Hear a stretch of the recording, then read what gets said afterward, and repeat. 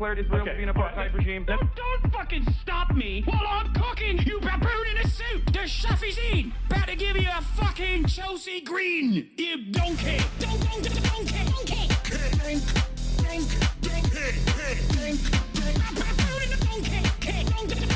Listen to what I'm saying, and you will understand, perhaps, what I'm trying to imply. Patronizing.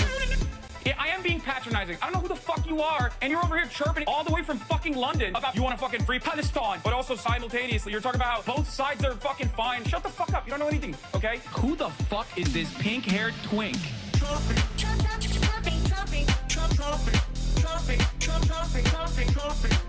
Dissolve the apartheid. So what would you like to see happen, Hassan? Do you not understand the English language? What's going on, everybody?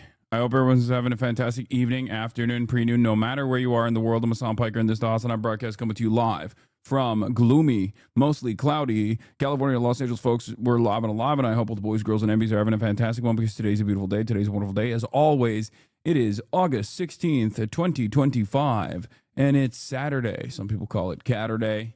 It's Giatterday. Saturday, folks. We're live, and I hope everyone's having a wonderful time. This is part of the broadcast where I tell you about my personal news about what's going on in the world of HasanAbi Piker in between the time period where I press the stop streaming button and press the start streaming button. So help me God, that's what I'm going to do. August has been address the liberal Zionist allegations, JK, hoping you're having a wonderful... Yeah, I will, of course. I'm getting canceled. We're going to do that. We're going to get into that in a second. But yeah. Personal news-wise, I ended the broadcast last night. What did I do? Absolutely nothing. Long day watching two old men give each other side sucks up and down, and then it was a real orgy. Basically, it was a real orgy yesterday. Donald Trump versus Vladimir Putin. Hot, sweaty. We saw the action in real time. It was wild. It was a wild thing to watch unfold. Please don't take the cancellation seriously. It's just bad empanada and 2 mLs. No, I know. I'm not taking it seriously. What? That's the joke. The joke is that it's not real. Reminder, you have kids watching apparently. Okay, that's true. Hold on. I know that it's not real. I'm gonna address it in a second. Hold on a moment. But in any case, ladies and gentlemen. What was I going to do with this thing? I still haven't removed this goddamn panel. Let me do that real quick. Boom, boom, boom. There it is. Think Hamzat Chimaev wins tonight? Inshallah. Okay. So, what was I saying? What was I doing? Oh, yeah. Personal news-wise, end of the broadcast. Didn't really do much. Played a bunch of Expedition 33. Played a bunch of Expedition 33. Watched some Fire Force. Went to sleep, woke up, saw some fucking nasty shit all up and down Reddit. Saw that I was getting canceled simultaneously by Bad Empanada and as not being sufficiently pro-Palestine, which is true. That's right. It's mine now. So I'm pro-Israel. I'm Israel Chai. That's right. I can't wait for my major media career. None of it is relevant. We'll talk about some of it as a joke.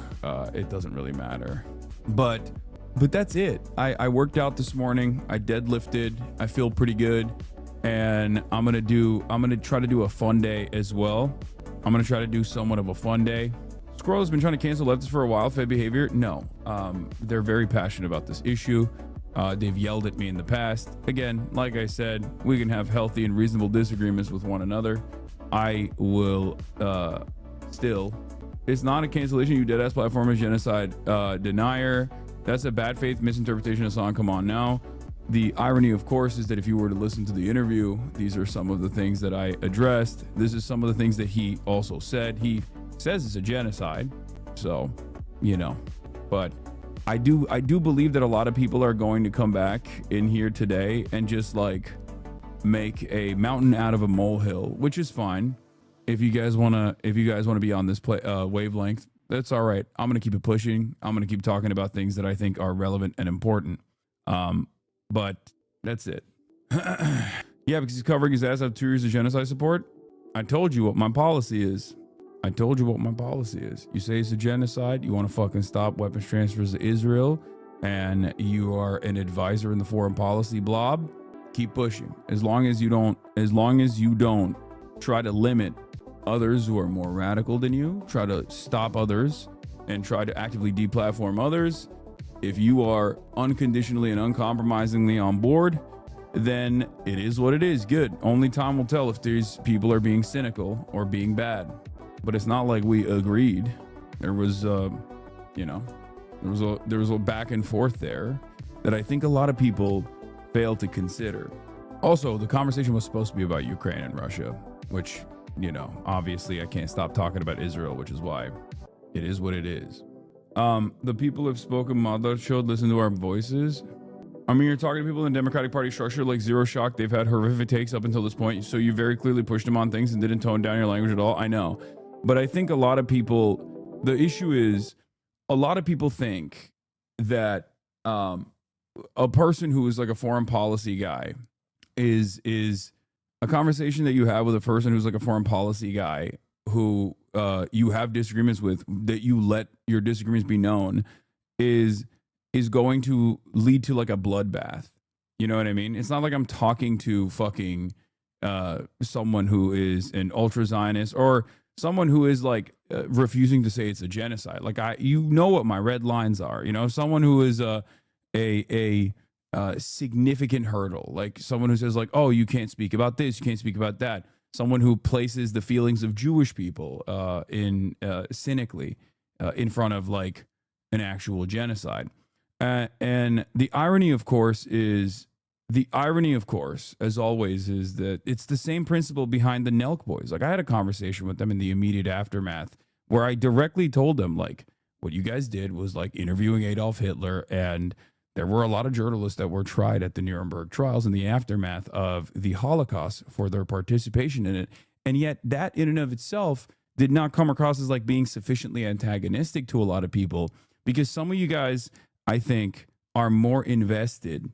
Some of you guys are more invested in the bloodbath of it all and not necessarily the information you can derive out of that. I told you what the reason was. I also didn't know a lot of the stuff that Matt Duss had said, to be fair. And I wish I had known so I could just like push back on some of this stuff, right? But having said that, I think there is a difference with the way that I have adversarial interviews with like someone like Matt Duss versus someone like what's her face? Elise Stefanik, right? Crystal Ball's Stefanik interview is fantastic. Everybody loves that. Just apologize, man. I will never apologize for that. And the fact that you are demanding an apology for this is the most idiotic thing I've ever fucking heard in my entire life. Who the fuck are you? Like, what the fuck are you saying? Who the fuck do you think you are? What do you mean? Like, this is what I'm talking about. The sense of entitlement that a lot of people have in this situation is so fucking insane. It's going to be a rough stream. I know. You're seeing a long bubbling issue with this chat, and that is being detached from reality and human interaction and pouncing on everyone who says something that makes them 1% less comfortable. In any case, like I said, I don't know much about Matt Duss beyond the interview and his commentary yesterday. He seems like a fine dude. What's going on?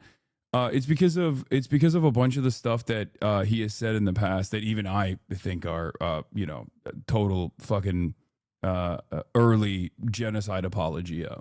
And I wish I knew more about that, because what he's saying right now is like what he's saying right now is that it's a genocide. You got to stop weapons transfers.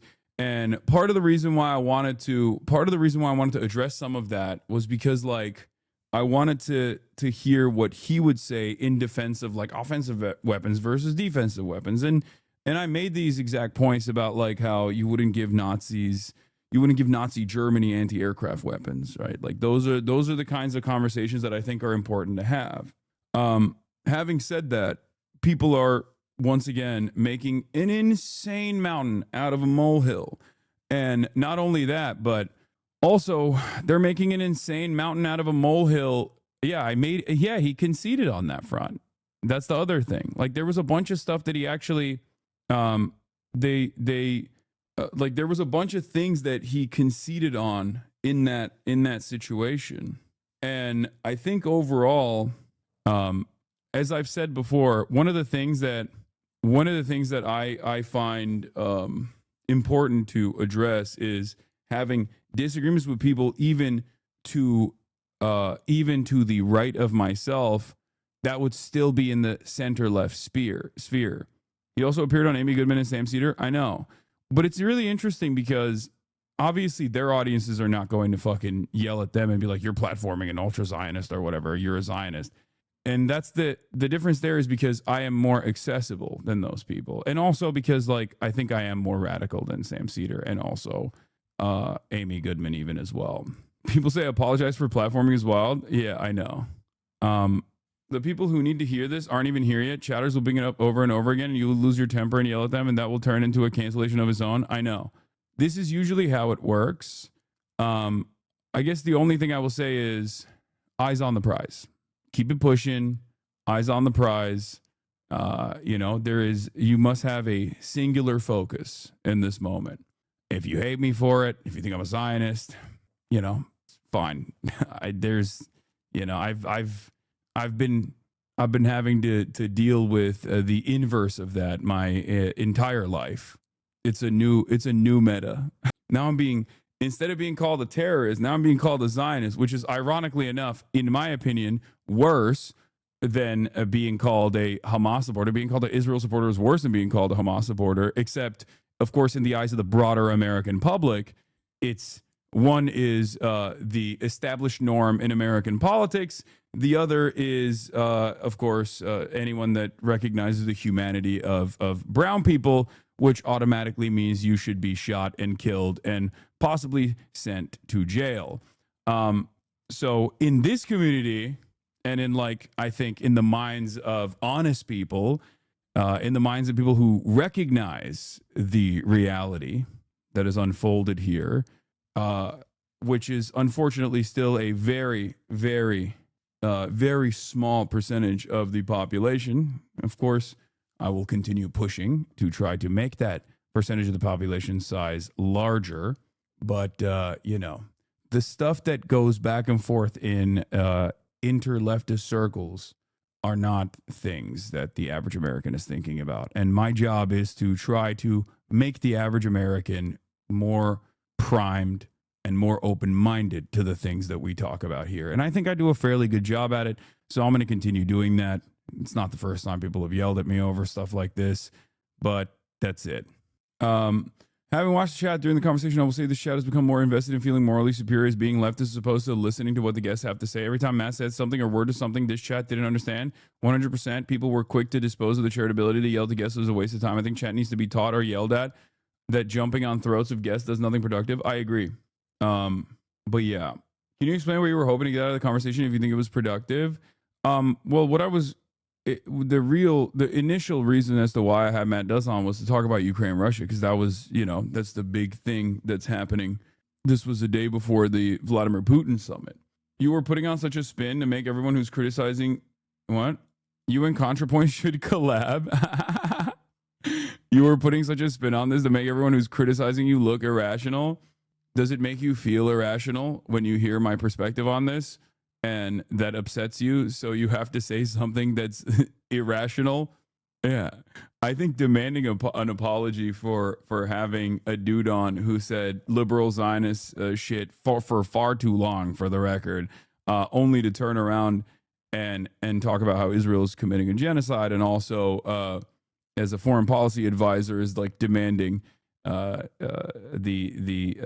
halting of weapons transfers in the grand scheme of things, in an overwhelming sea of course, interviews that I conduct from far more radical positions, is utterly ridiculous. The notion that I am similar in any way, shape, or form to a content creator who was silent for 22 months only to come out with a liberal Zionist position at the end of that 22 months, when half of the people who are now yelling at me learned about fucking Israel-Palestine for the first time ever post-October 7 from me, only to become, I guess, in their own estimations, more radical than me, and now have these kinds of opinions, also insane.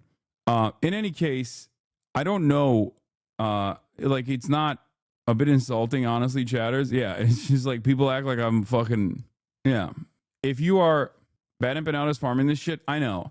And it's fine. I think ultimately Bad Empanada is a force for good, and he will get he will get some drama out of this. He'll farm it. It'll annoy me for like the week, which is ironic because like I'll be talking about some shit that's going on, right? Something that's like going on that's like immediate, something that we must talk about with respect to like the plight of Palestinians or whatever, and chatters will be coming in to be like, you're a Zionist because my favorite content creator Bad Empanada said you're a Zionist. You platform Matt Duss, and I'll be like, look at this screen right now. Like, look at, do you feel like this is a more important conversation that we should be having as this one that we have every single day? And they'll still keep. Has he told you he's farming? Or are you hoping? No, I don't talk to Bad Empanada directly. I assume he is. And then people will say you're admittedly not a good interviewer. You let him get away with too much. And then like it'll just be like a aesthetic conversation. The fall off is legendary. Not even 20K. I know. It's over. My career, I think, is over. I'm being canceled, like I said. It's done. You are too charitable with your haters, I swear. It's because I have been a leftist for many, many years publicly. And in that time frame, I saw a community that I developed grow into the size that it did. And therefore, I am forever grateful for what I've been able to accomplish in that time frame. And that I know this position that I'm in is far better than my starting point. That's number one. Number two, I'm charitable to every single person, including my fucking haters, always. Because I believe that I can change their perspective. Number three, especially if someone is on the same wavelength in general, especially if someone is on the same wavelength, someone like Bad Empanada, who I am in agreement with in terms of anti-Zionism, but we have maybe different methods. I don't really give a shit if he farms me too much. It's just a nuisance. It's annoying because like people, because of our collaborations and whatnot, and because of our ideological similarities, there's going to be a lot of people that watch both of us that will come in here and be fucking annoying. But ultimately, it doesn't matter because those guys are still going out and fucking protesting. You know what I mean? And as long as they're doing that, I'm happy with it. As long as there's not like an active demand to deplatform someone like myself, then it's fine. Bad Empanada platform you too? Sure. Anyway. Also, last but not least, as someone who is a socialist in the United States of America, as someone who is a leftist in the United States of America, as someone who is a progressive in the United States of America, I eat it from every angle. I have for the past 6, 7, 8 years at this point. This is the only experience that I know. There has never been a moment in my political commentary career, where I have had broad support from every aspect, from every ideological group in this country. That's never happened. My position and your position is not popular. A lot of people might agree with our worldview, empathy first politics, but they don't have the tools to recognize that they agree with our empathy first politics. On an issue by issue basis, people might say, yeah, why don't we have fucking free healthcare? Oh, yeah, I don't want my tax dollars to go into unlimited slaughter in the global south. Or they won't say that, but they'll say, like, I don't want my tax dollars to go killing like people overseas. I want them to, pave the roads and whatnot, right? But they don't understand that like the entire compilation, like the totality of those ideals actually point in the direction of socialism. Okay? Most people don't recognize that. My job is to try to get them to understand it. And of course, because this is a position that is, most people don't recognize that. My job is to try to get them to understand it. And of course, because this is a position that is not something that people know, this is not something that people understand. Socialism, the word is like spooky, scary, right? Either they don't know anything about it, or everything that they've learned about it is just like false and incredibly uncharitable.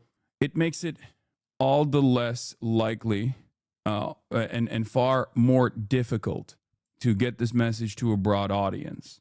As I've said time and time again, being a leftist is a really annoying prospect. You're going to get yelled at by the far right. They're going to hate you. You're anti-fascist. They're fascist. They're going to despise you. They're fucking racist. You don't want that. They're going to hate you. They're going to dox you. They're going to swat you. They're going to try to kill you. Okay? They're going to try to smear you. They're going to try to cancel you. Liberals will also hate you because your positions make them look fraudulent.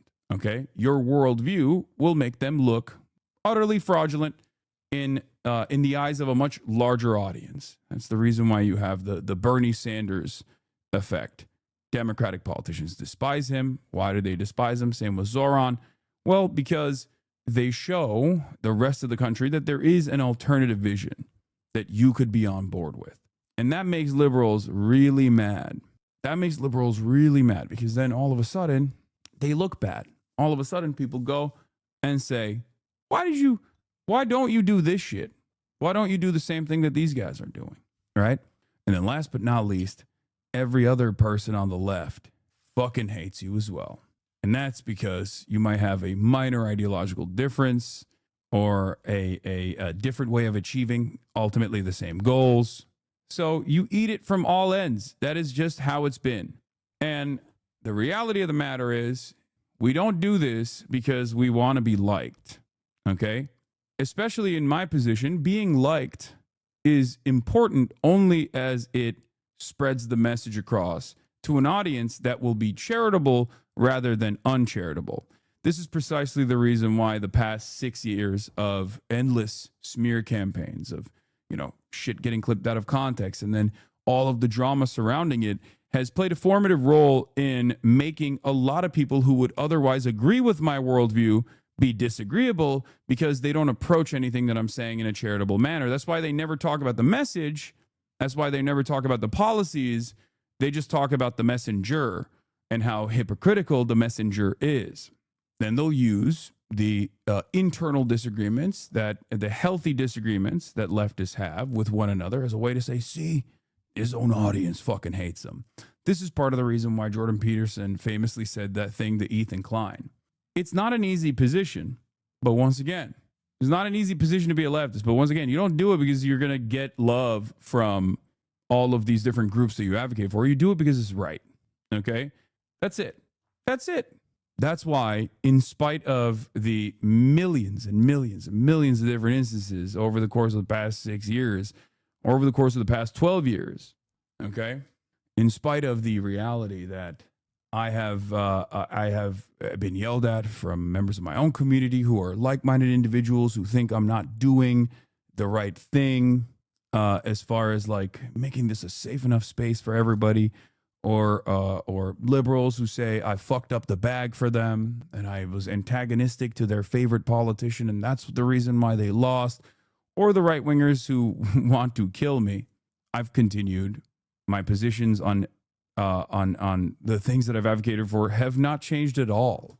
There have been a million people that have come before this very moment that have said, Hasan is secretly a right-winger. One day you'll see. Many of those people have become right-wingers, ironically enough.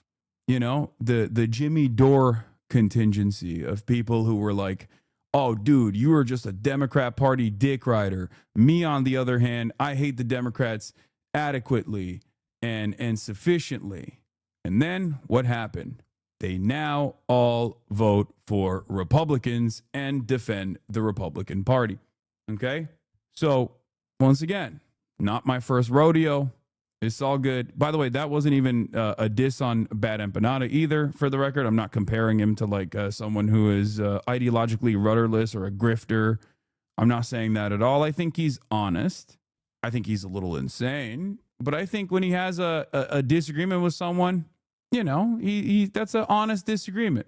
But if there's one policy, or if there's two policies that I abide by, it's one is don't fucking punch left, especially when people are on board with the same causes you are. And this even includes Bad Empanada as well. Okay. No matter what he says. He says I'm a Zionist and everyone in my audience is a Zionist. Okay, fine. Sure. Who cares? That's number one. Number two, what? In WoW, there are passive factions with every members of every race, and those factions only attack you when you attack them. It's kind of like what I think the left is. Yeah. What the fuck was the other thing I was gonna say? Jesus Christ. Number two. Number one, don't fucking left bash. Don't left punch. The left as a collective has no fucking meaningful power in the Western world. And ultimately, even if someone is like far more radical than myself, you won't catch me fucking shitting on them. I don't even talk about ACP that much. You know what I mean? And those guys fucking hate me. And I don't even talk about them. And there's plenty of disagreements there as well. They're like MAGA communists or whatever. But even then, I'm like, who knows? Whatever. Number two, always maintain charitability and understand that people are at the mercy of social conditioning in general. I myself certainly am and certainly was. And so have many of you in this community. And that is precisely the reason why you have to always be charitable. That's it. Okay? That's it. And also, last but not least, message appropriately to whichever. Message appropriately. Is sad because you never shit on Bad Empanada like he shit on you? What is he achieving doing that anyways? Same if you did the same to him. It's unproductive. What Bad Empanada achieves when he shits on me is, let's be real, getting some of the people in this community to most likely go over there and watch his video, give him some fucking ad revenue. That's like a decent way to do it. So I think that's part of it for sure. It's a little bit of it, maybe a little bit. And, it is what it is. So many morons eat this fucking shit up. Can't stand what these types of creators turn their communities into. Is DG of a different flavor? You cannot convince me otherwise. Yeah, I mean, I know. Is he not trying to change your mind? Trying to change my mind into doing what? When Bad Empanada and I had that conversation on Noah's stream, if you realize, like, a big chunk of this back and forth actually derived from Bad Empanada not understanding what my positions were, and also just straightforwardly calling me a Jewish exceptionalist and blah, blah, blah, all this other stuff. He had done this before. He has done this many times over. This is not his first rodeo. And yet some of you dumb fucks do actually eat that bait every single time and then come in here and annoy the fuck out of me when I'm trying to do whatever I'm trying to do. Okay? So is he a left-wing grifter? No. I think Bad Empanada is earnest. I think he just, flies off the handle a little bit, which is understandable. This is not a normal issue. This is not a normal issue. That's it. This is a genocide. So, of course, people are going to get mad. Bro, the shit about Matt Dust has nothing to do with Bad Empanada, though. Yes, I think there are people in my community who are also frustrated that I'm not being as, contentious as someone like Matt Dust. Part of that is because I didn't know what he had said in the past as far as, what his defenses were. I just kind of knew him as, a guy who post October 7 was definitely on the liberal Zionist track, even though he had been an advocate for cutting weapons transfers to Israel alongside Bernie Sanders. He was Bernie Sanders' former foreign policy advisor. And if I had known about some of the things he had said, I think I would have been more contentious overall, especially when prodding how he went through his journey, because I think there's a sense of embarrassment, especially at this stage, from people who do foreign policy stuff for not being on board early on and not recognizing it early on. And he tried to communicate that to me by way of Biden, which I, of course, vehemently disagreed with and told him was utterly ridiculous. And I did not, I didn't let him, quote unquote, get away with saying whatever he wanted to. There was a lot of pushback. Part of the reason why was, of course, because you mentioned this before. I just can't understand why you're so ready to go on Tucker Carlson's podcast. There's absolutely nothing you can gain from that. He's the most experienced media demon to ever live. He's the modern Joseph Goebbels. What's the point on going on that podcast? Tucker Carlson's podcast? Massive platform. But he is not. I think you guys fail to understand. If I were to go on Joe Rogan Experience, I wouldn't be platforming Joe Rogan and be the other way around. And same with Tucker Carlson as well. It's not even a real thing that's happening. It's a hypothetical anyway. Saturday fun day. Okay. Trump, I didn't even blast off yet. TRUMPxPUTIN summit was a success, for Putin. You went on Piers before. He's a scumbag, but we're not mad about that. Yeah. I said a lot of messed up things 2 years ago, but I think it should be clear that his opinion is chasing. Doesn't seem like a bad guy. Maybe he should apologize for some of that stuff, but it's not his view anymore. Yeah. I've also made it clear that if someone is saying it's a genocide, someone is talking about how we got to stop, we got to stop weapons, we got to stop aid to Israel, all this shit. Okay. And more importantly, last but not least, are also not standing in opposition to others who have even more radical positions than they do, then that's fine. You know what I mean? We need people like that too. It's just it's always supposed to be a broad coalition. You're not going to have every single person come to the table with the same worldview that you have developed over the course of the past 22 months. Let's be real. There are plenty of fucking people that are in here right now that didn't have any of these opinions 22 months ago. Okay? Because once again, from the outside world's framework, from the outside world, I think that a lot of people see what we do here and they see the way people react to certain things and they see themselves in the person that's getting yelled at. And I think if our goal is to be as open-minded and as like broad and create a movement that is as large as possible, which is a necessity for any sort of change, then, we have to be a little bit more careful, I think, of the way that we look. 100%. I feel like the chat needs to be like, this doesn't mean that like someone can just overnight be like, I'm a good person now, and then everyone should just like eat that shit up. That's not what I'm saying either. I think, you should remember what people's positions were in the moments when it was necessary for them to also push. Anyway, I think it's ultimately not a massively consequential nor relevant conversation that took place between me and Matt Dust, and I think people are going a little crazy over it. That's it. Trump-Putin summit was a success for Putin. Loomer gets U.S. to deny Palestinians medical care in the U.S. Updates from the end. I think you're a bit hypocritical. I like you a lot, but you'll constantly say I'm not a journalist, but constantly try to be one. And when people criticize you for doing poor journalism, you'll use the fact that you say you're not a journalist as a crutch. I think you just already admitted that you recognize that I'm not a journalist and that at no point have I actually said I was a journalist. You think I'm trying to be a journalist when I have conversations with people, when I never am trying to be a journalist.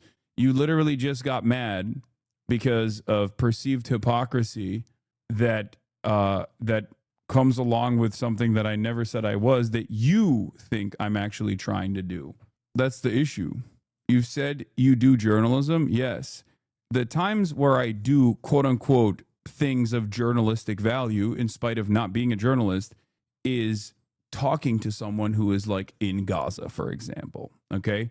Talking to someone or going out to a protest and filming the protest from the perspective of the protesters, or, things that happen to me that have broader consequences for society, or a conversation with like Mahmoud Khalil, or going out and interviewing the firefighters, the California prisoner firefighters that are combating wildfires. Like, those are things that have journalistic value. That's not all I do.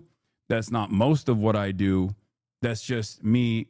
That's just what I do, having the function of journalism. Okay. But I don't say I'm a journalist. I say I'm a political commentator. I play basketball. I'm not a basketball player. Anyway, Trump-Putin summit was a success for Putin. Loomer gets to deny Palestinians medical care in the U.S. Updates from Gaza. More later. Saturday. Fun day. Get in now. You're obviously an engineer. Yeah. That part is true. I am an engineer. Yeah. I'm a political engineer. I've been doing political engineering for years. Look, there's going to be a million different opinions and a million different voices. Many of them are going to be contentious. I talk about politics. Politics is always going to be a contentious subject. A lot of people either A, treat it like it's fucking drama and love the back and forth, that takes place in that regard, or B, understandably play it close to their chest. And so when they hear something that they might have misunderstood or didn't fully comprehend or completely disagree with, outright disagree with, all of a sudden this is like a world-shaking event. It's a world-breaking event for themselves. Like, oh, this content creator who this guy who I thought, had my best interest in mind, I disagree with him on this one thing. Whether it's because I might have misunderstood it or because I just have a vehement disagreement on this issue, this is really fucked up. Anyway, someone on Twitter said it was like platforming Nick Fuentes. Yes, that's just baby leftist rage, okay? Don't worry about it. It is what it is.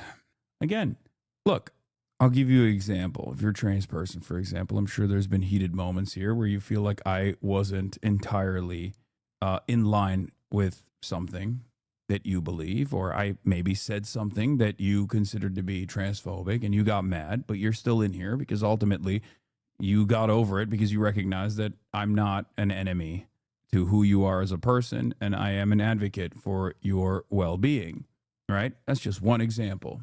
And especially as it pertains to this issue, for you've never said anything transphobic to me. No, but some people think it, and it is what it is, In any case, as far as like platforming Nick Fuentes goes, I don't think a lot of people understand how fucking popular that piece of shit is on TikTok. I've said this over and over again. Part of that is because leftists eat it from every fucking angle. So even if they were right all along, they already are so fucking stamped out from public discourse that someone on the right that is more elevated, more platformed by other vestiges of the right can then carve themselves out a new platform. Nick Fuentes has been deplatformed a million times over, because back in the day they used to do that to Nazis. Okay, that's what they used to do. That was what it was. Obviously, things have changed. The other part of the problem is that I think Americans and Westerners broadly are way more susceptible to the anti-Semitic framework, the anti-Semitic, anti-Israel position that like Jews are doing hypnosis to Americans and shit like that, than they are to listening to a materialist analysis and this complex relationship that has created so much harm and destabilization. That shit is boring. It's lame. It's academic. It's much easier to be like, Jews are doing this and they're dominating your lives. Jews did woke culture. Jews did this. Jews did that. Americans are far more susceptible to conspiratorial thinking, partially because materialist analysis is the exact antidote to conspiratorial thinking. And yet materialist analysis has been shut out in this country. No one ever fucking thinks in this kind of way. And as a matter of fact, when you start thinking in this kind of way, or you start doing advocacy and you say, hey, this is my worldview, a lot of people turn around and say, you're a fucking demon. You're a socialist. Fuck you. You're a rich socialist, actually. You're a poor socialist. You're actually jealous of the wealthy. You're a rich socialist. You're actually hypocritical. That's really dangerous. And that's what it is. When you shut off materialist analysis and dialectical materialism, historical materialism, as an alternative form of analyzing why certain kinds of events have unfolded and why certain things happen, when you shut that off and you say that's actually scary talk, that's socialism talk, that's a real threat, then the other side that still is capable of existing within the confines of liberalism, which is, fascist thought, gets to thrive when there is a big divergence between what the population is seeing and what the population is saying and what they're demanding versus what the politicians are doing. Israel's a perfect example of this. This is something that I've warned about over and over and over again. And yet, nobody listens to my fucking warnings ever. So it is what it is. Even in this country, a country that fought Nazis in World War II, okay, especially after the Cold War, it is easier to convince someone of Nazi sentiment as long as you are not outed as a Nazi, and even that is changing seemingly in this day and age, okay? As long as you are not outed as a Nazi, it is easier to convince someone of Nazi beliefs than it is to convince them of socialist beliefs. This is true. One example I will use that is kind of a sad state of affairs that kind of plays a role in this is look no further than Destiny, Sex Pestiny, who has spent every waking moment in the last 7 years at this point actively coming after marginal left figures, people like myself, with endless sequences of harassment, ridiculous smear campaigns, all this stuff. And it hasn't really been successful for his own career necessarily, but it has been successful in, I think, undermining the broader reception of the left by a larger audience that already wasn't going to be super charitable to the left anyway. And in that process, I think, instead of converting a lot of these right-wingers and Nazis into liberals who vote for the Democratic Party, I think he ends up pushing them to the maximalist position of anti-communism and anti-socialism, which is always going to be Nazism and fascism. And the greatest example of this is, of course, his son. Streamer Destiny's son, Nathan Bonnell, tweets, "Hitler is a hero," while praising Nazi Germany. The Nazis were protecting the West by invading Poland. The Reich was a blockade against the USSR and the rest of Europe. They took up all responsibilities of the failing Polish government, and they stated this explicitly multiple times. Hitler is a hero, he said. This kid is 14, I think. I don't know how old he is. Okay, this is Destiny's son. He's been on the internet since he was a baby. And worse, he's been on Destiny's Discord since he was a baby. Okay? And of course, when you pair that up with just being a shitty deadbeat father who is way more invested in creating a cyber stalking sex cult, who routinely will align with neo-Nazis, tries to fuck prominent white nationalists and white supremacists like Lauren Southern, and you create a community of people who are from all of those different ideological backgrounds, and then you put your 7-year-old, 8-year-old son into that community. This is going to be the outcome. This is the outcome of someone who is extremely, extremely online. It's an incredibly sad state of affairs. That's it. It's probably a cry for help. It's probably a way to try and get attention from his father. It's really, really sad. He said it's because you and his dad kicked him out of your Discord. He's obviously isolated and it's kind of sad. He was in my Discord? Why the fuck was he in my Discord? Yeah, we don't let anybody under the age of 18 in the fucking Discord. What is it? What kind of stupid shit is this? Yeah. What the fuck? He mentioned me? He knows who I am? That is crazy. I guess his dad is psychotically obsessed with everything that I do. So, but yeah, my point is, this is another prominent example. This is another primary example of when you actively design your worldview, as many people have, around attacking the left, attacking socialism, attacking communism, you end up pushing people who are in the periphery to seek out answers. And conspiratorial thinking works within the confines of liberalism so perfectly. And there's the grand conspiracy almost always.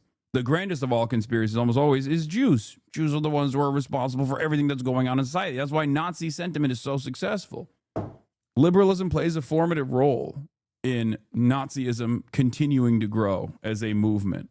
It is not an accident that after World War II and I guess the historic battle between communism and capitalism, socialism and capitalism, led to the destruction of socialist movements of the Western world and the end of the USSR, and inevitably created an environment post 80s, 90s, where left unchecked, capitalism created or accelerated the contradictions that is now collapsing the system that we have designed, and fascism is thriving once again.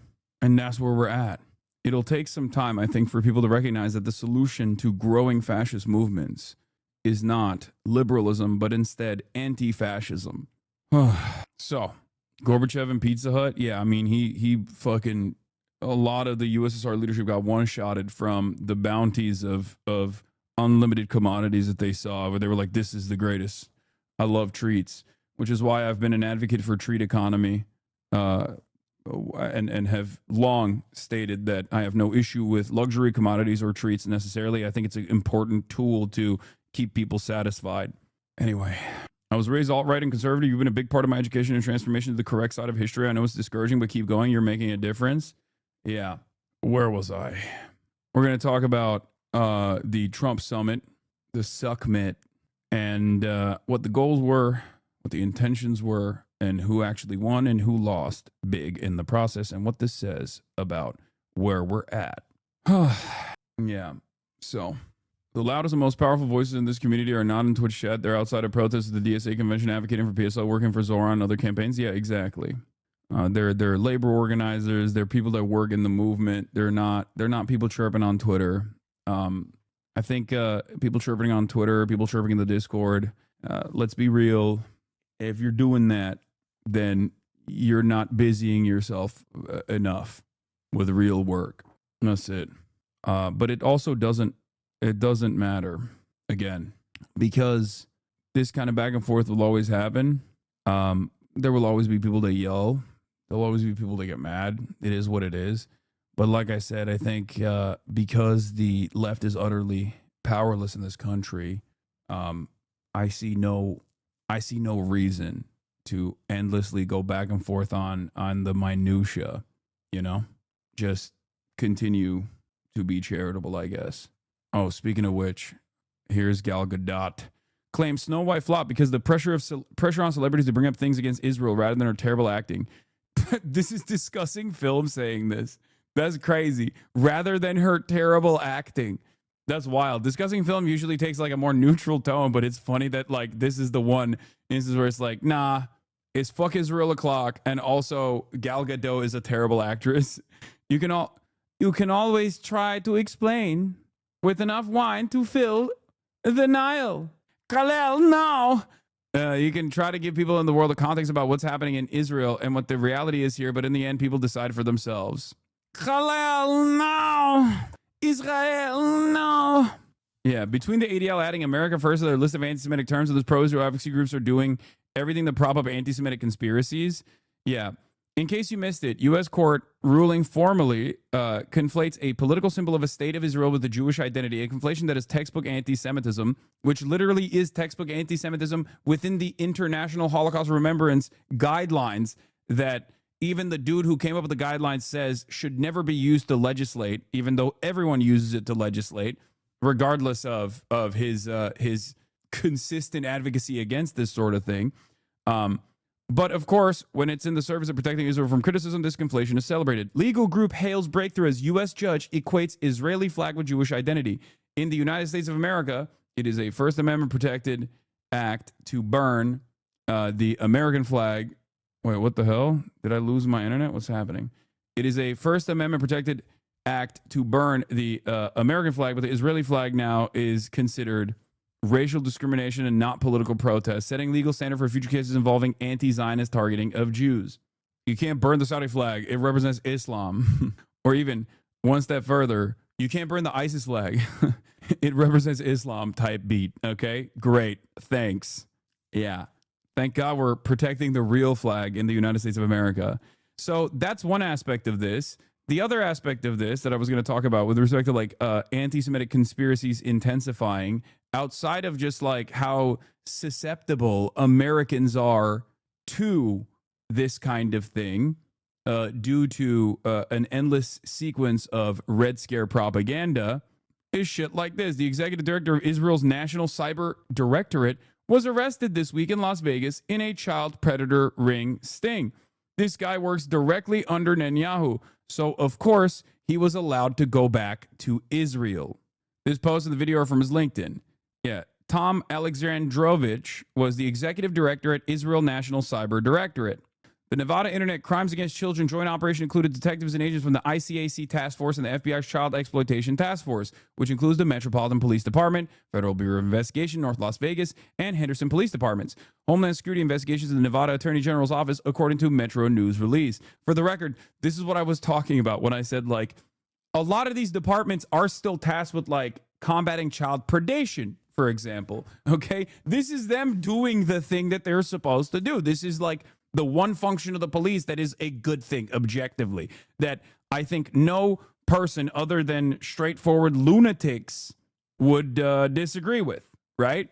Those arrested were David Wanacott Yankee, 40, Tom Artyom Alexandrovich, 38, Jose Alberto Perez Torres, 35, Aniket Brajesh Kumar Sadani, 23, James Ramon, da-da-da-da-da-da-da. They all faced felony charges of luring a child with a computer for a sex act and were booked into the Henderson Detention Center with the exception of Duncan, who was booked into the Clark County Detention Center.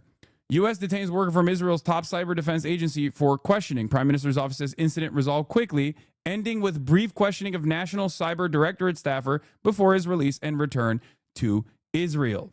That's right. Tom Alexandrovich, who is the executive director at Israel's National Cyber Directorate, was subsequently detained and swiftly released after being detained and investigated for trying to lure a child.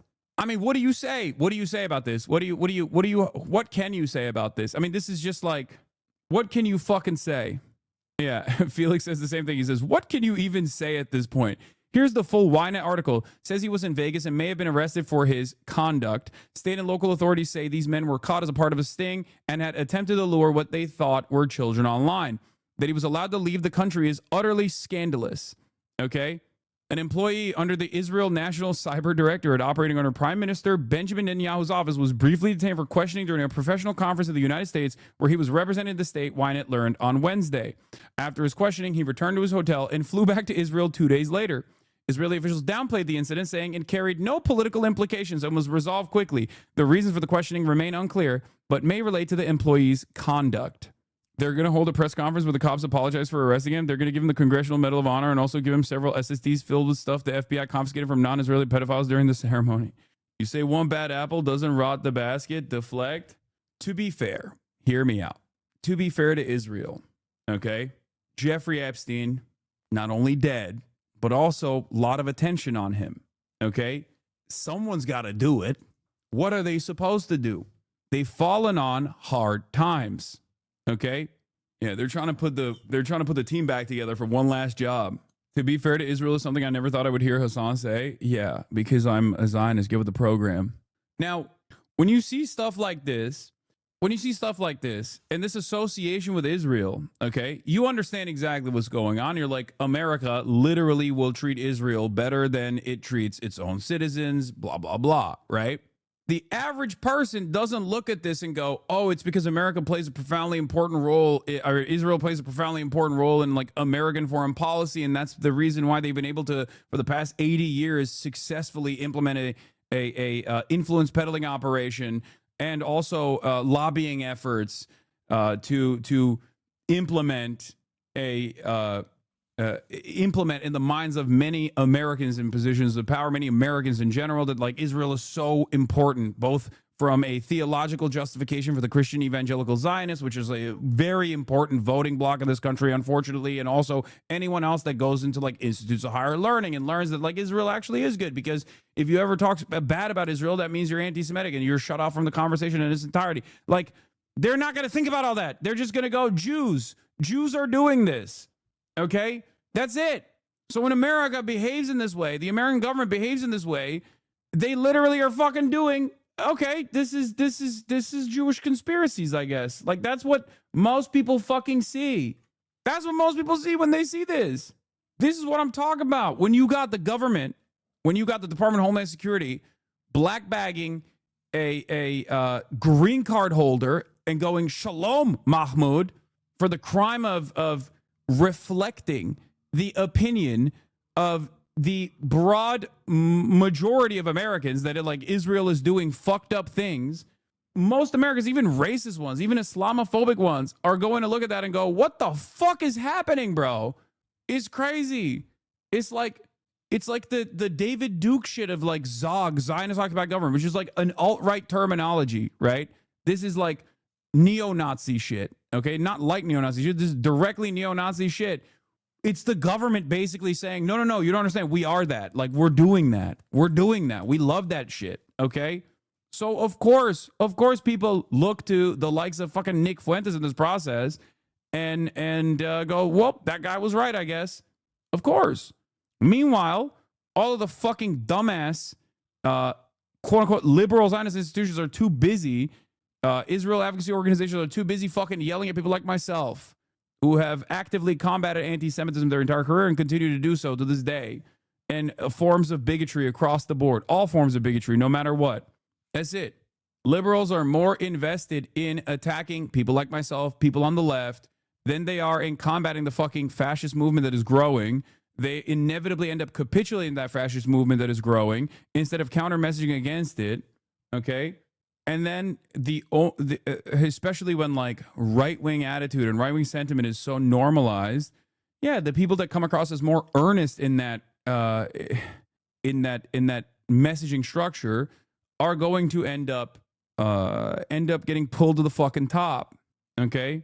But go ahead. If you're a Jewish advocacy organization that is masquerading, or if you're an Israel advocacy organization that's masquerading as a Jewish advocacy organization, or a fucking civil rights movement or something, or a civil rights organization, and you're too predisposed with like yelling at Miss Rachel for saying you shouldn't kill Palestinian children, then you are also actively pushing American society in this direction. Good luck.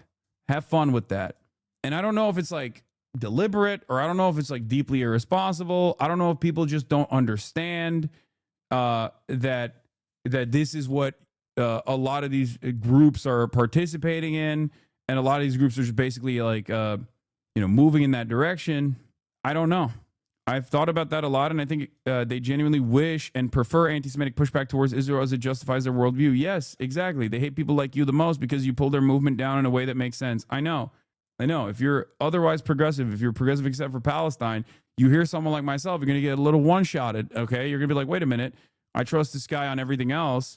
Let me hear him out here, okay? As I've jokingly said over and over again, even though it's not really a joke, I'm the one who makes Jonathan Greenblatt's nieces and nephews say fuck Israel. Nick Fuentes is never going to get Jonathan Greenblatt's nieces and nephews to say fuck Israel because Nick Fuentes is an anti-Semite. So he sees that, and that fucking terrifies him. It's the same principle behind Bill A. Packman, Bill Smokes Crackman, whose daughter went to fucking Harvard and became like an anti-Zionist socialist, And that cracked his brain. Yeah, Bill Smokes Crackman. That's it. It's good we're having constructive debates on the U.S.-Israeli relationship because I, too, have grown disillusioned with the ability of the aircraft carrier theory to explain everything as succinctly as I may have believed it in the past. What I have come to believe is that the ideological motivations among certain elected U.S. officials play a larger role in driving support for Israel than purely strategic and geopolitical considerations, to the point where ideological commitment often trumps material benefit. It's not the Cold War anymore. Many Gulf monarchies have entirely lost their will to pose an obstacle to Israel or U.S. power projection. The U.S. now has a plethora of compliant client states to choose from beyond Israel, clients that they benefit greatly from in many different ways. I'd be interested to hear other perspectives and thoughts. That's why I say it's a chicken or the egg situation. Okay, that's why I say it's a chicken or the egg situation, where it's like, yes, it is the actual the starting point for this alliance is settler colonialism. That's it, right? It's a carryover from British settler colonial occupation to an exchange into American hands post World War II, Cold War, important ally in that regard, especially when Pan-Arabic nationalism is heating up. So, but in that process. Israel's been able to do a lot of both espionage and also a lot of influence peddling in the United States of America and become seemingly irreplaceable, even though they are very replaceable. But good luck explaining that to anyone over the age of fucking 50. They don't understand it as a consequence of both the lobby and also all of these other institutions. It is an incredibly, immensely sophisticated propaganda operation. And it's been profoundly successful pre-democratization of the media with social media. That's it. That's why you literally brick people's brains when they see the fucking violence that Israel is engaging in, or and the arrogance from Israeli envoys in mainstream outlets where that doesn't match up with the reality that you're seeing on social media. That's it. There's some truth to this. There's still a lot of material considerations, but support for Israel is so deeply ingrained in U.S. institutions, basically a part of the civic religion. Just like you have to support the concept of equality or social security, you have to support Israel. The anti-Israel stuff genuinely makes no sense to them. Yeah, absolutely. Absolutely. It's not even a question. Talk to anybody. That's why, going back to the conversation I had with Matt Duslake, a person like that is seen as a fucking outside radical in these circles, okay? Like even a person who has played a role initially in like advocating on that the Hamas is responsible for barbarism and violence, and it's a right-wing nationalist project, and it's really fucked up. It's like they're the real Nazis, whatever. All the shit that he said early on, and he's Baptist, by the way, I think, right? I think he said it. I mean, Matt Does is a Christian. Where did he get this indoctrination? I mean, he briefly alluded to his own personal indoctrination into Christian Zionism in that conversation that we had, right? But these guys are they look at this as like an unconditional force, an unconditional loyalty. Many Americans do.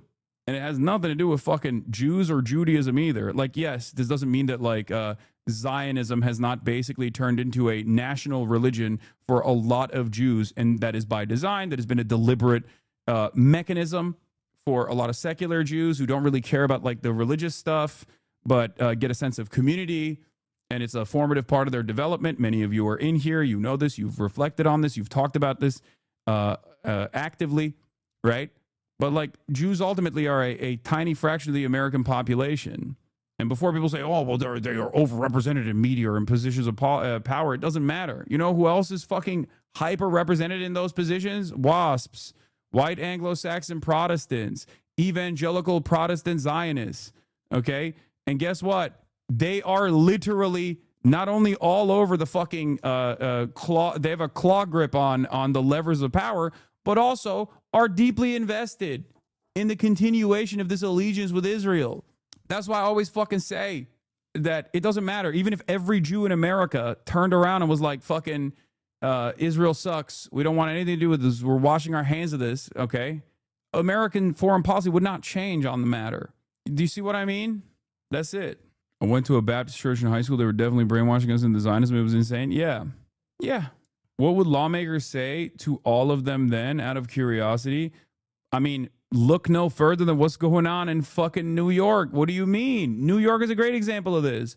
New York Jews voted for Zoran. Majority of New York Jews voted for Zoran, okay, in the primary. Look at the media reporting on this issue. You would think Zoran ran on a campaign of exiling every Jew from New York, and that New York Jews were talking about fucking escaping New York or some shit. They voted for him. They fucking voted for him. How do you not understand what is actually going on? And the way the media reports on certain things to craft a specific narrative as a fucking mechanism of attack is entirely different. And no, I don't think a Palestinian Christian figure can actually play a role here against WASP and evangelicals. No, look at the way the Christian, I think it was like the Orthodox Christian Palestinian person like living in Palestine, and the Tucker Carlson interview, they're like making fun of her for having like a mustache or something, like having facial hair. They're fucking insane, dude. People are insane. Also, look at the Pope. The Pope is pro-Palestine. Nobody gives a fuck. Yeah, that's George Stephanopoulos' actual sister too. Yeah. It's a very uniquely American thing. Growing up Catholic and in the DR, I don't remember hearing about Israel in any capacity to the point that I was under the impression they were like a Bible thing until I learned about the Holocaust in the States. Yeah, because the DR has no use for Israel. That's the reason. America does. Did you guys know that Justin Amash is literally Christian Palestinian? Did you know that? Rashida Tlaib is not the only Palestinian congressperson. Justin Amash is a Christian Palestinian congressperson, or was a Christian Palestinian congressperson. He's a Republican, a libertarian. Did you know that? Has that made a difference? No. It don't matter. Yeah, the DR is not on the Security Council. Exactly. Yeah, Justin Amash's family was murdered by Israel when they struck a church that they were sheltering, like near a church they were sheltering at. So, as is the case, I've said to you before, my analysis on the situation is it's both. If you have on the one side the Noam Chomsky analysis, which is like the unsinkable aircraft carrier analysis to show Israel's importance, and then on the other side you have the fucking the Mersheimer perspective, which is the lobby and its pervasive influence on American politics. I say it's both. I say both play a formative role, but one could not exist without the other. questions on the words that one uses are at the heart of what I hear many people asking about this war, including Jews, which is, how can they support Zionism if this is the current manifestation of Zionism? Well, look, it's like, how can you support Islam if Ayatollah Khomeini is the progenitor of it? How can you support Christianity if the Crusades happened? How can you support America? Yeah, the difference is,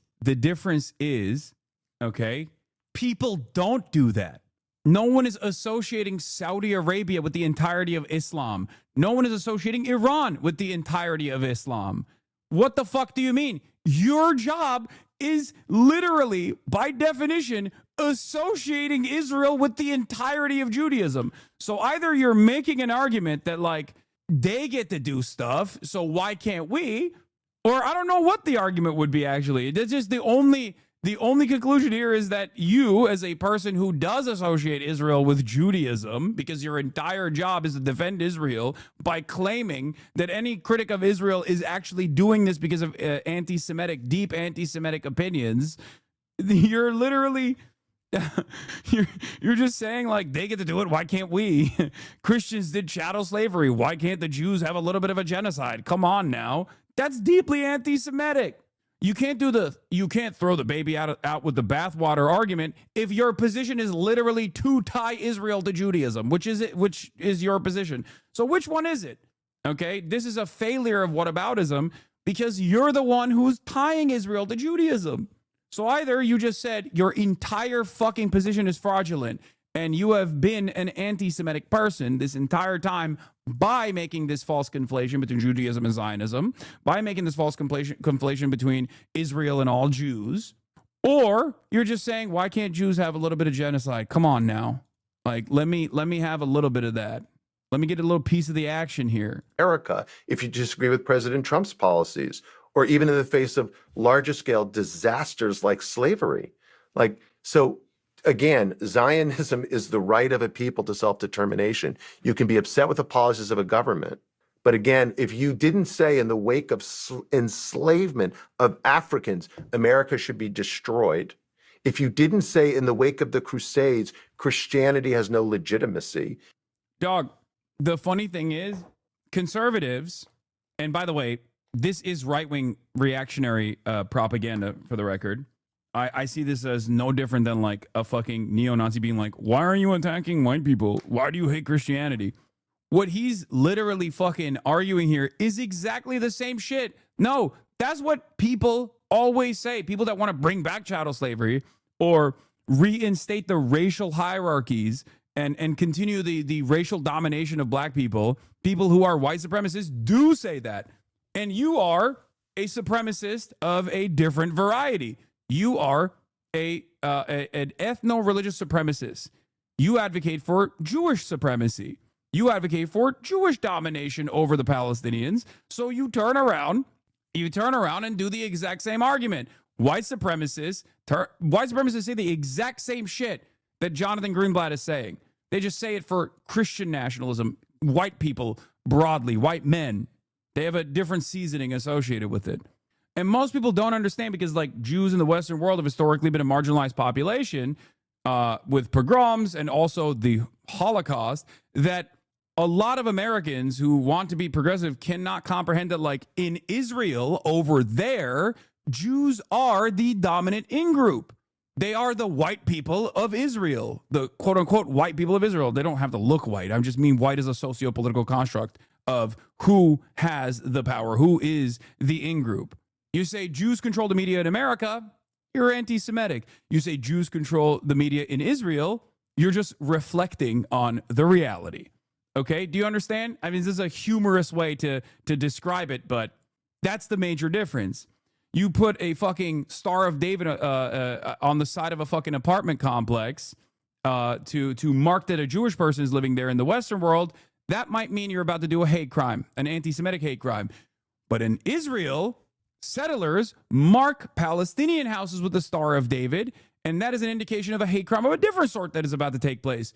They are going to light that house up. They are going to push those Palestinians out of that home. They are going to engage in a pogrom. That's the difference between the power dynamic. And of course, I would take it one step further and even say that in the Western world, the only reason why this is the one specific group that has some kind of like real systemic power in quote unquote canceling people and deplatforming people is because of its ties to American foreign policy. Because anti-Semitism is used successfully, or at least was used successfully, as a mechanism of deflection and a shield for Israel. That is the only reason. That is the only reason, because Americans don't give a fuck about any of this shit. They don't. They broadly do not care. So if you're always wondering, like, why is it that this is the one marginalized group in the United States of America that people seemingly do care about, okay, or that institutions do actually move in the direction of, and will go through a tedious list of dog whistles to figure out whether or not someone is being anti-Semitic, and then like end up deplatforming them or whatever. At least they did. Okay, that is the reason, because it is used as a primary vehicle to defend Israel. It's a primary vehicle to stop conversations from taking place about Israel in the United States of America. Okay, that's it. That's it. And of course, part of the process is that, and this is something that I also talk about quite frequently, but like there is no comparison between the systematic discrimination that still exists against Muslims in this country, that still exists against black people in this country, that still exists broadly against brown people in this country, versus systemic discrimination against Jews in this country. Jews can still very much be victim to anti-Semitic hate crimes. But as far as like some sort of systemic disenfranchisement, it does not happen. That it used to, but in contemporary American society, that does not happen. Okay? This doesn't mean that anti-Semitism is not a hateful bigotry. It is, but disenfranchisement of Jews broadly by the systems is like disenfranchisement of Slavs broadly by the systems. It happened in the past. It doesn't happen any longer. Of course, the systematic disenfranchisement of Jews was far more consequential given that the Holocaust happened. But once again, remember, it's just, it's not the same as different forms of bigotry, and the defense mechanism that exists only exists because it is used as a weapon to defend Israel in American discourse. American citizens are getting rounded up based on color of their skin and what language they're talking as we speak for deportation. Exactly. If you don't say in the wake of the oppression of women for centuries, Islam has no right, then why would you feel differently about this? Again, I'm only trying to carry. I'm trying to.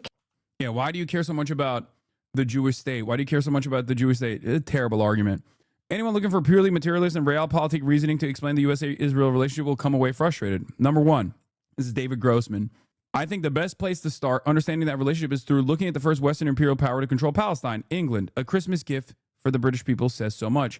100 years before President Donald Trump recognized Jerusalem as Israel's capital, British Prime Minister David Lloyd George proclaimed that the city would be a Christmas gift for the British people. Using Jerusalem as a means to impress the public, the Prime Minister insisted that a symbolic victory in Palestine would bolster morale as they fought battles on the Western Front. And in June 1917, with his sights set on defeating the Ottoman Empire, Lord George appointed General Edmund Allenby as the High Commissioner of Egypt and gave him one of the most consequential orders in modern Middle East history, to capture Jerusalem by Christmas.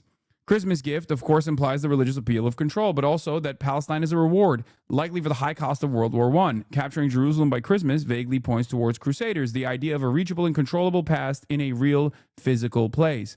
Looking at the American relationship, you find something similar, placing onto Israel qualities that feel generically American: courage, tenacity, being the underdog.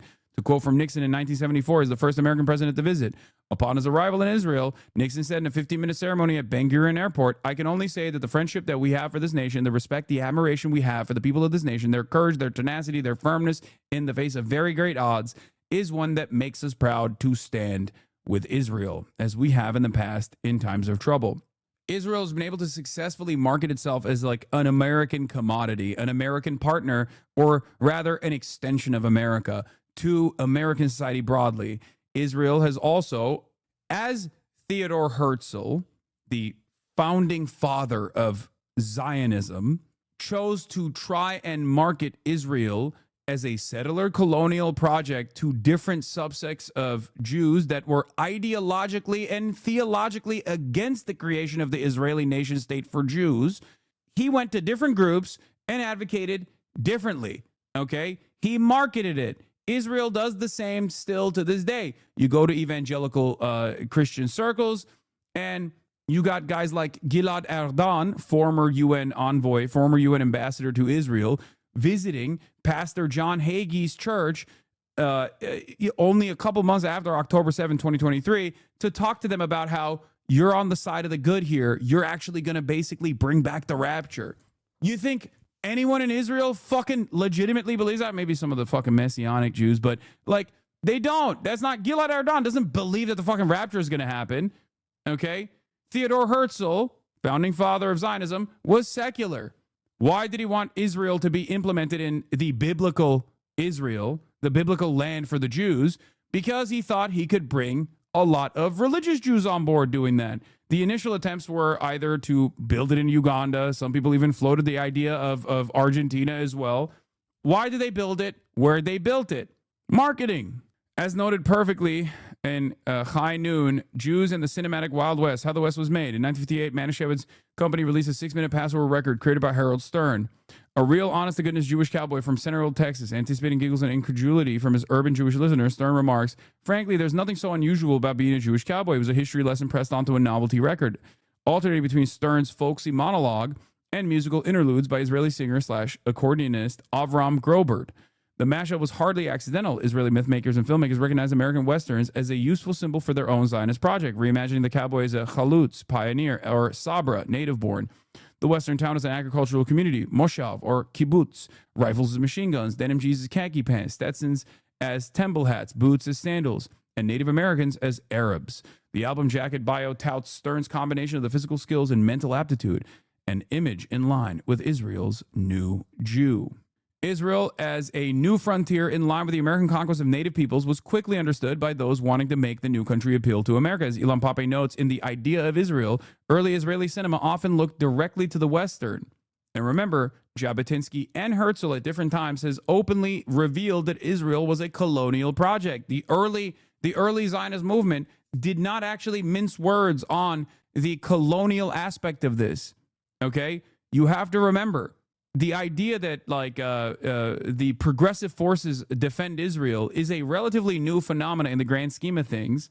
Okay, it's a relatively new phenomena. People were just like, yeah, no, this is a colonialism. This is a settler colonial operation. Okay, Zionism is a settler colonial operation. We know it. We don't mince our words. We just say it as it is. Okay, yeah, just as Manifest Destiny, just as Lebensraum, Greater Israel as a project is colonial in its ambitions. You're saying that an imperialist ethno-supremacist Nazi state got inspired by the U.S.? Yeah, not the first one. Yeah, I'm saying that. And I'm also saying not the first one. The OG, the one that we all know is bad, the German version of this, also was inspired by the United States of America, as you guys know. If you are students of history, you know? Not the first one at all. Let's be fair, though. Hitler thought the American one-drop rule was too severe to apply in Germany for Jews. That's true.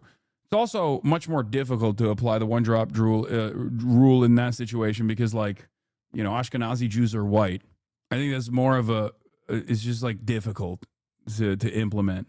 For those of you who don't know, one-drop rule is at the heart of white supremacy. The notion that even if you have a single drop of the blood of a black person, you are still black. Cinema added its own dimension to the myth of annihilation and associated the Nazi ideology of human extermination with Arab intentions in 1948, as we can see in films such as Hill 24, They Were 10, and, of course, Exodus.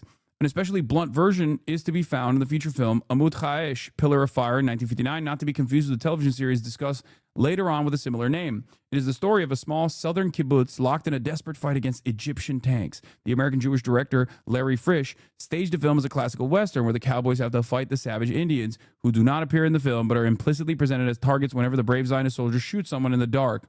In one scene, there are obscure images in the distance that seem to be dangerous Arabs. Zionism as an expansion of the colonial imagination was, of course, first noted by Jabotinsky in the Iron Wall, who I was talking about, the other founding father, I guess, aside from Theodore Herzl, which lavishes praise on the Pilgrim Fathers.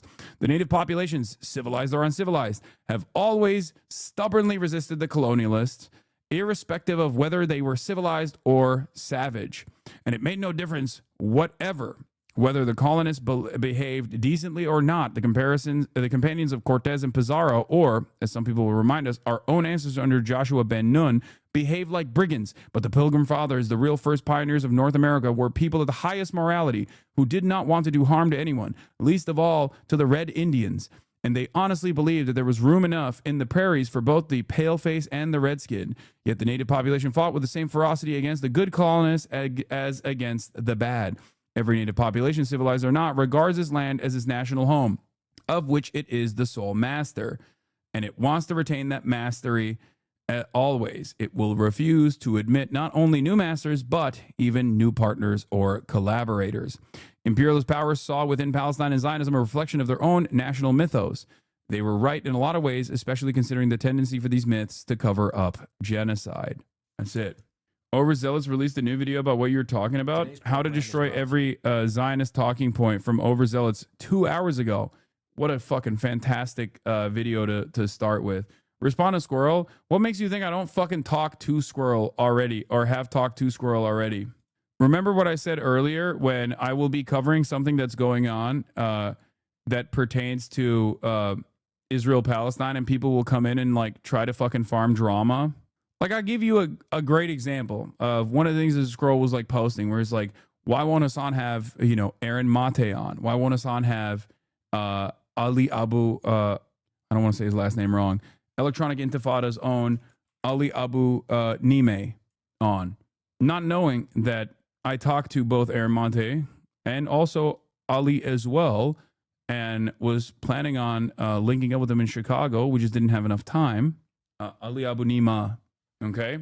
And I'm going to still have him on the broadcast, hopefully, when I go to the Palestine People's Conference at the end of this month in Michigan. So a lot of people just like get mad about certain things because they just don't know the entire, they don't know what's going on behind the scenes, for example. One of the funniest things that people fucking criticize me over is whenever people say, Hasan, why don't you have any Palestinians on? It's like, bro, I've had more fucking Palestinians from Gaza who are directly still in Gaza. Like, what the fuck are you talking about? What the fuck are you talking about? People will be like, oh, Hasan only has liberal Zionists on. Excuse me. How do you deal with people that just lack object permanence when it comes to just, I don't know, any number of different things that are happening in the world? You can't. So stop fucking focusing on the noise.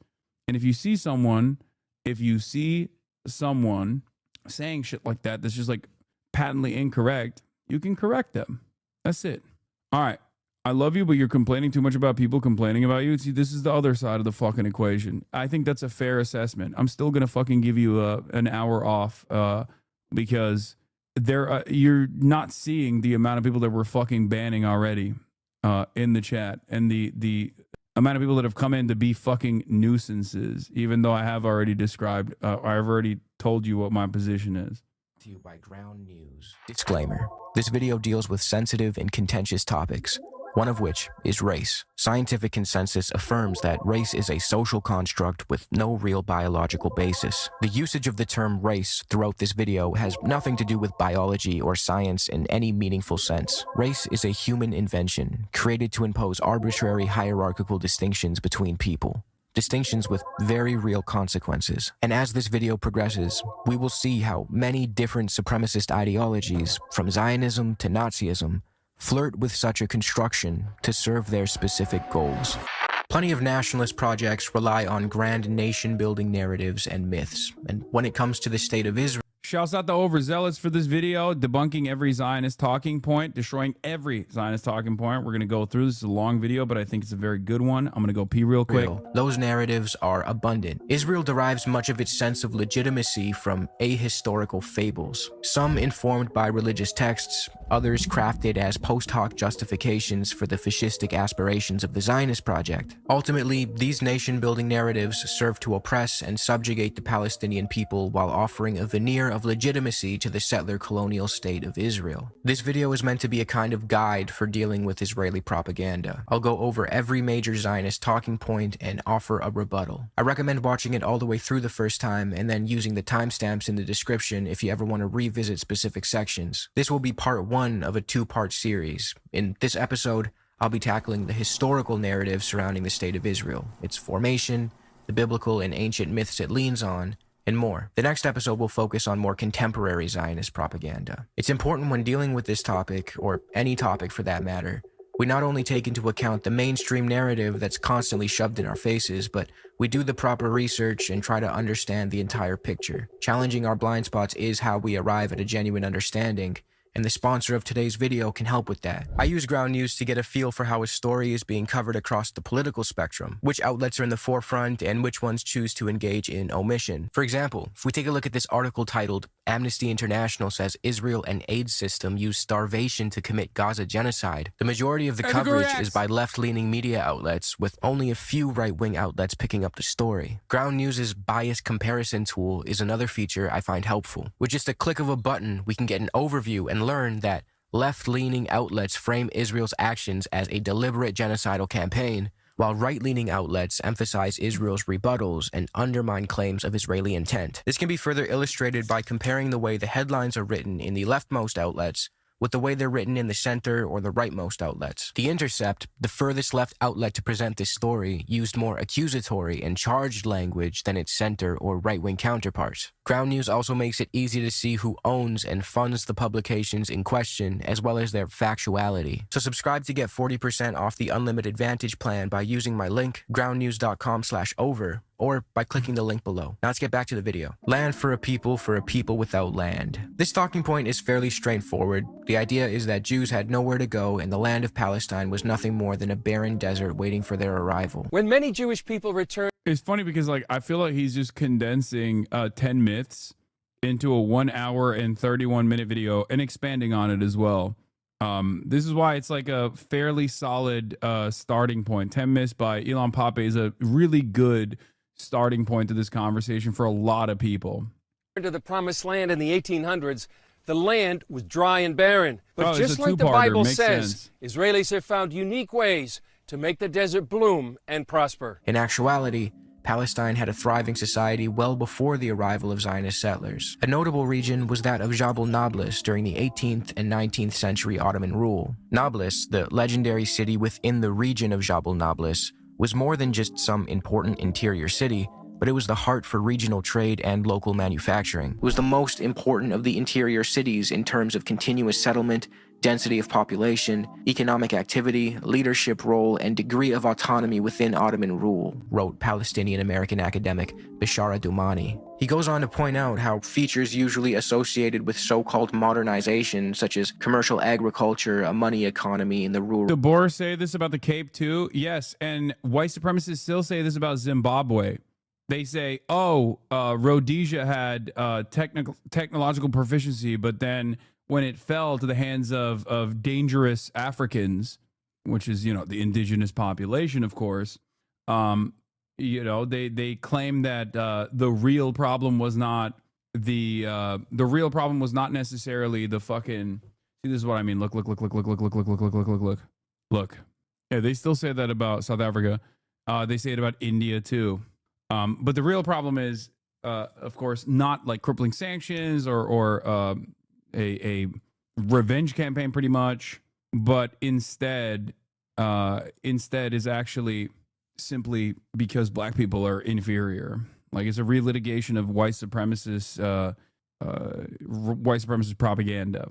Areas, differentiation within the peasantry, commoditization of land, and ties to the world market were present in Jabal Nablus before they were supposedly introduced by the Egyptian occupation, the Ottoman Tanzimat, or Jewish colonization. Palestine even had its own legendary rulers like Zahir al-Umar, as well as its own unique political complexities and strategic alliances. By the 19th century, Palestine was even starting to develop its own nationalism and secularization movements, in which people from all backgrounds could unite in their shared territory, language, and history. But this cultural momentum was unfortunately halted and uprooted by the Zionist movement. Palestinians also had their own unique cultural understanding of and relationship with the land, and notably, the city of Jerusalem. It was more than just a holy site for them, but an administrative center, an education hub, home to important newspapers, clubs, and more. And Jerusalem was far from the sole city of importance in Palestine. Historian Rashid Khalidi points out how the cities of Jaffa and Haifa were beginning to grow rapidly prior to the First World War. Increased trade with Europe, the building of new railways for which these ports were terminals, and the consequent stimulation of economic activity in their immediate hinterland all contributed to their growth and made them commercial centers of the country. So the idea that Palestine was some barren desert devoid of culture or identity until the Zionists arrived and made it bloom is patently false. There was an entire way of life there, from a distinctive Palestinian dialect to customs to rituals and more. As American biblical scholar Miller Burrows wrote in his book, Palestine is Our Business, quite untrue is the statement that the majority of Muslims were Bedouins. Actually, most of the Palestinian Arabs, both Muslim and Christian, were farmers living in permanent villages. The rest were craftsmen, shopkeepers, and professional men living in the principal cities. Even in Turkish times, the density of the Arab population in Palestine, aside from the southern desert, was about that of the state of Michigan. Yeah. By 1947, it had almost doubled, reaching a figure of nearly 1.3 million. Pretty sparsely populated, actually, because there wasn't a lot there. As for the claim that Jews were a landless people who had no choice but to return to... That's, again, is racist, ahistorical garbage. It is a way to try and justify the initial ethnic cleansing with manifest destiny terminology, which ironically enough is still cruel, but it actually at least like corresponds to American attitudes. But even then it's also wrong. Okay. Like even if Palestinians, the indigenous population there were like Bedouins, okay, living in tents or whatever, you don't get to fucking kill them. What are we talking about? You don't get to ethnically displace them. Do you see what I mean? That's still completely unacceptable, but it's also completely untrue. So even in the way that they have tried to propagandize this position of ethnic cleansing and ethnic displacement, like it's not only ahistorical, but even the ahistorical attitude is still morally completely unconscionable.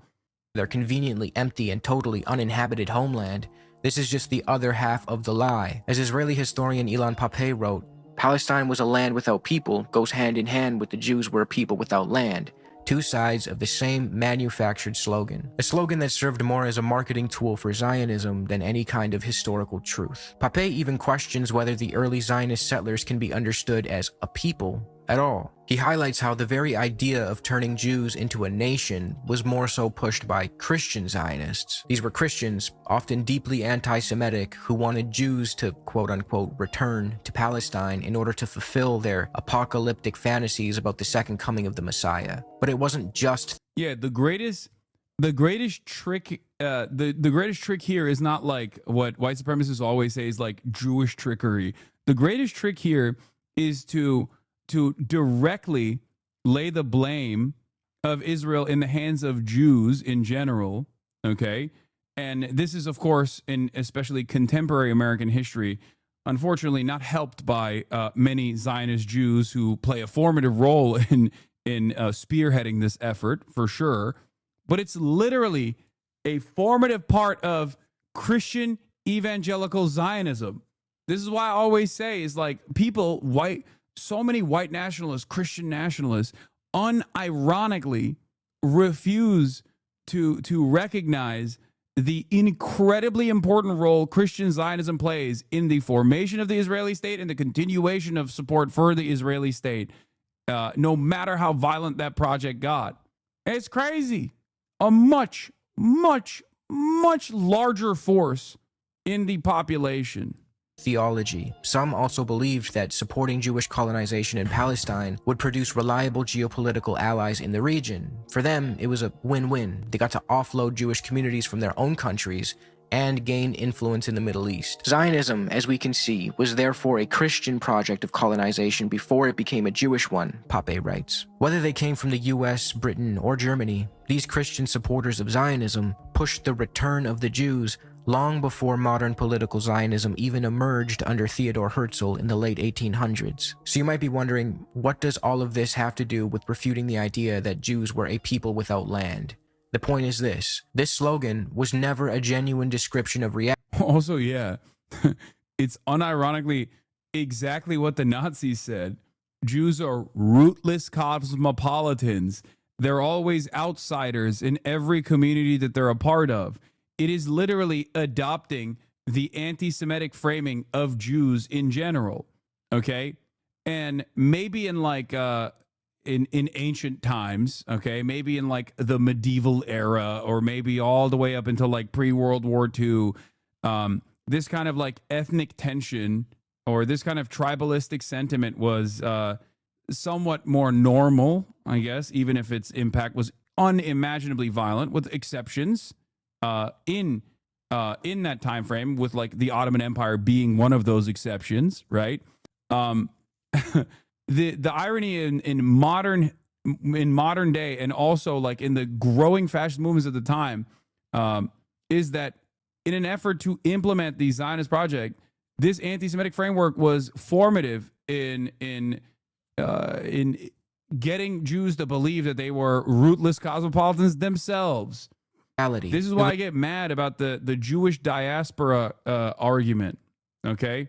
This is why it's like a frustrating thing to hear all the time, where it's like, oh, you know, the Jewish diaspora Jews believe in this, diaspora Jews believe in that. It's like, brother, the fuck do you mean? Jews who have had longer roots in New York City than the inception of the nation state of Israel are not fucking diaspora Jews that are just away from the homeland of Israel. The homeland of Israel is a much newer project. This doesn't mean that there aren't plenty of American Jews who also go along with this, because again, social conditioning is just stupid. It was a coordinated narrative crafted by both Christian and later Jewish Zionists to justify a settler colonial project. It created a neat, moral-sounding myth to hide a violent reality. In truth, Zionism was a fringe idea among Jews at the time. In making the argument that the Jews were a nation belonging to Palestine and therefore should be helped to return to it, Pape writes, they had to rely on British officials and later military power. Jews and the world at large did not seem to be convinced that the Jews were a people without land. As Professor Yuri Ram puts it in his essay on Zionist historiography, where he demonstrates how nation-building myths and grand narratives helped shape the Zionist project and remain deeply embedded in the lore of the Israeli state to this day, he writes, the national features imputed to Jewishness by Zionism were not initially taken for granted or widely accepted by Jews in general, and therefore their later almost universal acceptance should be considered as an outcome of invention and persuasion and eventually Nazi persecution, rather than as a natural and inevitable evolution of Jewishness as such. In fact, at the beginning of the 19th century, the secular Jewish cultural elite explicitly rejected the attribution of national significance to their cultural affiliation and considered the nations among whom they lived as their brethren, and the states where they lived as their homelands. Some even suggested that all mention of the return to Zion be removed from the prayer book, and some actually performed this. At the other end of the spectrum, Orthodox Jews also rejected emphatically the attribution of modern national features to Jewish identity, and some later became extreme anti-Zionists. See, the truth is, Jews themselves didn't originally buy into the whole land without a people for a people without a land slogan. Palestine wasn't empty, and Jews had homelands. They lived all over the world, often in relative peace and harmony with their neighbors, notably in the Middle East before the rise of Zionism and colonialism, which sparked nationalist reactions from others in the region. Jews were often even seen as respected pillars in their communities, which we will get deeper into in a later segment. It's also true that Jews have been undeniably wrongfully persecuted and mistreated throughout time, primarily in Europe. But that doesn't give the Zionist movement the right to weaponize and inflict that trauma onto an unrelated group of people, the Palestinians, and subject them to occupation and genocide. Congolese people, Kurdish people, many groups of people have been wrongfully subjected to subjugation and oppression throughout history. The Romani people have been wrongfully persecuted in very similar ways to European Jewry and have sustained massive losses during the Holocaust. I doubt any of us would argue that they too should get a hyper-nationalistic, neo-fascist, ethnocratic state built at the expense of some unrelated group. Zionism is just the belief that Jews should have a place to go. This myth comes in many forms, but the gist is always the same, that Zionism is a harmless movement. You'll hear it framed in different ways, from Zionism just allows for Jewish self-determination in their ancestral homeland, to it gives Jews a place to go. I think Israel says it's a place where Jews can go. This narrative can be really tricky to push back on, mostly because a lot of people don't actually have a clear understanding of what Zionism is, and this talking point aims to convince you that it's nothing malevolent. Fundamentally, Zionism is a supremacist, settler colonial, ethno-nationalist, and genocidal ideology in all of its forms. It advocates for a Jewish state, along with a legal and military apparatus designed to maintain a Jewish demographic majority in the land of Palestine. By its very nature, for the Nazis, it was the folk, right? The Übermensch, the Aryan nation, comprised of whatever the identity was at the time, like the in-group was at the time. And for Zionism, it's Jews. That's it. And the more we allow this dangerous fascist ideology to manifest without actively going against it, okay, the more we allow this ideology to exist in different forms.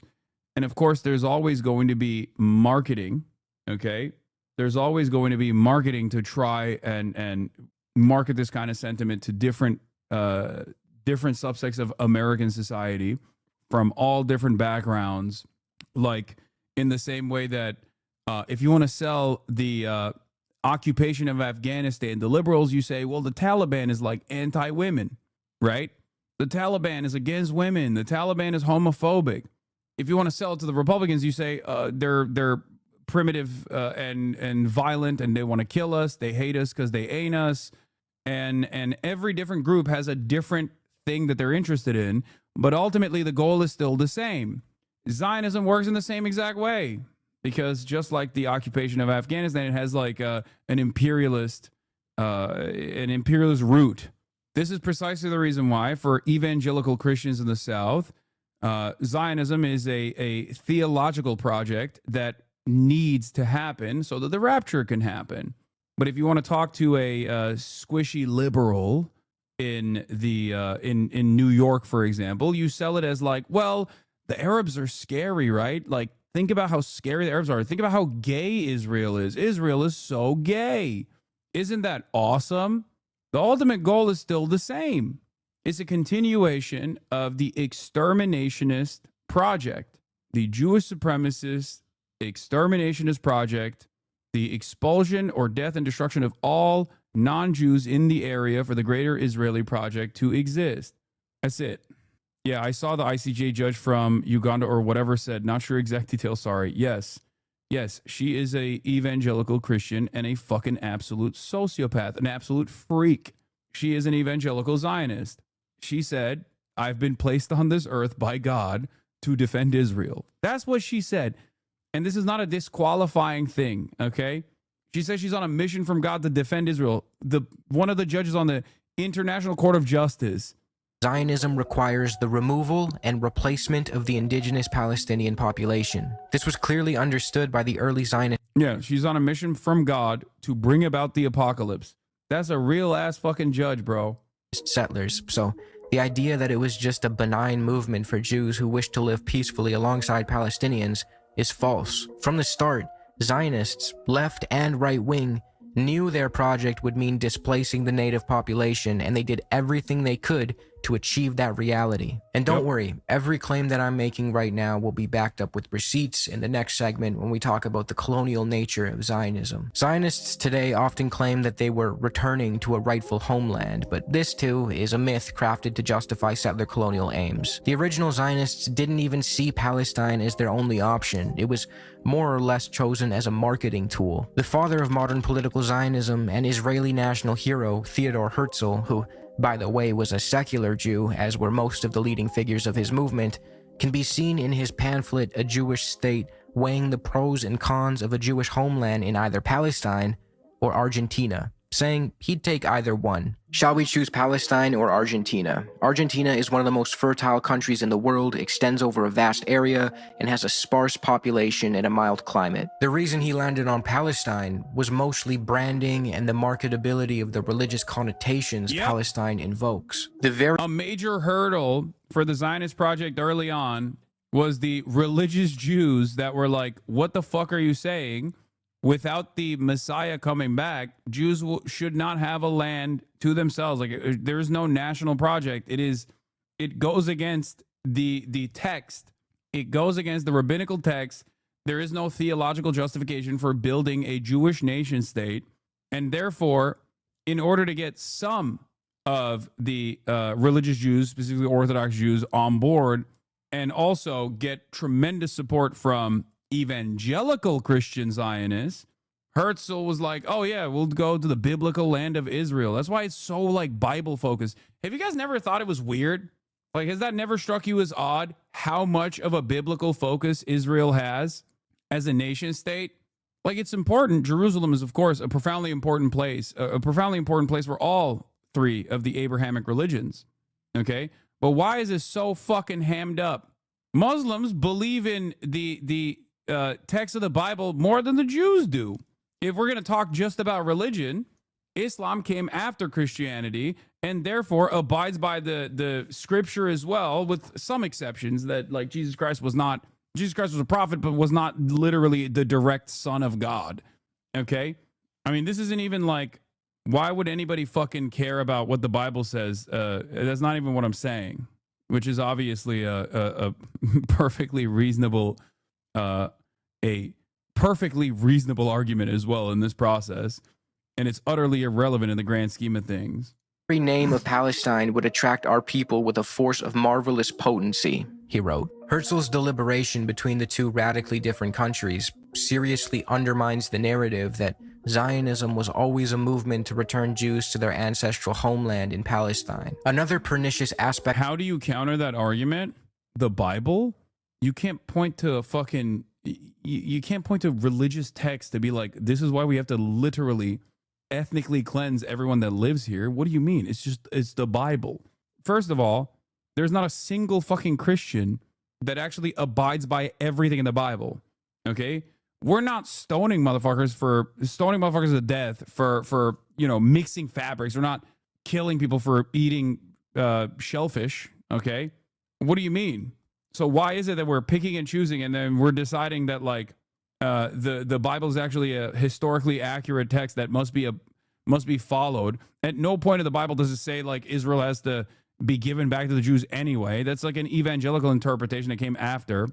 It's the fucking Bible. It's fiction. What do you mean? Okay, I wrote a book. I wrote a book and I hallucinated something in the book. You have to believe it now. I know some people that justifies Israel's existence based on those texts, like the conversation reaches a dead end. Yeah, but those people also believe in a whole lot of nonsensical bullshit. Of Zionism is that it transforms members of the Jewish identity into a nation, even a kind of race of people. Jews worldwide, no matter where they're born, are instantly considered part of the nation of Israel and are immediately eligible for Israeli citizenship under the 1950 Law of Return. Couldn't you say about the Quran? Yeah. What do you think? I do say the same thing. Religious texts are great if you are personally abiding by it and it gives you comfort, gives you a sense of direction. That's fine. I don't care. Great. But if you use religious scripture, religious texts to justify doing harm to others, then, at that point, it's completely irrelevant.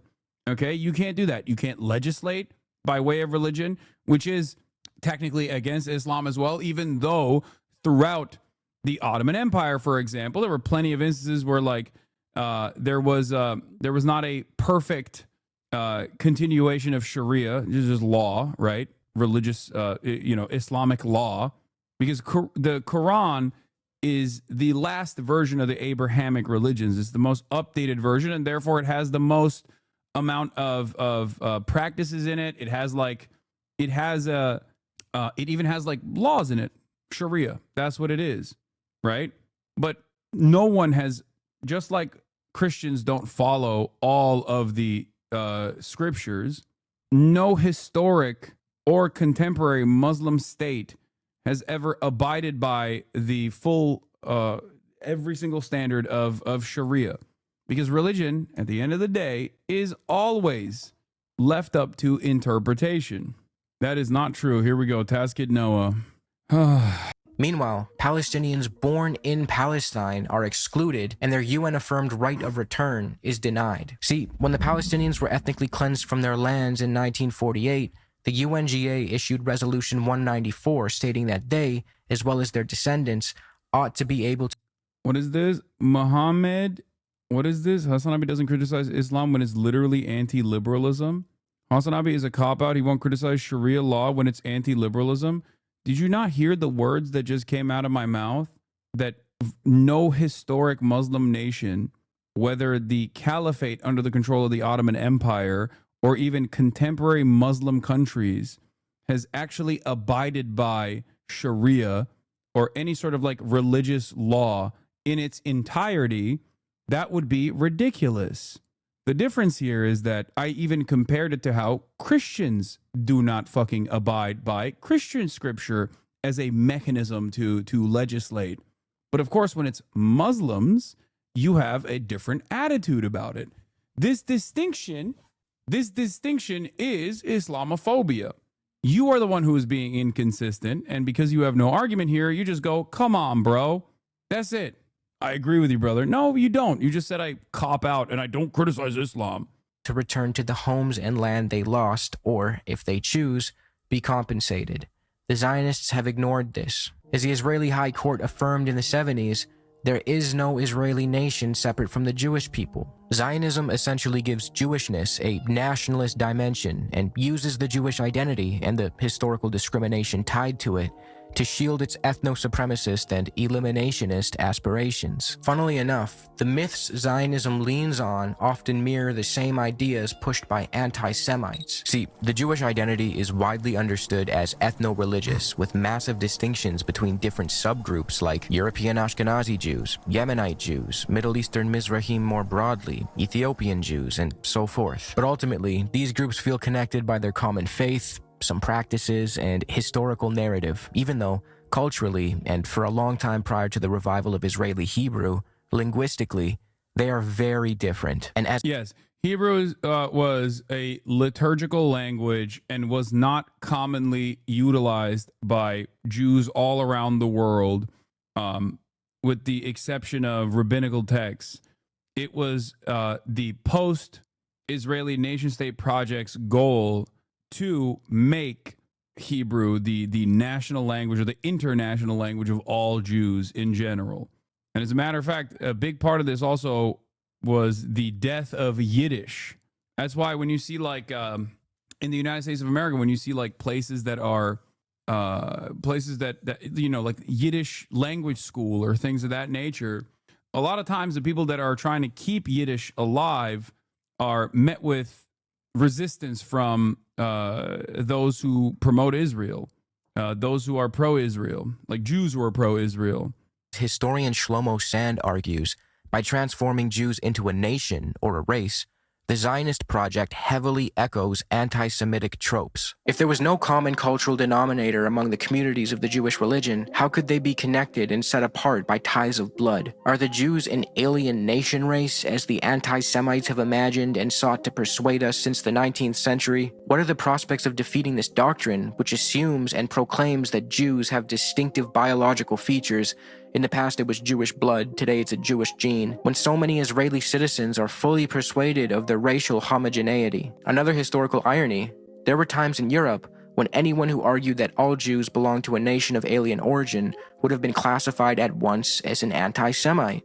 Nowadays, anyone who dares to suggest that the people known in the world as Jews, as distinct from today's Jewish Israelis, have never been and are still not a people or a nation, is immediately denounced as a Jew hater. Sand illustrates perfectly in that passage how Zionism not only harms Palestinians, who are very clearly its primary victims, but also Jews by weaponizing and bastardizing their identity and ultimately feeding into anti-Semitic tropes. Another example of how Zionism flirts with the same ideological space as Nazism comes from one of the movement's key figures, Zeev Jabotinsky, who openly expressed belief in unchangeable racial traits among Jews. Yeah, for the record, from Jabotinsky onward, the tradition of prominent Jewish thinkers who were Zionists and their similarities to literally at the time existing Nazis and now existing neo-Nazis has never really gone away. So if you think that like that one guy in the Israeli Knesset that has his own Wikipedia section dedicated to his Hitler quotes, his praise of Adolf Hitler is unique, he's not. Okay? He's not. Who brought up among Germans may assume German custom, German words. He may be wholly imbued with that German fluid, but the nucleus of his spiritual structure will always remain Jewish because his blood, his body, his physical racial type. Moshe Feiglin, yes, is who I'm talking about, who has his own, who has an entire segment of his Wikipedia page dedicated to his praise for Adolf Hitler. He is a former minister of the Knesset in Israel. He still praises Hitler to this day. I say former, he's no longer a minister of the Knesset, but he still praises Hitler to this day. He has said over and over again, just like the Nazis, like we have to ethnically cleanse Gaza, for example, as recently as like a couple months ago. Yeah. Feiglin considers himself to be a libertarian.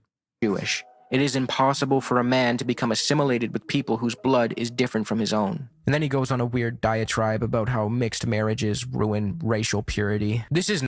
Which, again, I'm going to repeat this one more time. Interfaith marriages is seen with disdain by many Zionists, including the Apartheid Defense League's very own progressive, quote-unquote, civil rights advocacy organization leader, Jonathan Greenblatt. You hear a white guy say that, you're like, that's crazy. That's crazy talk. What do you mean? You want to ban miscegenation? You want to ban race mixing? You want to keep your race and your ethno-religion pure? That seems weird. Interesting. Nazi shit, nearly word for word. But again, Zionism is, at its core, a similarly ethno-supremacist ideology. There is no form of it that is benign or harmless. If Zionism were simply the idea that Jews should be able to live in Palestine, cool, I'd agree. Jews already lived in Palestine well before the European Zionist settlers showed up. That's not what Zionism is. By design, a quote-unquote Jewish state requires withholding equal rights from the non-Jewish people living there and legally enshrines ethno-supremacy. The non-Jewish elements ultimately serve as a contradiction to the project of Zionism and therefore must be done away with or subjugated. Funnily enough, the early Zionist settlers once viewed Holocaust survivors as contradictory to the project of Zionism because they reminded them of the diaspora Jew who they perceived as weak and antithetical to the new, heroic Jew they were trying to build in Israel. More on that in a later segment. Zionism's own founders and pioneers made it clear. Their goal was to build a nation state that serves Jewish interests exclusively. Look at that. A lot of October 8th Jews. Is it your sense that Jewish people are getting complacent, that they're not engaging to the degrees and levels we should be? I have met a lot of October 8th Jews for whom the massacre on October 7th was a wake-up call. I've met a lot of people who feel much more galvanized, much more organized. But that will only be sustained if we offer them, ways to participate in a real and robust way in Jewish life. Mm-hmm. And whose responsibility is that? All of ours. Yeah. But this is why we need a revolution in our community on so many levels. So look, the reality is that intermarriage rates continue to go up. Assimilation continues apace. And look, I fight anti-Semitism. That is my job. Right. But I worry a great deal about broader questions of Jewish identity, as I think we talked about over lunch. Your sense? It's really fucked up, man. Too many shiksas. That's right. That's it. Too many shiksas coming in and sweeping up young Jewish men, and we got to put an end to it. It's awesome. Sounding like my grandpa now. Did he just say interfaith marriage is poisoning the blood of our nation? Pretty much. Yeah, he said the 14 words but Jewish, and he can still masquerade as a civil rights organization leader. So what he's talking about with October 8th Jews is like either anti-Zionist or liberal Zionist Jews that became incredibly hardened in their position after October 7 and became like super, super pro-Israel, which he, of course, sees as a good thing. Exclusively at the expense of the indigenous Palestinian population, who they often described as backward or barbaric. They openly admitted that Zionism was a colonial project, which leads me to the next segment. Zionism is not colonialism. This is an incredibly easy one to refute, as I've already mentioned. The founders, pioneers, and important figures of Zionism openly referred to their aspirations as colonial. They even shamelessly used the word. Theodor Herzl, remember him from earlier, penned a letter to infamous colonizer Cecil Rhodes in 1902, where he asked for Cecil's help and openly referred to Zionism as something colonial. In the letter, Herzl can be seen asking Rhodes to put his stamp of authority on the Zionist plan. Keep in mind, Cecil Rhodes is like the LeBron James of doing colonization. But this wasn't the only time Herzl made clear his colonialist ambitions. In his famous pamphlet, The Jewish State, he wrote, "We should there, in Palestine, form a portion of a rampart of Europe against Asia, an outpost of civilization as opposed to barbarism. We should, as a neutral state, remain..." Damn, bro. This seems crazy. What? Ain't no way, dude. Ain't no way. What? Yeah, what the hell, LeBron James is right. What the heliante? What? In contact with all of Europe, which would have to guarantee our existence. Aside from Herzl, important Zionist figures like Ze'ev Jabotinsky, the founder of the revisionist Zionist movement, referred to Zionism as colonial an ungodly amount of times. Here's an excerpt from his essay, The Iron Wall, where he says, "We cannot offer any compensation for Palestine. Therefore, a voluntary agreement is unthinkable. Our colonization must either stop or continue against the will of the native population." As Rashid Khalidi put it, the social and economic institutions founded by the early Zionists, which were central to the success of the Zionist project, were also unquestioningly understood by all and described as colonial. The most important of these institutions was the Jewish Colonization Association. So the claim that Zionism is not colonialism is such pure cope, given the fact that the pioneers of the movement, as well as many of its prominent figures, openly admitted that it was. Here's another example. David Ben-Gurion, the leader of the Yishuv, the Zionist settler society in Palestine. It's funny because I brought, for people who were criticizing my Matt Duss conversation, like I brought all of this up to him when he tried to say that Zionism was not exterminationist in principle, and that the early Zionists who considered themselves to be Zionists, who wanted like a place for Jews to exist comfortably and peacefully, including Albert Einstein, would be now reflected on as anti-Zionists for the sentiments that they expressed before the inception of the nation state of Israel, like Albert fucking Einstein. Also, this is why I said the president of Moravia looked exactly like David Ben-Gurion, because he does. Look at this. In Superman, the president of Moravia was obviously like a holdover for Benjamin Netanyahu. That's fair. That's a fair assessment. Except he looked exactly like David Ben-Gurion. Prior to Israel's founding, and later the country's first prime minister, viewed indigenous Palestinians and Arabs more broadly as inherently inferior. He made it clear that the Zionist movement was a European colonial project primarily concerned with the well-being of European Ashkenazi Jews. As historian Avi Shleim noted, Ben-Gurion declared that the Jews in Muslim countries had lived in a society that was backward, corrupt, uneducated, and lacking in independence and self-respect. He argued that only the younger ones could be saved, claiming the older generation was too far gone and risked turning Israel into a Levantine state. It's also worth mentioning the form of colonialism that Zionism is. Not all types of colonial... Isn't that dude, it's literally like, it's the same shit of like Americans, naming their fucking missile systems Tomahawk. You know what I mean? First, they fucking say these are barbaric savages. Then they ethnically cleanse the indigenous population, claim that they're barbaric savages. Then they turn around and they go, oh, Apache helicopters, Tomahawk missiles. It's the same shit. David Ben-Gurion, in the process of ethnic cleansing, says we must not become a Levantine culture. Once the ethnic cleansing campaign is unfolded, or at least the Israeli nation state is incepted, 75 years, 80 years later, what do Israelis say? Oh, what do you mean? We are a part of the Middle East. We are Levantine.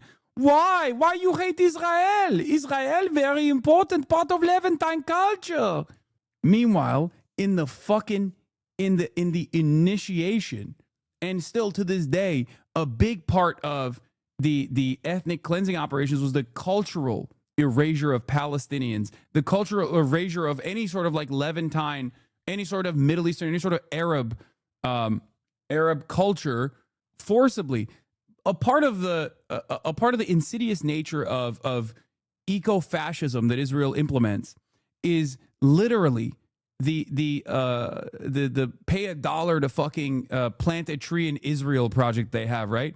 The fucking trees that they have planted, they've planted on top of the olive trees that they've burned down.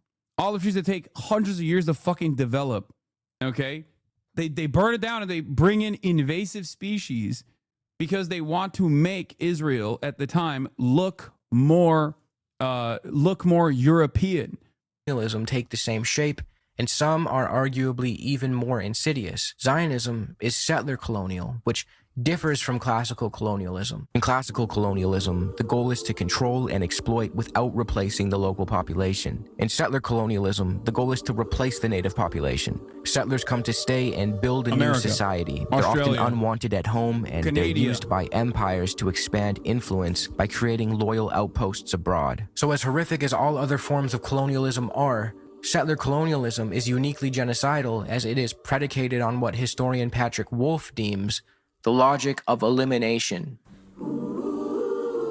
Jews have an ancient, exclusive claim to the land of Palestine because they were kicked out of it 2,000 years ago. This talking point goes hand in hand with the previous one, as some use it to argue that Zionism is actually a decolonial movement, reclaiming Palestine as the exclusive ancestral land. So good. Such a stupid fucking argument. Oh, such a stupid argument, dude. Oh, it's actually a decolonial movement. Israel was there 3,000 years ago. Okay, now you're fucking killing the people that remained. You know what I mean? Great. Fantastic argument. Utterly delusional, okay? Woke fascism.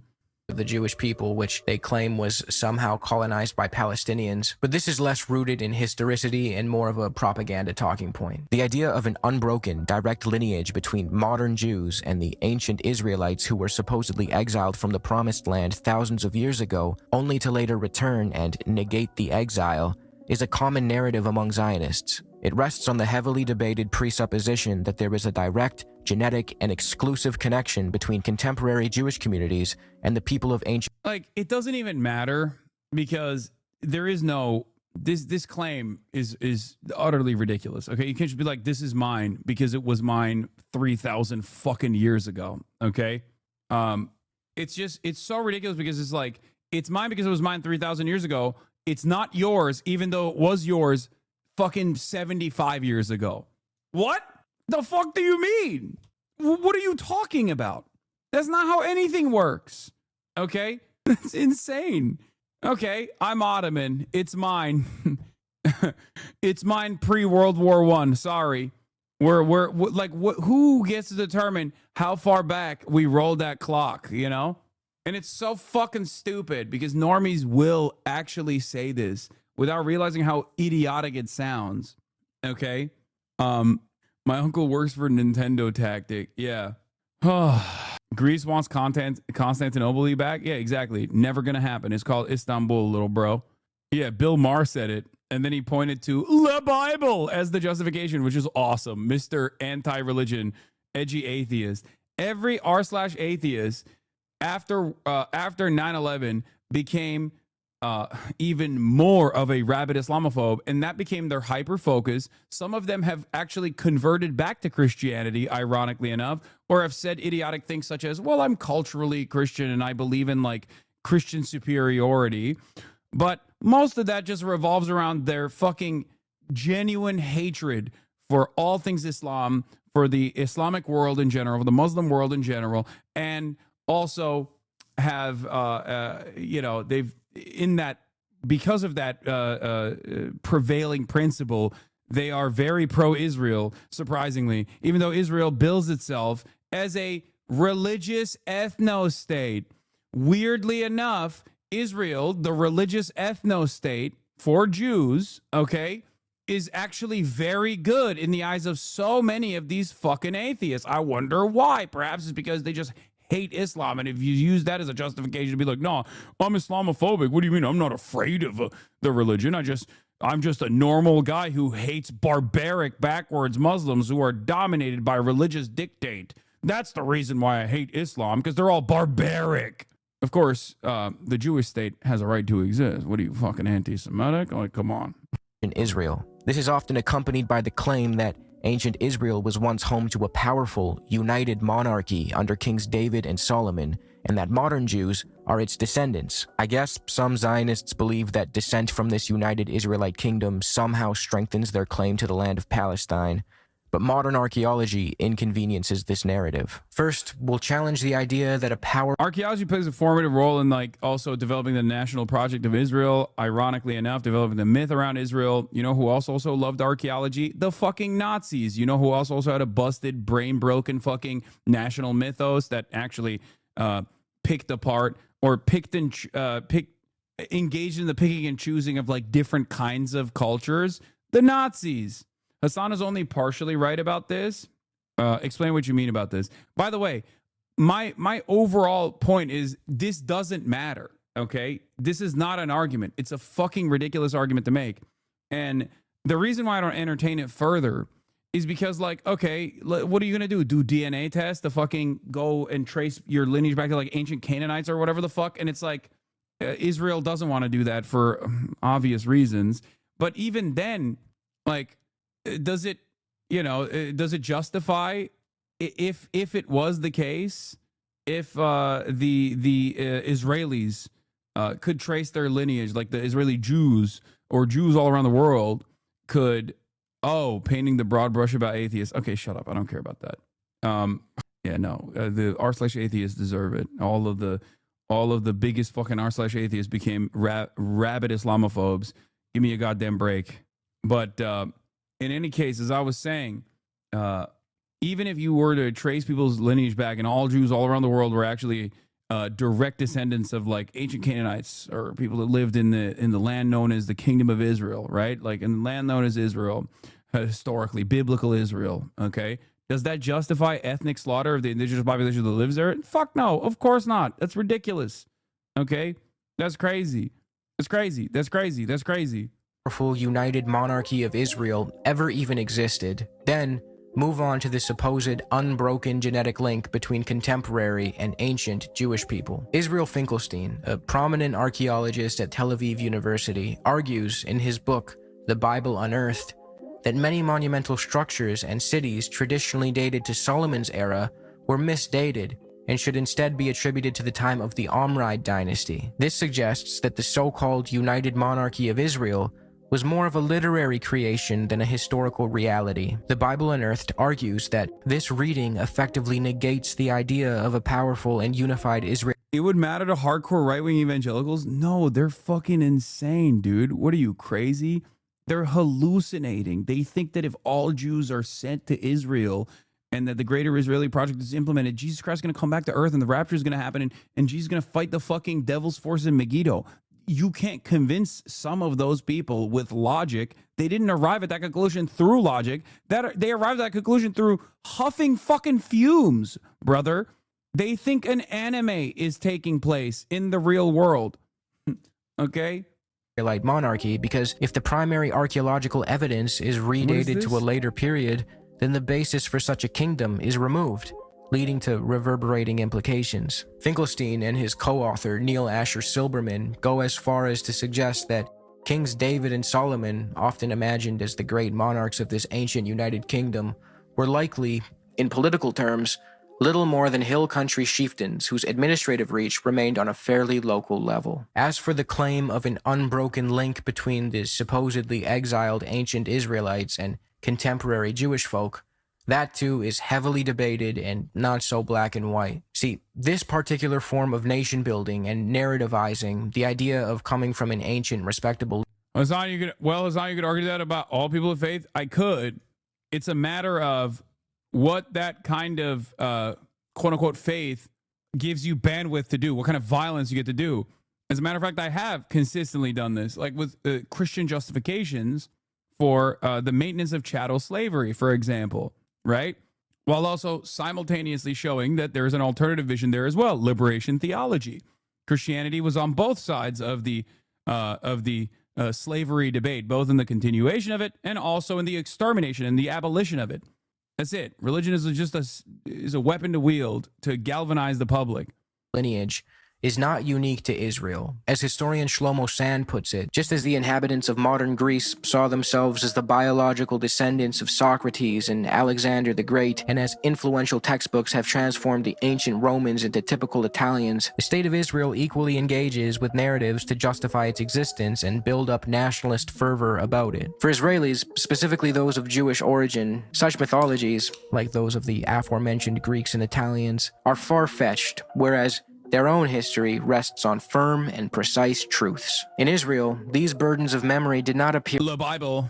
That's why Israel doesn't exist, because the Bible, you got owned. Spontaneously, but rather were piled layer upon layer by gifted reconstructors of the past. When occasional findings threatened the picture of an unbroken linear Jewish history, they were rarely cited. When they did surface, they were quickly forgotten, buried in oblivion. National exigencies created an iron-jawed vice that prevented any deviation from the dominant narratives. Many historians and scholars, including Shlomo Sand, go as far as to challenge the historicity of the supposed Roman exile of Jews in 70 CE and argue that it didn't happen. It was a myth. Sand is very firm in the belief that Romans did not deport entire peoples. I think if you spam this video one more time, it'll work. Okay? If you spam it one more time, I think you're on the verge of me clicking it. Okay? It's like that pickaxe meme. You know, just one more hit with the pickaxe and you're going to reach the diamonds. One more time, dude. One more fucking spam, dude. And we'll get there. Especially in the Near East, and points out how that claim originally came from one historian whose knack for exaggeration has been noted by modern scholars. In actuality, the Jews emigrated from the land known today as Israel slowly and gradually over time. Not due to some mass expulsion policy at the hands of the Romans never had a mass expulsion policy. In fact, the dispersal of Jews... Also, at that point, where would they be expelled to? More Rome? Like, the other areas that they were expelled to was also just more Rome. Jews predated the destruction of the Second Temple by the Romans. By 70 CE, Jews had already been living elsewhere. Sand and co. argue that this myth was more so used to help transform adherents of the Jewish faith into a nation of people so as to serve nationalistic purposes. A close examination of the historical event that apparently engendered the second exile in the year 70 CE, and an analysis of the Hebrew term gola, exile, and its connotation in late Hebrew, indicate that the national historical consciousness was a patchwork of disparate events and traditional elements. Only in this way could it function as an effective myth that provided modern Jews with a pathway to ethnic identity. The ultra-paradigm of deportation was essential for the construction of a long-term memory wherein an imaginary, exiled people race could be described as the direct descendants of the former people of the Bible. The myth of uprooting and exile was fostered by the Christian tradition, from which it flowed into Jewish tradition and grew to be the truth engraved in history. It's a lot of post hoc mythological justifications that you create, some of which is real. Okay, tribalism is real, enmity and anti-Semitism is real, but like the development of this sort of thing is a relatively new phenomena. This is retconning of historic events that unfolded to tie it back to more modern versions, like even nation states. A lot of people, because our lifespans are so short, a lot of people living today in this day and age don't realize that up until a couple fucking generations ago, the notion of a nation state was non-existent. Like, that's not a real thing. That's a new thing in the grand scheme of human history. Okay? We didn't have that. When people talk about like national projects and things of that nature, it's like, dude, you are literally talking about a blip. Okay? You're talking about a fucking blip. Yeah, Italian wasn't really a concept until like 1840. And even then, those motherfuckers were warring amongst one another because they had city battles. And they still hold on to some of these fucking gripes. Hasan is an anarchist now? No, I'm not an anarchist. I'm just explaining to you the concept of the modern nation state. It is a relatively new phenomena. That doesn't mean I'm a fucking anarchist, okay? It's just an accurate, it's an accurate retelling of history. From which it flowed into Jewish tradition and grew to be the truth engraved in. Instead of a mass exile of Jews by the Romans, they actually stayed in the region and eventually... Yeah, that's the other point. Yeah, that's not a real thing. Some people left, some people remained. Some of the people remained and carried on the Jewish faith. A lot of the people first converted to Christianity and then to Islam.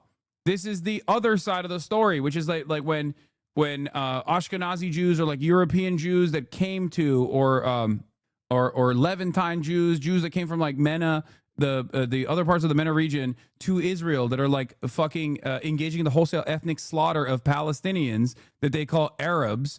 They don't see the fucking inherent irony that they are literally killing their own fucking unbroken ancestors. But because the ideology has to revolve around something, and that in-group is Judaism, if you're non-Jew, then it's over. It doesn't matter if you could trace your ethnic lineage all the way back to the Canaanites. That's why it's also an idiotic fucking argument.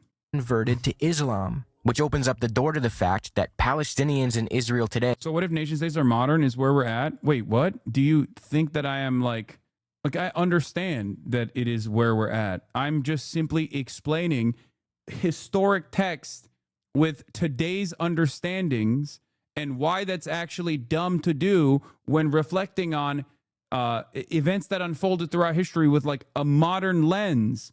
If you operate with the understanding of like nation states being a concept that existed throughout history, throughout time, then you're going to be wrong. Your understanding and your analysis of historical events that unfolded is going to be incorrect. They can make a much stronger argument for their descendancy and ancient link to the land, especially in comparison to figures like Ben-Gurion and Golda Meir, whose ancestry for generations comes from Eastern Europe. However, as Sand responsibly reminds us, any population that has existed in a region for thousands of years has mingled with its neighbors, its captives, or its conquerors. You know about Israelis, same as 2-year-old on whiskey? What does that even mean?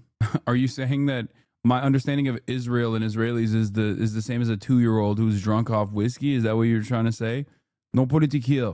Do not talk about this. So making these grand historical arguments of unbroken genetic links and soul descent as a way to argue for an exclusive claim to a land is not something serious historians should be entertaining. Sand goes on to show how, by referring to the work of scholar Chaim Milikowski dealing with contemporary rabbinical sources, the term exile in the 2nd and 3rd century CE originally referred to political subjugation, not deportation. He then builds off the works of historian and professor at Hebrew University Israel Yuval and explains how the renewed Jewish myth about the exile in fact arose fairly late and was due mainly to the rise of Christian mythology about the Jews being exiled in punishment for their rejection and crucifixion of Jesus. Sand goes on to write, the myth of exile began to be slowly appropriated and integrated into Jewish tradition, with the triumph of Christianity in the early 4th century CE, when it became the religion of the empire.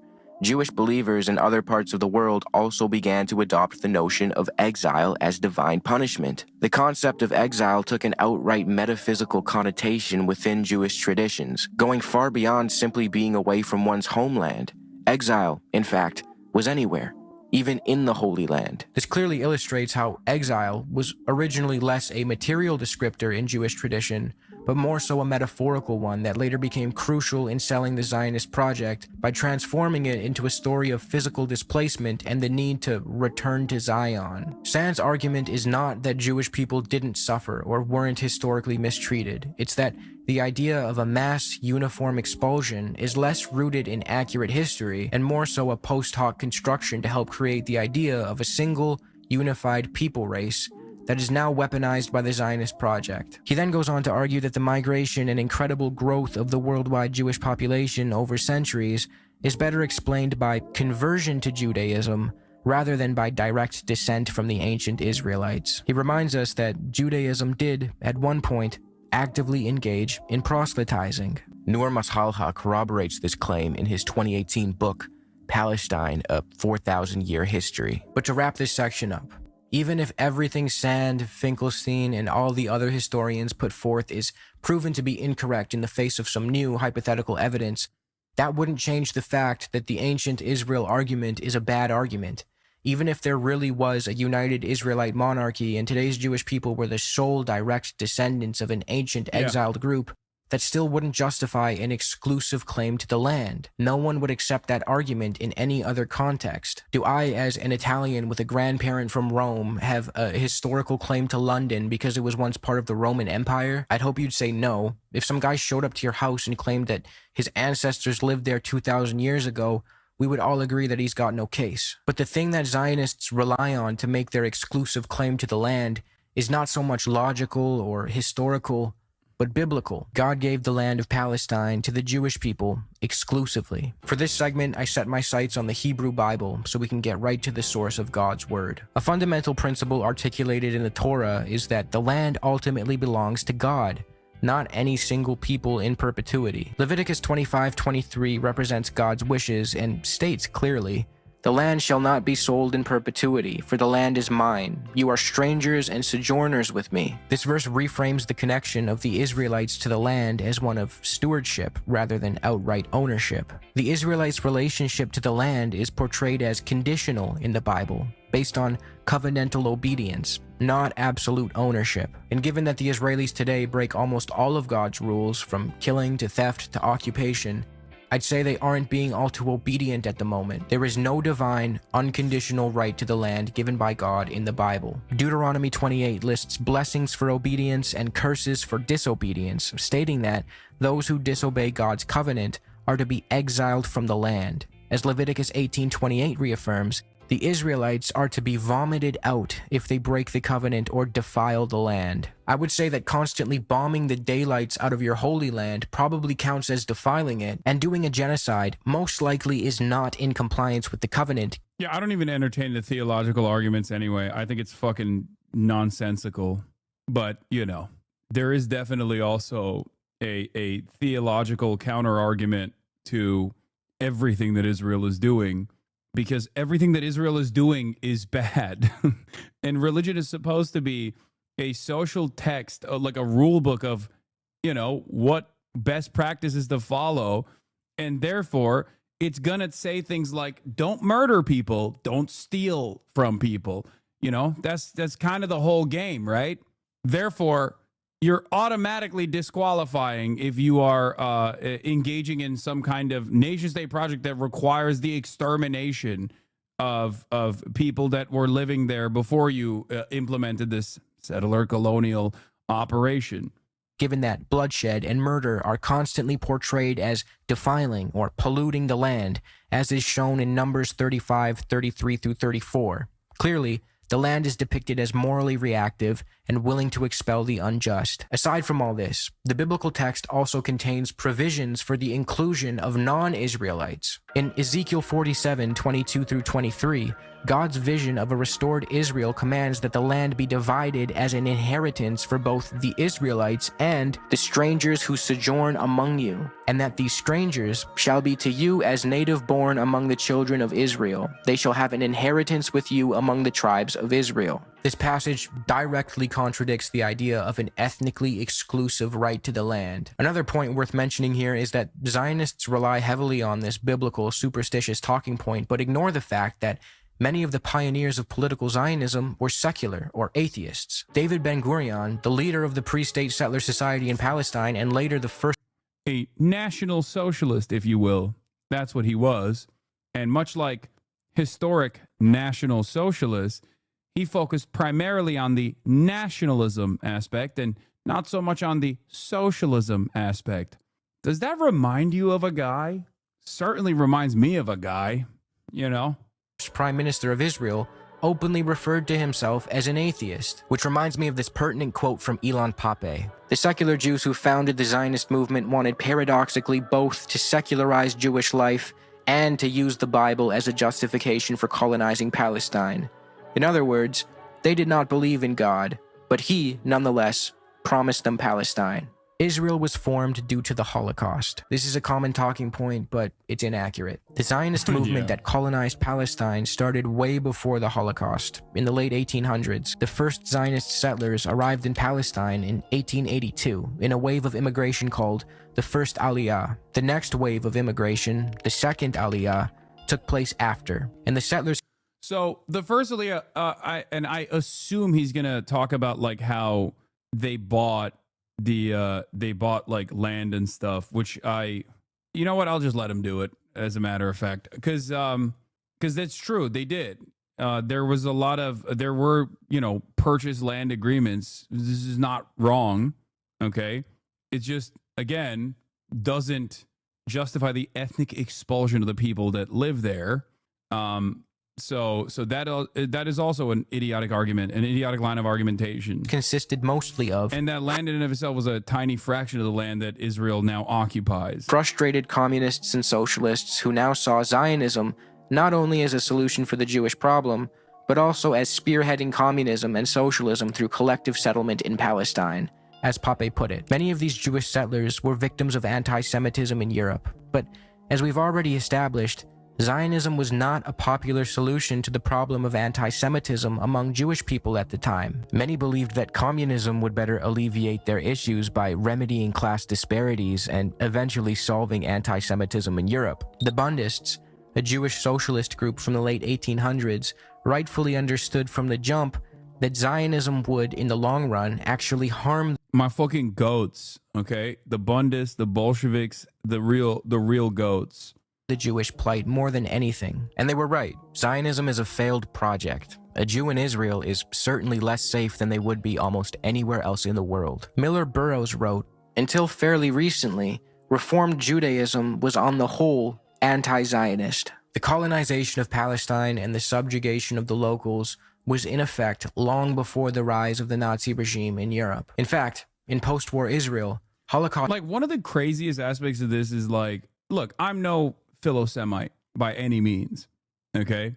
Having said that, like, Jews, due to their collective history of oppression, wholesale slaughter, pogroms, the Holocaust, have always found themselves on at the tip of the spear in revolutionary politics, okay? Maybe because they were pushed into that position, most likely because they were pushed into that position, let's be real, because it's always like the same tribalist forces that have required Jews to be the ancient enemy, right? So if you literally look at Jewish history pre-Israel versus Jewish history post-Israel, and the way that the Zionist project has basically glanced over the much longer Jewish history, it makes no fucking sense. It's just like a full tilt. It's a complete adoption of every single type of politics that Jews have historically fought against. It's so goddamn annoying. And it's crazy because, like, the real anti-Semitism that Nazis and neo-Nazis have to this day is because they hate that fucking revolutionary politics that Jews have played a formative role in. It's so fucked up. An honest assessment of Jewish history would require talking about the thousands of years of revolutionary politics as opposed to the last fucking 80 years of fascism. That's what's so insane and so frustrating about it. That's what you should be learning in like Jewish camp and Jewish school, not all of the myth making and the national religion of Judaism that it's become, or the way that they teach it as like Zionism as the national religion for many secular Jews, many Reformed Jews now. Because a state, especially one that can be presented as quote unquote progressive, is much easier to create a sense of identity and a sense of community around than abiding by old traditions and like consistent rules that you have to follow. survivors were often shamed for not resisting more forcefully, as Zionists saw them as symbols of weakness. Historian Tom Segev relays this phenomenon in his work, The Seventh Million, where he writes, "The Zionist dream conceived of a new man in a new society who would come to the land of Israel in search of personal and national salvation. Those who came only because they had no other choice, however, did not fit this image and often found themselves objects of condescension and contempt. This paradox was built into Zionist ideology and colored the mentality of the Yishuv. Though most of the immigrants from Germany and their children after them stayed in Israel, most did indeed come against their will as refugees. They were not Zionists. As a result, they found themselves from the start in conflict with the fundamental values of the Yishuv. They were called Hitler Zionists. So not only was Israel not founded on the heels of the Holocaust, but early Zionist settlers openly thought of Holocaust survivors as a contradiction to the project of Zionism. According to Segev, only later, when Israel needed to start to prove its right to exist, did the Zionist narrative shift to embracing the Holocaust. As I've mentioned many times, the creation and maintenance of Israel relies on nation-building narratives, one of which casts the new Israeli Jew as strong and heroic. I think the irony of this process, by the way, is that I think partially because of the importance of the Holocaust in like justifying the existence of the contemporary Israeli state, there's been a lot of efforts by Zionists to make sure that you talk about the Holocaust, that you learn about the lessons of the Holocaust. And the primary lesson of the Holocaust is never again. Except for some, that means never again for Jews and Jews only, right? But for everybody else, for the most part, the lesson is never again across the board. And therefore, now that Israel is doing it again, okay, the again part of never again, many people who learn that lesson, who learn that social conditioning, look at what Israel is doing in horror. That's it. Because I do believe that the Holocaust would be treated as like the Armenian genocide if there wasn't an association with the development of a settler colonial state that plays a formative role in Western imperialism in the region. This isn't to like undermine the atrocity in and of itself. Make no mistake, right? But just like I said, a lot of like the impact of Jewish advocacy organizations, the combating of anti-Semitism, the real reason why this group has had any sort of motion in being able to target and actively push back against marginalization in modern history is because of its utilization as a shield, as a weapon to wield against critics of the settler colonial apparatus. Never again is a messed up double meaning to the muscular understanding of Jews. It means we must do all, including the worst crimes, to ensure that nothing befalls the Jewish people ever again. To everyone else, it means that humanity should never stoop to such lows as the Holocaust again. Yeah, exactly.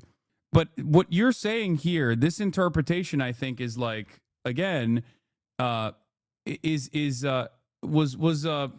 a specific interpretation. It was like a Kahanis interpretation almost. Whereas now I think it's become more commonplace, especially post October 7. Like I see liberal Zionists also say never again means just the Jews, like that we can never allow this to happen to Jews again, which is why we have to do everything in our power to be as muscular and as militant, you know? As opposed to the so-called weak Jew of the past who found himself resigned to the ghetto. The apathy toward Holocaust survivors in Israel is represented by the devastating fact that 1 in 3 survivors live in poverty to this day. You would think that a state that was supposedly formed in response to one of the most horrific tragedies of all time would uphold Holocaust survivors as the heroes that they are. In 1948, Ben-Gurion, who mockingly called Jewish Holocaust survivors Sabanim soaps, desperately sent an army contingent consisting of Holocaust survivors that attacked the heavily fortified Jordanian position in Latrun as a military diversion so that his Haganah elite forces would reach West Jerusalem. He knew that the contingent of Holocaust survivors would be slaughtered, but he let it happen. Avi Shlaim has a chapter on it. I think a lot of the muscular Judaism comes from Jabotinsky's writings and influence. I mean, yeah, but that's also, like its modern interpretation is also elevated to contemporary discourse by Meir Kahan, a direct through line from Jabotinsky to Kahan to, the Ben-Gvirs of the world now. And not make fun of them or allow them to live in destitution. The truth is, the Zionist project looked down on the Jews who lived outside the newly formed state of Israel, including Holocaust survivors, and instead idealized the new Israeli Jew, which they referred to as the Sabra. Soaps is, of course, an incredibly anti-Semitic Holocaust reference, for the record, for those who didn't understand that point. Sabra was crafted as the antithesis of what was considered the diaspora Jew. The Sabra was meant to be strong, heroic, and above all, a product of the state of Israel. The Zionists resented Holocaust survivors for the mere fact that they threatened the image of the Sabra. The Sabra represented a national ideal, and the Holocaust survivor its reverse. Yeah. This is another, completely fucking insane aspect of the muscular militant Jew national mythos surrounding the Israeli nation state, which mistreats Holocaust survivors because there is this, once again, ahistorical approach, this entirely ahistorical approach, the idea that Jews were weak, the Jews that were slaughtered in the Holocaust were weak, and they just didn't want to fight back, not recognizing that many of them, there's a reason why they brought their fucking clothes with them, thinking that this was going to be not a death camp, but instead like a concentration camp that would inevitably relocate them there, that they were not sent to these places without with the full understanding that they're going to be killed and wholesale slaughtered, or that Jews did not play a formative role in the resistance movement against Nazis, whether it be the partisans or numerous other revolutionary organizations, Jews in other countries like the Jews in the USSR. So that also is fucking ahistorical, and it's bullshit. And that's part of the reason why it's just they pick and choose what aspects of the Holocaust they want to highlight. And even in that process, they also bastardize the accurate reflection of events in an effort that justifies the existence of the Israeli nation state. Some Zionist figures at the time actually considered the persecution and extermination of European Jews to be punishment for their trying to assimilate into European society. Some even referred to them as mice in flight. Not exactly the most respectful attitude toward the victims of anti-Semitism. Now, even if it were true that Israel was formed solely in response to the Holocaust, which it wasn't, would that somehow justify the displacement, genocide, and apartheid inflicted on Palestinians? Of course not. Why should a completely unrelated group of people who had nothing to do with the Holocaust pay for it with their land, homes, and lives? Muslims have always been irredeemably anti-Semitic, so they can't coexist with Jews. These are situations that involve, a group of people, Muslims and Jews, that have effectively been at each other's throats. Whoa, dude, that's the engineer, big dog. Overzealous. I'll have you know you're going after a fellow Canadian who is, as a matter of fact, an engineer. Put some respect on his commentary here, okay? He's a Middle East engineer, dude. For not just decades, but hundreds of years. You were talking about hundreds of years of just institutional dislike between each other. This is nothing more than a historical inaccuracy that is weaponized today to justify apartheid and occupation as though they are merely the outcomes of ancient immutable hatreds and not... Here, by the way, this is from the Jerusalem Post. Building a state in the shadow of the Holocaust. On reaching Israel, Kleiger indeed found a gulf in understanding between native Israelis and Holocaust survivors. They didn't know how to handle us. They called us soaps, he says with a wry laugh, because they heard that Germans made soap with the fat of our victims, which is not true, by the way.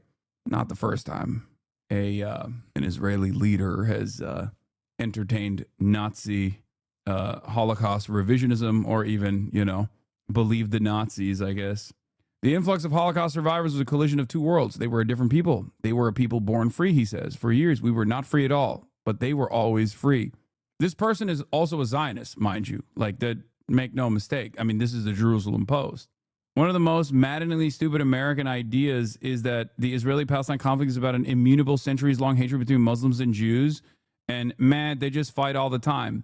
It's Orientalist in nature, And I find it really funny because it also orientalizes Judaism, which is the idea that like these non-Christians, they've been warring for a real long time. It is what it is. Have you ever used an argument against someone you disagree with, or you just called them Nazis and pedos? Yeah, as a matter of fact, I do all the time. And I've done it 100 times since the beginning of this video. And the only time I call someone a Nazi or a pedophile is usually when they are a Nazi or a pedophile, sometimes both. It's not my fault that many of the naysayers, given my anti-Nazi, anti-pedophilia position, happen to be Nazi pedophiles. You know? Do you think that it's an entire stream of me going, this person is a Nazi, this person is a pedophile? Or do you think that there's some convincing arguments that I'm making in the process? Also, the irony here is I'm literally talking about historic Nazism when we're talking about, like, you know, Nazi Germany and the Holocaust. What language am I supposed to use when talking about the Holocaust that the Nazis did? Am I supposed to use a different term? Like, come on, man. Why are you calling Adolf Hitler a Nazi? Did he call himself a Nazi? Deliberate policy decisions. The truth is that the Middle East, prior to the rise of European colonialism and later Zionism in the late 19th and early 20th century, saw coexistence between Jews, Christians, and Muslims that shouldn't be swept under the rug. If we take a look at the Ottoman Empire, which at its height ruled over 250 million people across glorious continents, it was known for its pragmatic approach to dealing with the minorities living within it. Instead of forcing one legal or cultural... At least when is a swagged out white boy from Canada engaging in an accurate reflection of history as it pertains to the Ottoman Empire, they won't say he's like a neo-Ottoman supremacist or whatever the fuck. System on everyone, the empire let its non-Muslim subjects govern themselves through communities called millets. These were based on religion, not race or ethnicity. Millet, by the way, means literally nation state or a people. Now, this was far from a liberal or tolerant system. However, for its time, it was relatively progressive. The millet system was born out of pragmatism first and foremost. The Ottoman leadership believed that by outsourcing the governance of its minorities to those communities themselves, they could focus on things like security, tax collection, and so forth. Under the millet system, Jewish communities had a high level of autonomy, handling things like marriage, divorce, and inheritance in their own religious... So like autonomous zones? No, not exactly. Because it spanned across so many different cultures and so many different ethnicities, so many different religions, due to, as Overzealous correctly identified, the pragmatism of being able to control such a wide swath of land, the Ottomans decided, unlike a lot of Christian empires, that the best possible way was not through forcible conversion, but instead to just like allow people to govern themselves, and then and in the process just like let localities engage in... No, it's not even a self-segregation thing. No, not at all. It's just like if you have your own local form of governance, as long as you pay jizya, as long as you pay a tax to the empire, nobody gives a shit. Didn't the Persian Empire do this? Yes. Empires that have succeeded for very long periods of time have done a version of this, whether it be the Roman Empire or whether it be the Persian one as well. I would say that this is ones that haven't done this are newer. Yeah. There's two different mechanisms here. Either you like forcibly convert people, right? Every single person in that land, and you like try to engage in cultural erasure and destroy their identity, or you have a more somewhat tolerant approach to the process, as opposed to the forcible conversion and allow people to believe whatever the fuck they want to believe, as long as they are like under the imperial banner. I was gonna say under the banner of the nation state, which didn't exist at the time. So like obviously it's like you're part of the Ottoman Empire. You do whatever the fuck you want to do. This is part of the reason why, at the time, in the Christian Western societies, while Jews were constantly getting singled out and getting destroyed in pogroms, the Ottoman Empire, whether it be the Spanish Inquisition and onward, the Ottoman Empire was seen as a safe haven for Jews. And many Jews actually went into this region directly as a consequence of that. Courts led by their own rabbis. The Ottoman state not only allowed this, but often stepped in to protect it, helping preserve Jewish cultural and religious life. Within the legal framework of the Ottoman Empire, non-Muslims were considered dhimmi, meaning protected people. Although Jews and other minorities were treated better under Ottoman rule as opposed to the way Jews were treated in Europe, the dhimmi system was still ultimately a system predicated on subordination. But again, for its time, it was relatively progressive. Dhimmi status— Oh no, for sure. It was fucking woke as opposed to the way other. I mean, yeah, you got Inquisition on the one side, and you got the Ottoman Empire on the other side. Yeah, of course, it's gonna fucking look like a safe haven because it was. So they did not discriminate, but they call them protected people. Like Muslims have to serve in the military, and non-Muslims specifically have a different role to play in the military through the Devshirme program, and not just the military, but like to the highest positions in Ottoman society. Like some of the best Ottoman historical figures are literally non-Muslims that came from the Devshirme program.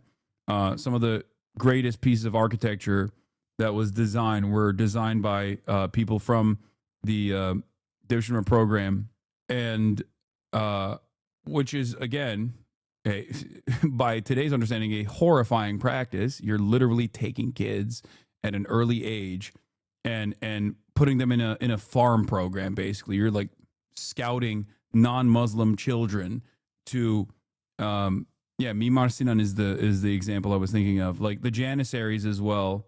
Rather Turkish than papist is a Dutch Christian reformist saying in the 1500s.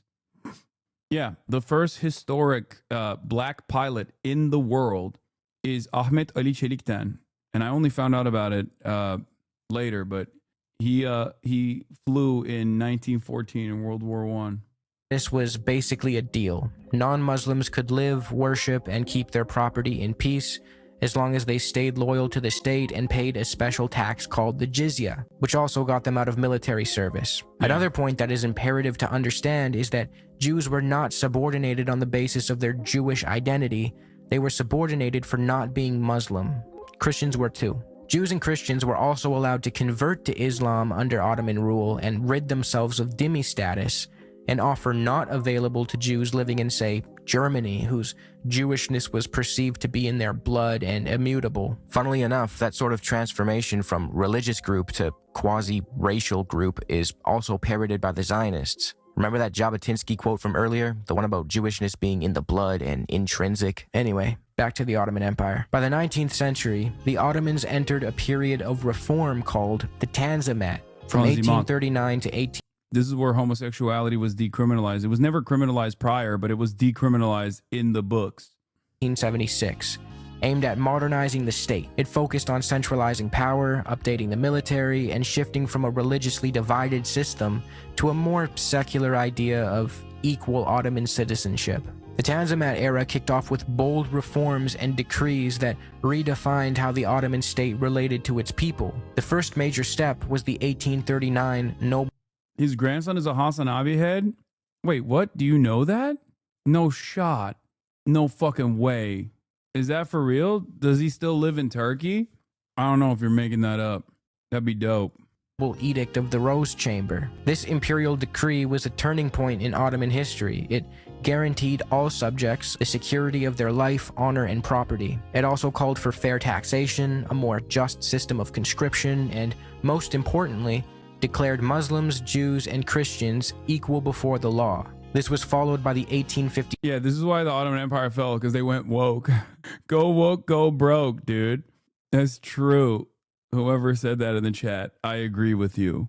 6 Imperial Rescript, which doubled down on equal rights, formally scrapped the jizya tax, and effectively ended the dhimmi system, pushing the idea of a shared Ottoman citizenship. For Jews and other minorities, This marked a turning point, offering new legal rights and a path to full civic inclusion. Let's stop to note that the 1856 Ottoman Empire treated Jews better than 2025 Israel treats Palestinians. Now, don't take this as me saying that the Ottoman Empire was some kind of humanistic paradise. Yeah, DEI killed another empire, just like the Roman Empire. That's not my point. They did plenty of horrific and rotten shit. The Armenian genocide comes to mind, but what I am saying is that during this period, Jews experienced a level of coexistence and peace with their neighbors that was unmatched in Europe, especially during the Tanzimat reforms. This upward momentum for Jewish people could be seen in the way they thrived and succeeded in places like Iraq. Jews have been in the land that came to be known as Iraq for ages. By the early 1900s, they made up a huge chunk, about a third of Baghdad's population. This long history is part of what led to their sense of belonging in the region. Historian Avi Shleim, an Iraqi Jew who grew up in that community, says Jews were neither newcomers nor outsiders.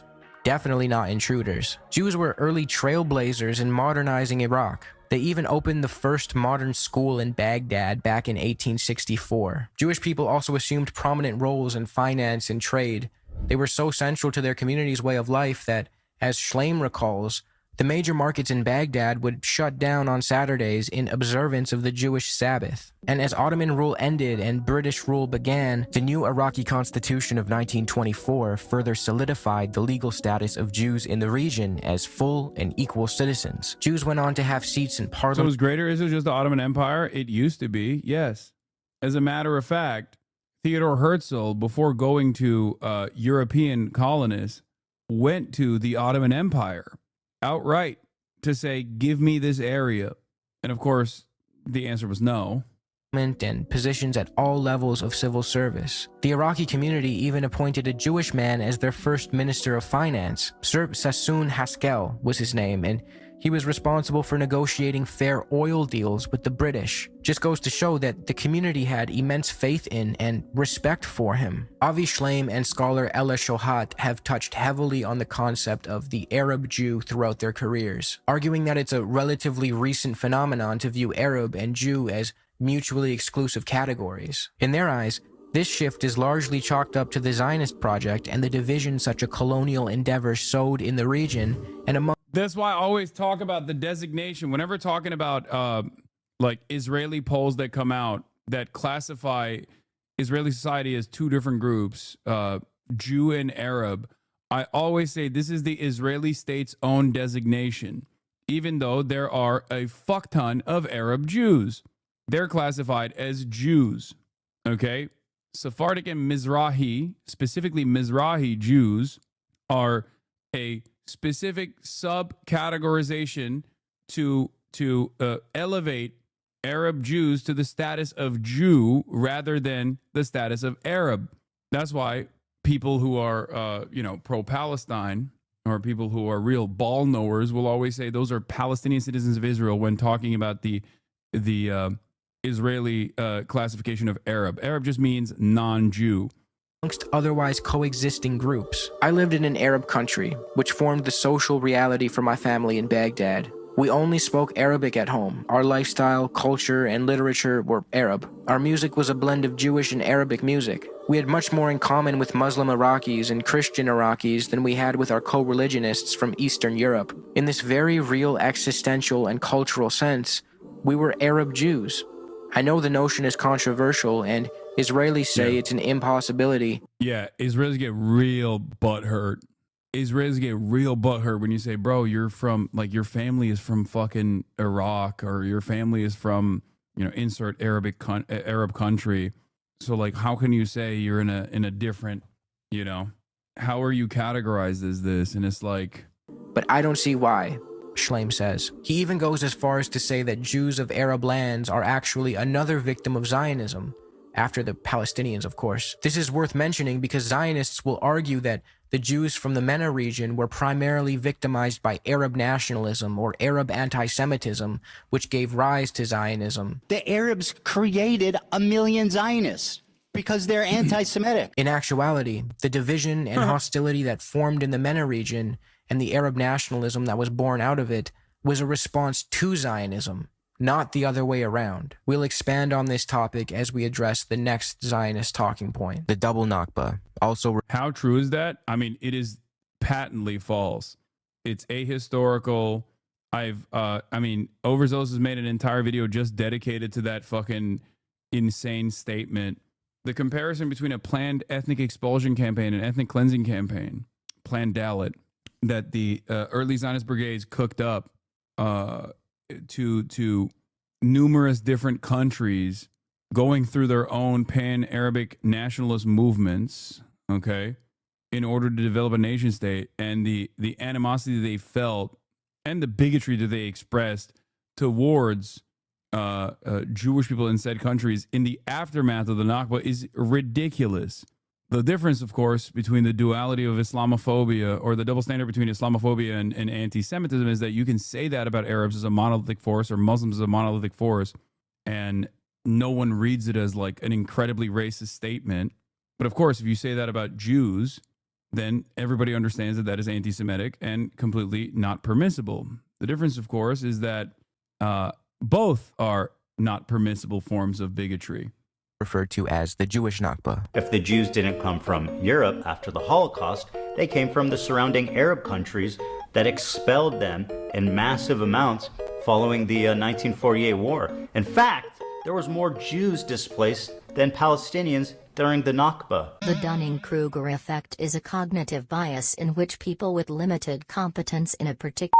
This talking point attempts to convince you that there was a uniform mass expulsion of Jewish people from the MENA region following the 1947 partition of Palestine and the subsequent 1948 war for Palestine. Often referred to as the Jewish Nakba or the double Nakba, this narrative is a propaganda tool aimed at diminishing the severity of the Palestinian Nakba by falsely equating it with the experience. It's so crazy because, like, we've explained this, so many people much more knowledgeable than myself, and I have also attempted to try and explain this concept to both Ethan and other people that engage in this kind of fucking idiotic propaganda, and yet they just like never understand it.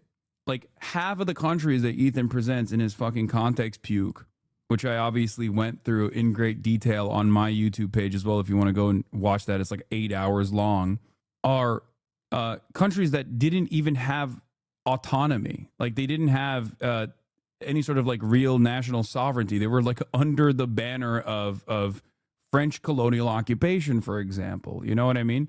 So the notion that this was like a similar planned expulsion of Jews from all of these other countries that Arabs were in control of is insane.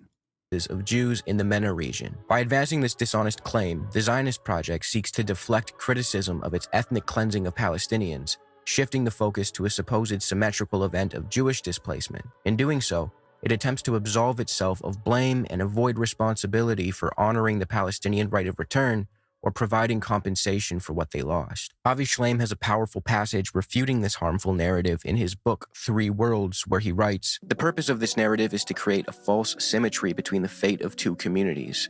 This narrative is not history, it's the propaganda of the victors. Honest history has to acknowledge the part played by all the governments concerned in causing this man-made tragedy. The main difference is that the Palestinian refugees, for the most part, were ethnically cleansed by the Israeli armed forces, whereas the Arab Jews, with a few exceptions, were given by the Arab governments the option of leaving or staying." This sentiment is corroborated by Israeli historian Tom Segev, who wrote, "Deciding to emigrate to Israel from one of the Arab countries was often a very personal decision, as it was in Europe. It was based on the particular circumstances of the individual's life. They were not all poor or dwellers in dark caves and smoking pits, nor were they always subjected to persecution, repression, or discrimination in their native lands. They immigrated for a variety of reasons, just as the ones who had immigrated from Europe, depending on the country, the time, the community, and the person." This suggests that Middle Eastern and North African Jews experienced a range of different living circumstances.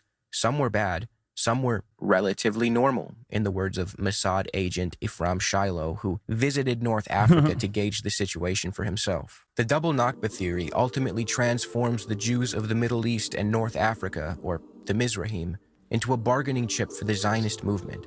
A movement they, for the most part, originally wanted little to do with. This talking point erases the Mizrahim's rich, unique identities and, as Ella Shohat argues, imposes an Arab versus Jew binary. The double Nakba narrative relies on a racialized and monolithic understanding of both Arabs and Jews. It imagines a unified Arab world acting in concert to expel a unified Jewish people, which just isn't the case. In reality, Jewish emigration from many countries took place over the course of decades for many different reasons. And once those North African or Middle Eastern Jews made it to Israel, they were horribly mistreated by the racist Ashkenazi establishment. They were viewed as backward, primitive, and frequently referred to as bad human material, but more on that in a bit. This migration of Mizrahi Jews was triggered largely due to colonial Zionist settlers taking over Palestine and ethnically cleansing the native population, resulting in a reaction by other Arab communities in the region. Furthermore, the Zionist movement played a key role in speeding up the immigration of Middle Eastern Jews to Palestine. They did so through various methods, ranging from secret deals with heads of states, all the way up to false flag bombing campaigns in which Zionist actors would bomb Jewish targets in Muslim-majority countries and then blame the attacks on Muslims to instill panic and accelerate Jewish migration to Palestine. And don't worry, we will go into detail about this soon. Those who use the double Nakba talking point often leave out how the Zionist movement and the State of Israel actively put Jews across the region in positions of immense danger in order to create hostile environments for them and ultimately... Are Arab Jews persecuted in Israel? No, not any longer. They have firmly been made a part of the in-group due to the subcategorization that we just talked about, which is that there's Arab and then there's Jew in Israel. So all of the Mizrahi population are considered a part of the Jewish in-group.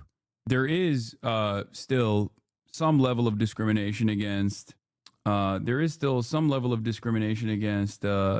The like Ethiopian Jews and Black Jews in general, but it's a much larger. The much larger discrimination exists against Palestinian citizens of Israel, what the Israeli government considers to be Arab by its own designation.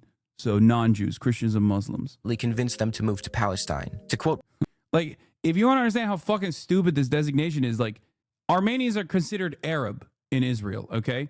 The Armenians, Christian Armenians, are considered Arab under the Israeli demographics.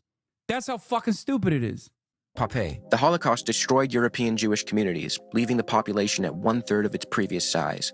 Moreover, most of the Jews in the US and Britain did not emigrate to Israel. They were too comfortable at home. That meant that the Zionists had to look east to populate their new Jewish state. But it was not easy to convince Arab Jews to leave countries in which they had, in many cases, been settled for centuries, if not millennia. They had prospered there, they had little experience of anti-Semitism, and felt as Arab as their neighbors. Zionists had to resort to an aggressive campaign of persuasion, often resorting to underhanded methods. Furthermore, the Jews who did move to Palestine were able to appropriate Palestinian land and property, while the Palestinians got ethnically cleansed and relegated to refugee status in perpetuity.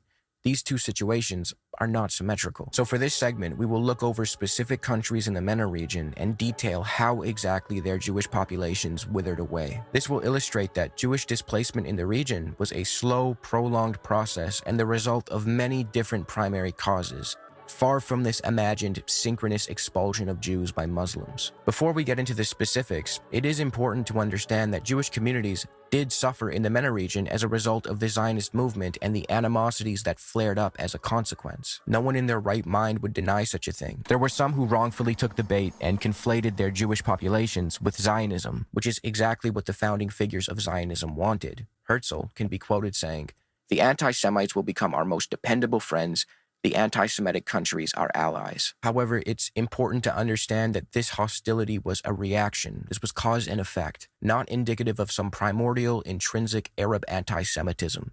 It was the result of geopolitics. Last thing to keep in mind before we get going is that many of these MENA countries were under colonial rule during this time, so instead of just two state actors, Israel and whatever MENA country is in question, there was a third point on that triangle: colonial power, typically France or Britain. In many cases, the colonial power actually complicated things and ultimately made the situation worse for the Jewish population living under their rule.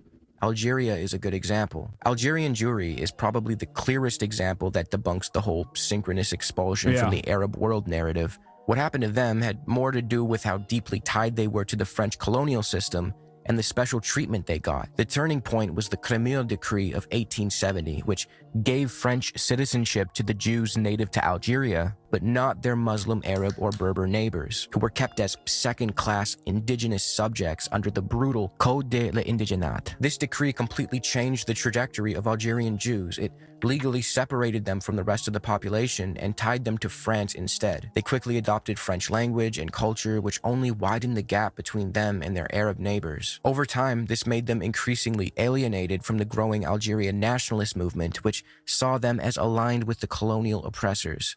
This, predictably, sparked some hostilities. When the Algerian War of Independence ended in 1962 and French colonial rule collapsed, nearly the entire Jewish population, about 130,000 out of 140,000, left for France, alongside over 800,000 European settlers, the Pieds Noirs. They weren't expelled by Arabs. They chose to leave because their legal status, identity, and future had been tied to France for nearly a century. They also feared that their non-Jewish neighbors would resent them for their close relations with the French oppressors, all thanks to French colonial policy. It is true that some Algerian... Like, they were given the opportunity to become Algerian citizens, and they chose to be French citizens instead. Like, they chose to go with the rest of the French nationals that escaped in the aftermath of Algerian independence. Jews found themselves in horrible living conditions, but the vast majority were perfectly fine, as Tom Segev recounts in his book. It's wild that Americans don't know about the Algerian Revolution. I mean, is it that wild? I mean, it was so important to another anti-apartheid, anti-colonial movement, South Africa. That's why Nelson Mandela was sent to jail. He went there. He trained with the Algerian revolutionaries. And then when he came back to South Africa, they were like, "Yep, jail time for you. You're done." Book, The First Israelis. Only 30% of the Jews of Tunisia and Algeria had to be saved. The remaining 70% were in no danger. He then points out how the situation in Morocco was comparatively worse ever since 1948, but there were still Jews living normal lives and doing all right, further illustrating that Jews in the MENA region during that time period ought not to be viewed as a monolith. If we take a closer look at Morocco and examine the reasons for Jewish emigration, things took a turn for the worse after the creation of Israel in 1948. There were riots and rising hostility, not just in Morocco, but throughout many parts of the MENA region due to the Zionists' crimes against the Palestinians and the subsequent refugee crisis that took place. Still, the Moroccan government had rules in place to prevent the immigration of Jews, specifically from 1956 to 1961. Now, this wasn't out of some love for Jews or a desire to keep them around. It was mostly about economic concerns. The key to understanding why Moroccan Jews left is Operation Yakin from 1961 to 1964. This wasn't some sudden expulsion, it was a clandestine, organized migration deal between Israel's Mossad and King Hassan II of Morocco. Israel basically paid Morocco to let Jews leave. $500,000 up front and then $100 per person for the first 50,000 people and $250 for each person after that. So yeah, it was basically a paid population transfer. Over 3 years, close to 100,000 Moroccan Jews emigrated. Most ended up in Israel while some went to France or Canada. A lot of Moroccan Jews left by choice. Some were Zionists. Others just wanted better opportunities, but there was also immense pressure coming from the Zionist movement. Tom Segev points out that Zionist agents on the ground weren't always gentle, and in some cases, Jews, especially from rural areas in Morocco, were virtually taken aboard the ships by force. Israel needed Jews to emigrate because they needed what they referred to as human material to secure a demographic majority, exploit for labor, and fight in their wars. Even though they considered Mizrahi Jews to be bad human material, they were useful insofar as they could replace Arab labor, which the Zionists wanted none of. So when we look at what happened in Morocco, it wasn't a clear-cut expulsion or heroic rescue by the Zionists. It was kind of a backroom deal. Morocco wanted money, Israel wanted immigrants, and Moroccan Jews ended up caught in the middle. When analyzing this period in history, we can see Arab countries not only fail to act in unison in some mass expulsion, but oftentimes we can see completely different strategies coming from different Arab countries.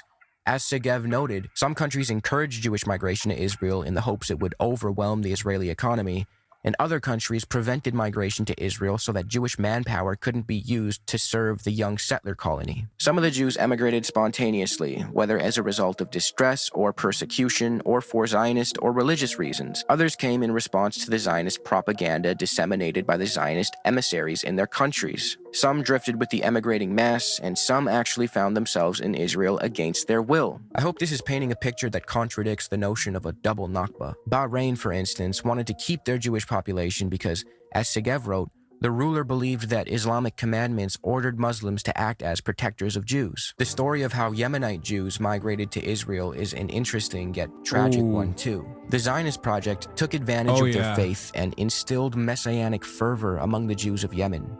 As Segev put it, some of them were desperately poor, subjected to oppression and discrimination, and for them, the passage to Israel was a liberation, but there were others who lived peacefully and at ease. As farmers, goldsmiths, craftsmen of all kinds, and merchants. There too, the Jews had to be encouraged to go to Israel, and there too, the messianic longings had to be organized. The way in which those longings were organized, as Segev notes, was through using local messengers who distributed missives of redemption to the Jewish communities, calling upon them to leave their homes and instructing them how to migrate. Itzhak Raphael, who headed the Jewish agency's immigration department, reported that Arabs had been hired to urge the last Jews of Yemen to depart. He did not say how the urging was done. It's funny because like this process of consistent migration flows into Israel of Jews has not stopped because it is a inherently fascist, ethno-religious superiority induced project. It requires more and more people to go and live in Israel. And the modern version of this is obviously not as sinister, if you will, but it's birthright. It's a fucking free vacation. Oh, are you a Jewish person living anywhere around the planet? Come on, just come. Free vacation. Come to Israel. You'll meet a IDF soldier on your trip and hopefully fall in love. And then you'll try to stay, hopefully stay in Israel. That's it. That's literally it. It sounds insane when you describe it, but like that is the purpose. The purpose of it is to try and get the purpose of this is to try and get people to come to Israel to see how beautiful it is, to see how wonderful it is, and basically get people to stay in Israel. And some people do, except I don't know what the birthright system looks like currently, because I feel like for many young American Jews, I feel like they don't fuck with Israel as much as they used to. Jewish agency emissary in Aden, Shlomo Schmidt, asked permission to propose to the Yemenite authorities that they expel the remaining Jews from their country. Once they arrived in Israel, the Yemenites received some of the worst treatment and neglect among the Middle Eastern and North African migrants, leading to illness, humiliation, and death. There was even a phenomenon of Yemenite babies going missing and turning up dead. Hundreds of them. To this day, the Israeli government has not properly addressed or atoned for this tragedy known as the Yemenite children affair. Mizrahi Jews during this period were expected to leave behind their ways of life, which the Ashkenazi establishment viewed as primitive, and a European culture was forced onto them. Haaretz once published, "The peculiar tragedy with these immigrants, Jews from the MENA region, in contrast to the bad human material from Europe," meaning Holocaust survivors, they referred to them as bad human material too, by the way, "is that there is nothing to hope for from their children either." Nothing like the quote-unquote safe haven for Jews calling Mizrahis and Holocaust survivors. Like there's two different forms of domination because there's also a racial pecking order within Zionism amongst Jews as well. Like it's a double racist. If you're Ethiopian, triple racist is crazy. On the one hand, Israel needs a constant migration of Jews from all around the world to go to Israel and to repopulate Israel with Jewish babies. But then also at the same time, there's like an internal racial pecking order amongst Jews as well, with Jews from Yemen being at the bottom of that totem pole until recently. I would say like now it's the Ethiopian Jews. Or I guess technically Jews in Uganda who are not even allowed to immigrate into Israel. So technically they're the lowest of the low, so much so that they're like actively do not want them in Israel. But I guess you could say that about Ethiopian Jews as well. But it's crazy. What he's going to describe to you is something that I've talked about a lot here as well. It's what Americans and Canadians did to the indigenous population through like residential schools. Like it's a practice of just basically stealing children and then giving them to good crop families, white Ashkenazi Jewish families that were better integrated into the Western-focused Israeli society that was developing.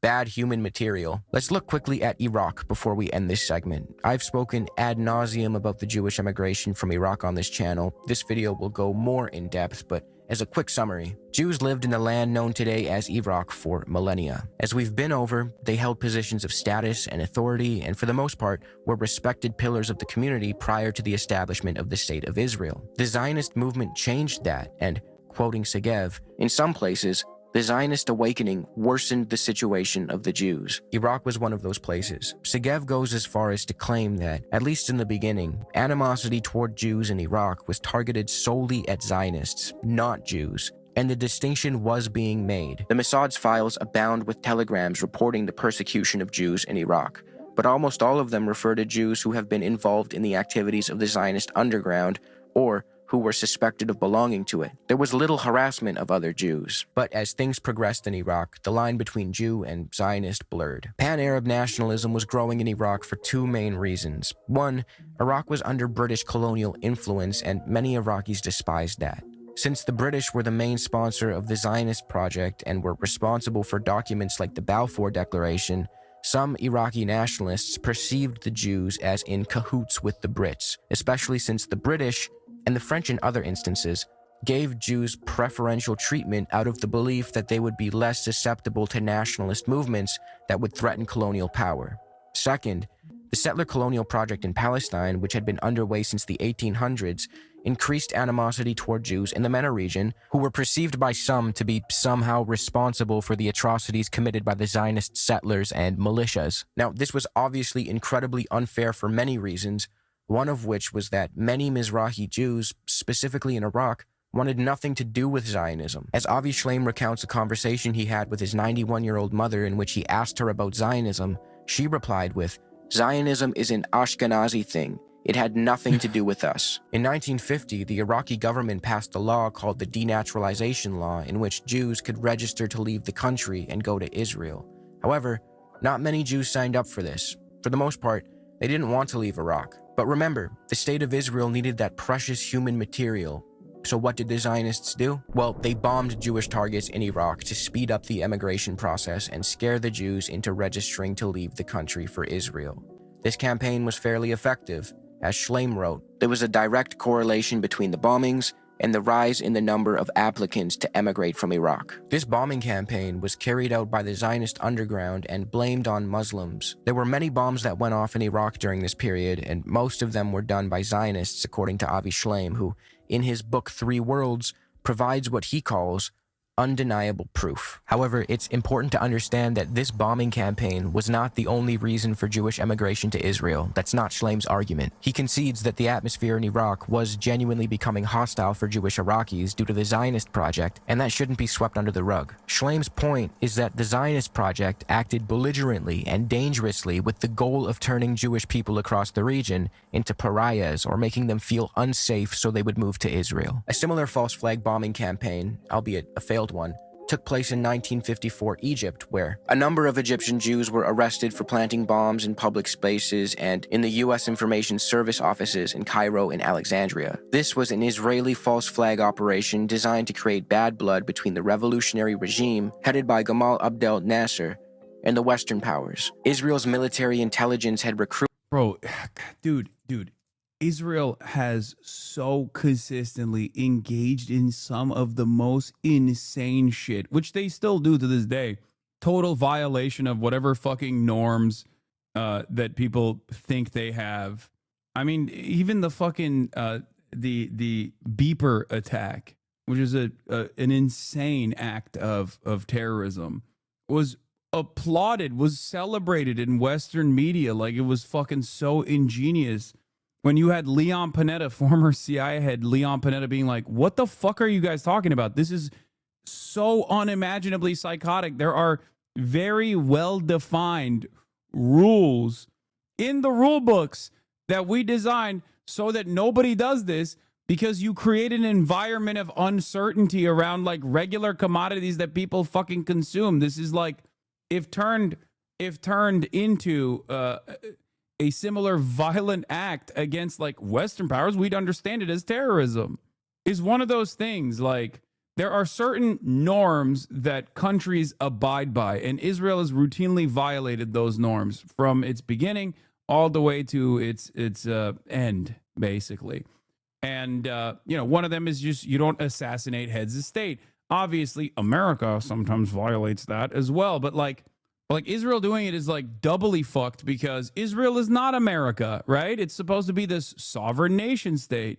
Recruited, trained, and equipped the Jewish spy and sabotage ring. The Israeli officer in charge, Mayor Max Bennett. The same Max Bennett who had directed the false flag operations in Baghdad a few years earlier. Another sick aspect of the double Nakba theory is that it makes Palestinians pay for the wrongdoings of others. If an Arab in Iraq or Yemen or Egypt turns on his Jewish neighbor, why should a Palestinian be punished for that?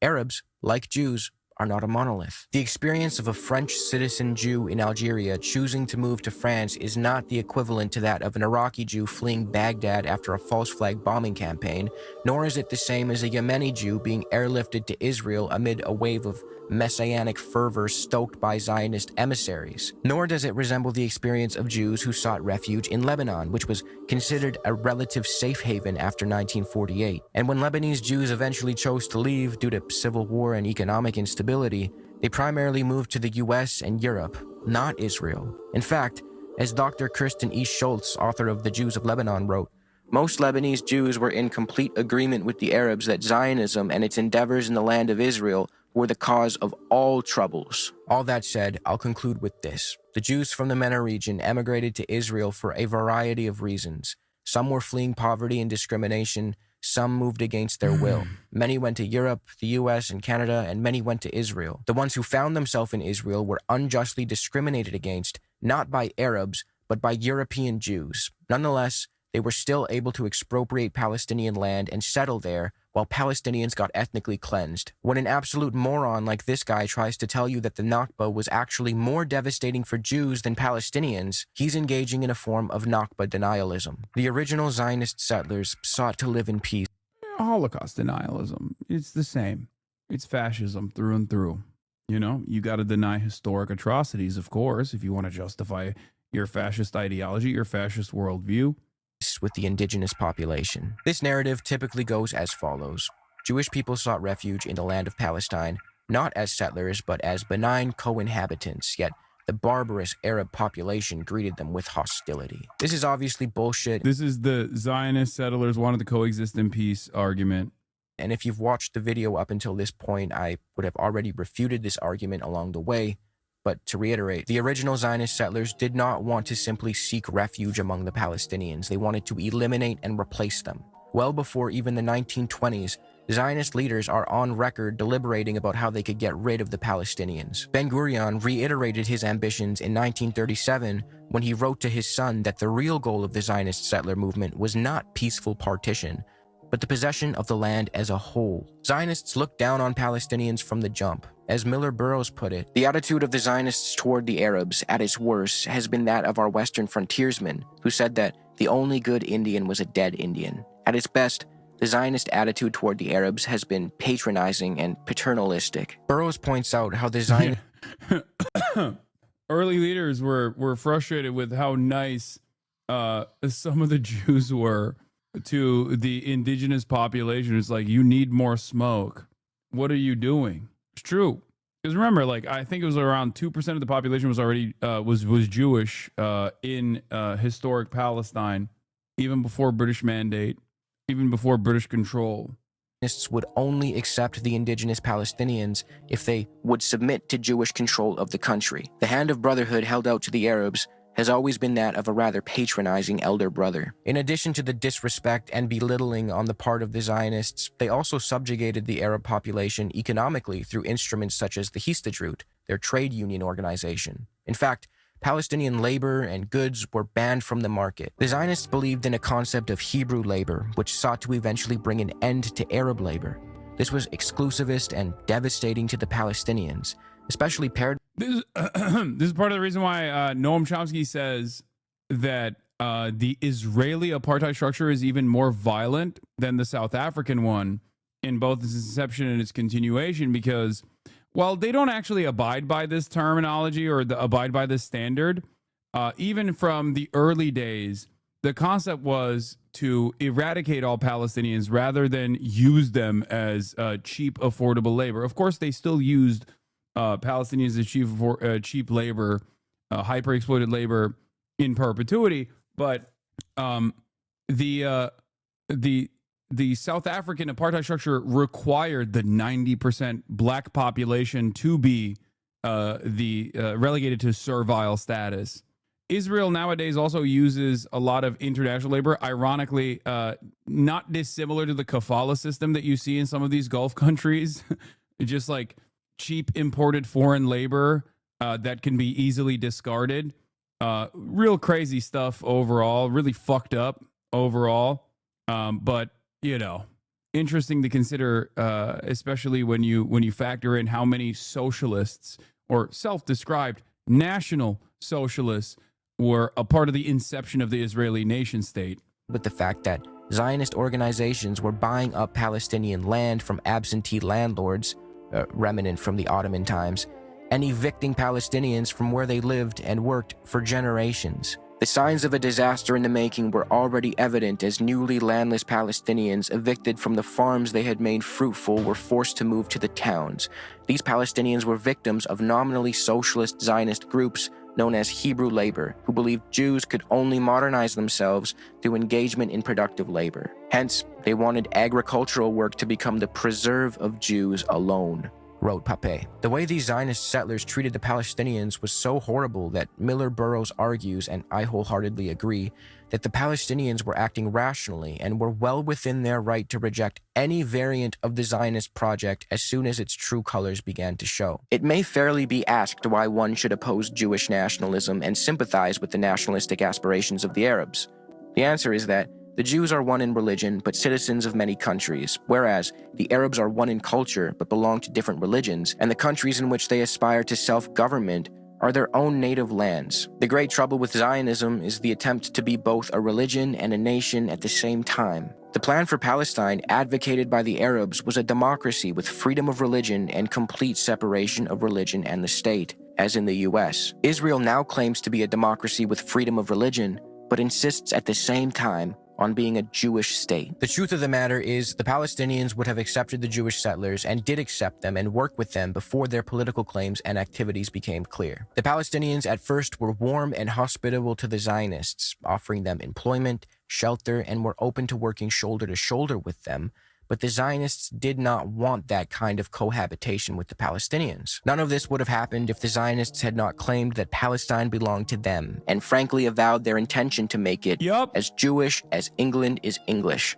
Burrows writes. He follows this up by saying, whatever might have been possible if the Jewish national home had not expanded with such vigor and speed, any real friendly cooperation was soon out of the question. As Jewish immigration increased and the settlements were able to get along more and more without employing Arab labor, the common people grew more and more afraid that they would, as the report of the Shaw Commission put it, be deprived of their livelihood and pass under the political domination of the Jews. Certainly the Arabs wanted peace. They asked nothing, in fact, but to be left alone. So not only is it untrue that the Zionist settlers sought peaceful cohabitation, it's equally untrue that the indigenous Palestinians greeted them with animosity. Hostilities only arose after the malevolent ambitions of the Zionist project became clear. The Palestinian emancipatory movement is akin to a Nazi movement. You see? You see this picture, guys? That's a... Remember when my former podcast co-host randomly brought forward a completely irrelevant allegation that I was just like the Palestinian Grand Mufti, a British colonial servant himself, ironically enough, was exactly like me, a dangerous anti-Semite. Incredible. That's an important Palestinian guy. I'm sure you've heard this talking point many times. It's commonly used by Zionists of all levels of notoriety, even Israeli prime ministers, from Naftali Bennett, who refused to sympathize with the plight of innocent Palestinians and instead chose to write them off as Nazis in a Sky News interview. Are you seriously keep on asking me about Palestinian civilians? What's wrong with you? Have you not seen what happened? We're fighting Nazis. To Israeli Prime Minister Benjamin Netanyahu, who infamously propagated the lie that it was actually the Palestinian Grand Mufti who gave Hitler the idea to exterminate Jewish people. This motherfucker is so bigoted against Palestinians that he's looped all the way around to doing Holocaust revisionism. That claim of his, however, stems from the fact that the Grand Mufti of Jerusalem, Haj Amin al-Husseini, Israeli Jews care so much about anti-Semitism that they voted for this guy over and over again, by the way, like after he said that. So that's pretty cool. Was, in fact, involved with the Nazis. You may have even seen this image before. That's him with, well, you know who the other guy is. So what's the deal with that? I asked my friend Chris Kunzler, who makes incredibly well-sourced and detailed videos on Israel-Palestine, to join us for this segment so we can pick his brain. I asked him to fill us in on how exactly this guy rose to a position of prominence within British Mandate Palestine. So al-Husseini was a member of one of the key notable families in Palestine at the time, the Husseini family, and this was kind of the key reason for his appointment. His half-brother was previously the Mufti of Jerusalem until he died in 1921, and then very quickly the Mufti took over. The Mufti basically came to his position because of collaboration with the British. According to Tom Segev, the Israeli historian, his brother had helped the British, and they saw the Mufti as a figure who would also be able to do this. In fact, the Mufti was brought by Ronald Storrs, who was the former governor of Palestine, to meet with Herbert Samuel, who was the first High Commissioner of Palestine. And very quickly, the Mufti explained that he was, going to collaborate with the British. He liked What? No way. Huh. That he thought that, they were able to support the Palestinian cause. And at this time, it wasn't really all that surprising. The elite class within Palestine believed that the British would help them. And so the Mufti was someone who was from a notable family. He was seen as someone that would work well with the British. And even if he opposed the concept of Zionism, he was going to be someone that, would help the British to control and administer Palestine. But the trajectory of the Mufti's relationship with the British changed dramatically during the Great Arab Revolt of 1936 through 1939, where Palestinians rallied against the British colonial rule and sought the end of British support for Zionism. So according to Ghassan Kanafani, who's, a key figure within the Palestinian revolutionary movement, he says that during the 1936 Arab revolt in Palestine, that the Mufti was someone who helped to calm things down, that he was expressly thanked actually for the sermons that he was giving because they served to quell more revolutionary tendencies. Also, Kanafani is kind of opposed to him because he sees him as someone who was like, a member of the elite. He wasn't understanding the actual problems that Palestinians had. So during the beginning of the Arab revolt, he was not necessarily the kind of person who the British would have been entirely opposed to. However, this sort of changed. He was always someone who opposed the two-state solution, who opposed Zionism. And so eventually the British kind of saw him as someone that was going to be a problem towards the implementation of the Zionist project. And he and many other leaders fled into exile following the Arab revolt. See, Haj Amin al-Husseini, the Grand Mufti of Jerusalem, was a guy who was propped up by the British, and as things progressed, he turned on them, and down the line, he teamed up with their main enemy. After fleeing Palestine, he eventually ended up in Nazi Germany, and later became a propagandist. As Ilan Pape wrote, he landed in Nazi Germany in 1941, making radio broadcasts to mobilize Arab Muslims against the British. At the time of the Second World War, he was not alone in acting according to the maxim, "The enemy of my enemy is my friend." His flirtation with the Nazis was short and insignificant, making no difference one way or the other to the war effort. However, especially considering that 11,000 Palestinians actually fought alongside the Allied forces against Nazi Germany. his association with the Nazis is still used to discredit the Palestinian liberation movement in the Israeli narrative. Unfortunately, the Israeli narrative seems to conveniently leave out the fact that thousands and thousands of Palestinians actually fought the Nazis and... 12,000 Palestinians. Many of them died in the process, but I guess that inconvenient fact doesn't make for good Zionist propaganda. Palestinian-American academic Edward Said has extensively explored the way in which the West constructs images and narratives of those in the Near and Far East to paint them as barbarians and ultimately make permissible any form of violence against them. This is a strategy used by Western powers to further their imperialist ambitions. By conflating the legitimate emancipatory aspirations of the Palestinians with the aspirations of the Nazis, Zionists can justify nearly any amount of cruelty against the Palestinians. To have an other which is barbarous is obviously great in the sense of like inflicting violence on them, and it justifies the techniques of control that are inhuman in many cases that are used on people, specifically in the context of Palestine. You know, the inhuman control. You'll regularly hear a Zionist who is, you know, full blown be like, well, we need the checkpoints because the Palestinians, they're always doing terror attacks. And it's just a really unbelievable thing to say because it's a complete and utter degradation of like people's normal existence. People wait for 10 hours at those checkpoints. So in one way, it's a justification of techniques of control, but you also have is the justification of extreme violence. You know, if Palestinians are portrayed as savages, we hear about all the savagery of October the 7th. So who cares what they do to a leader of Hamas? It doesn't matter if Israel tears them to pieces with bombs. That's sophisticated. But it also has always acted as like a launching point for European society. This is like a somewhat underappreciated element of Edward Said. What he's talking about is basically how this kind of other that is barbarous continually makes Europeans feel better about themselves.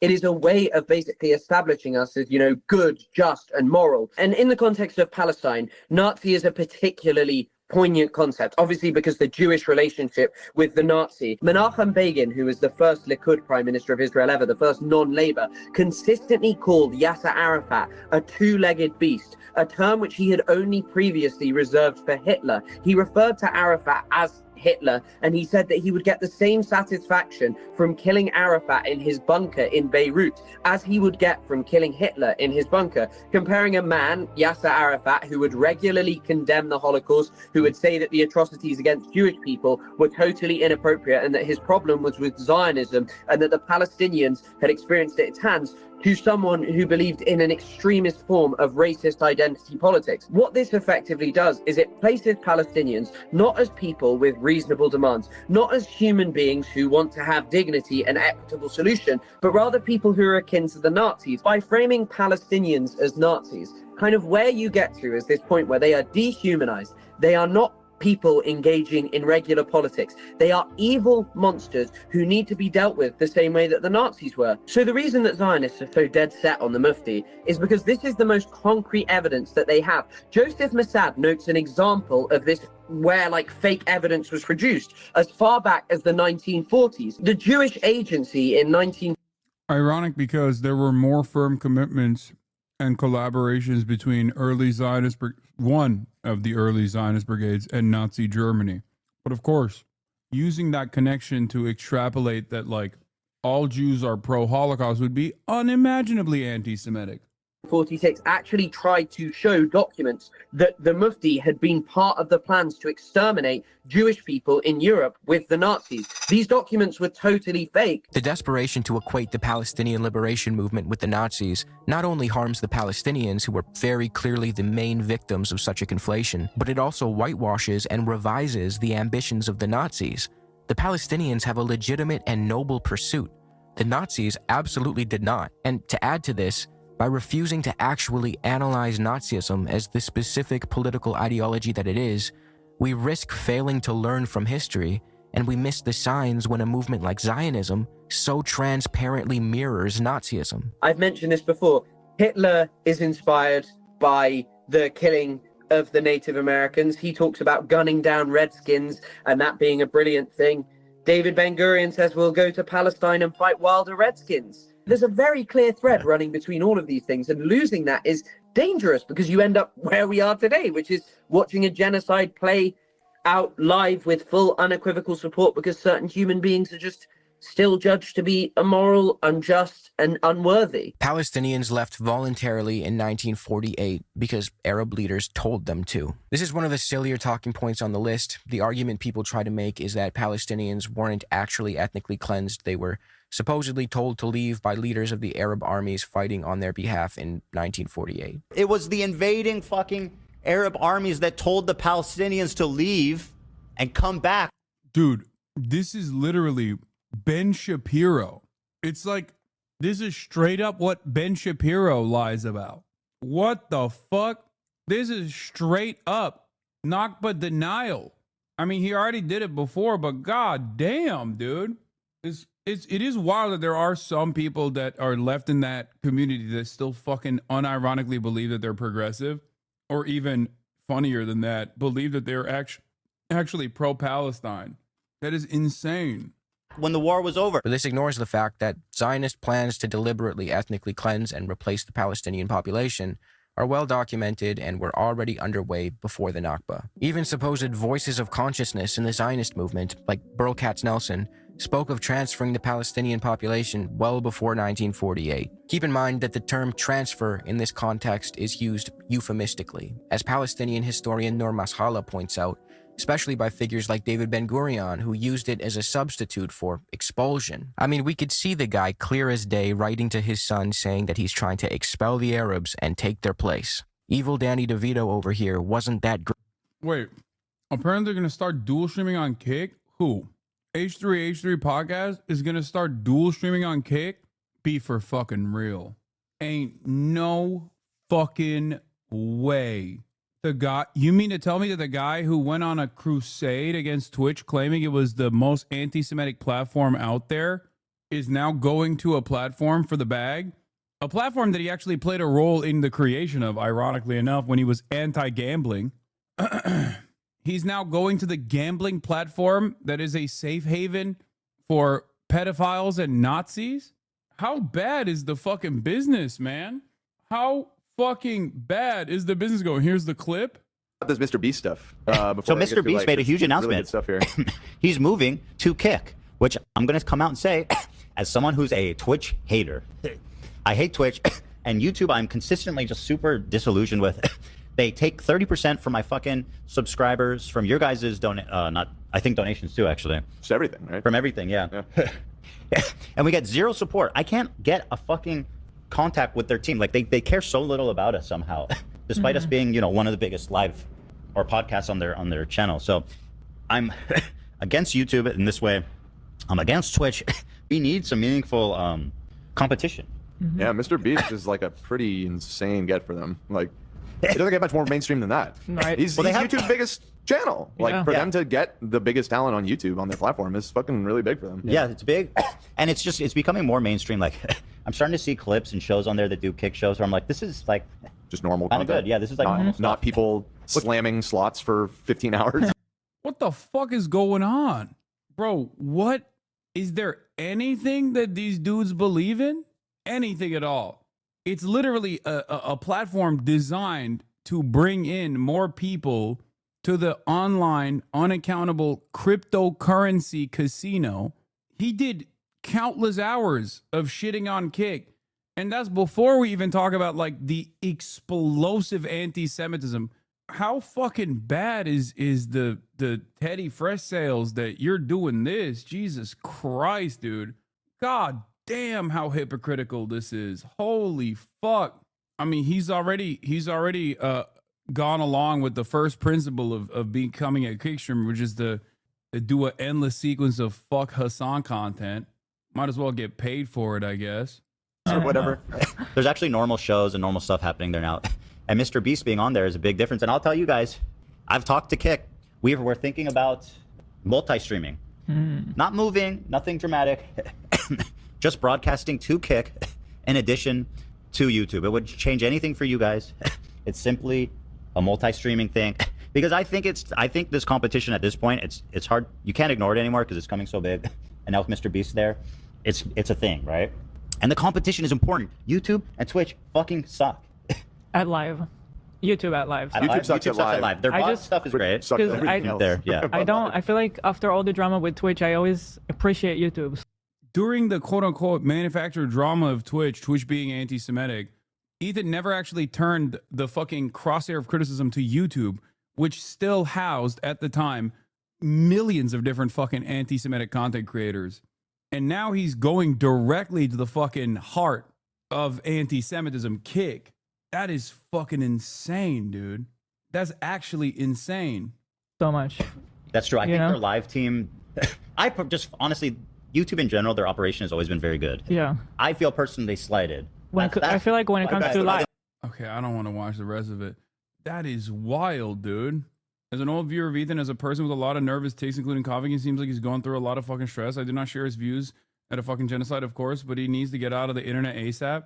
Yeah, once again, all of this could have been avoided if he didn't choose to personally engage in career suicide by hitching his wagon to a fucking apartheid state that he left during a genocide that he chose to actively defend by constantly calling out its critics anti-Semitic, terrorists, and a number of different, like, incredibly fucking violent right-wing things, while also claiming that he was a stalwart ally of Palestinians.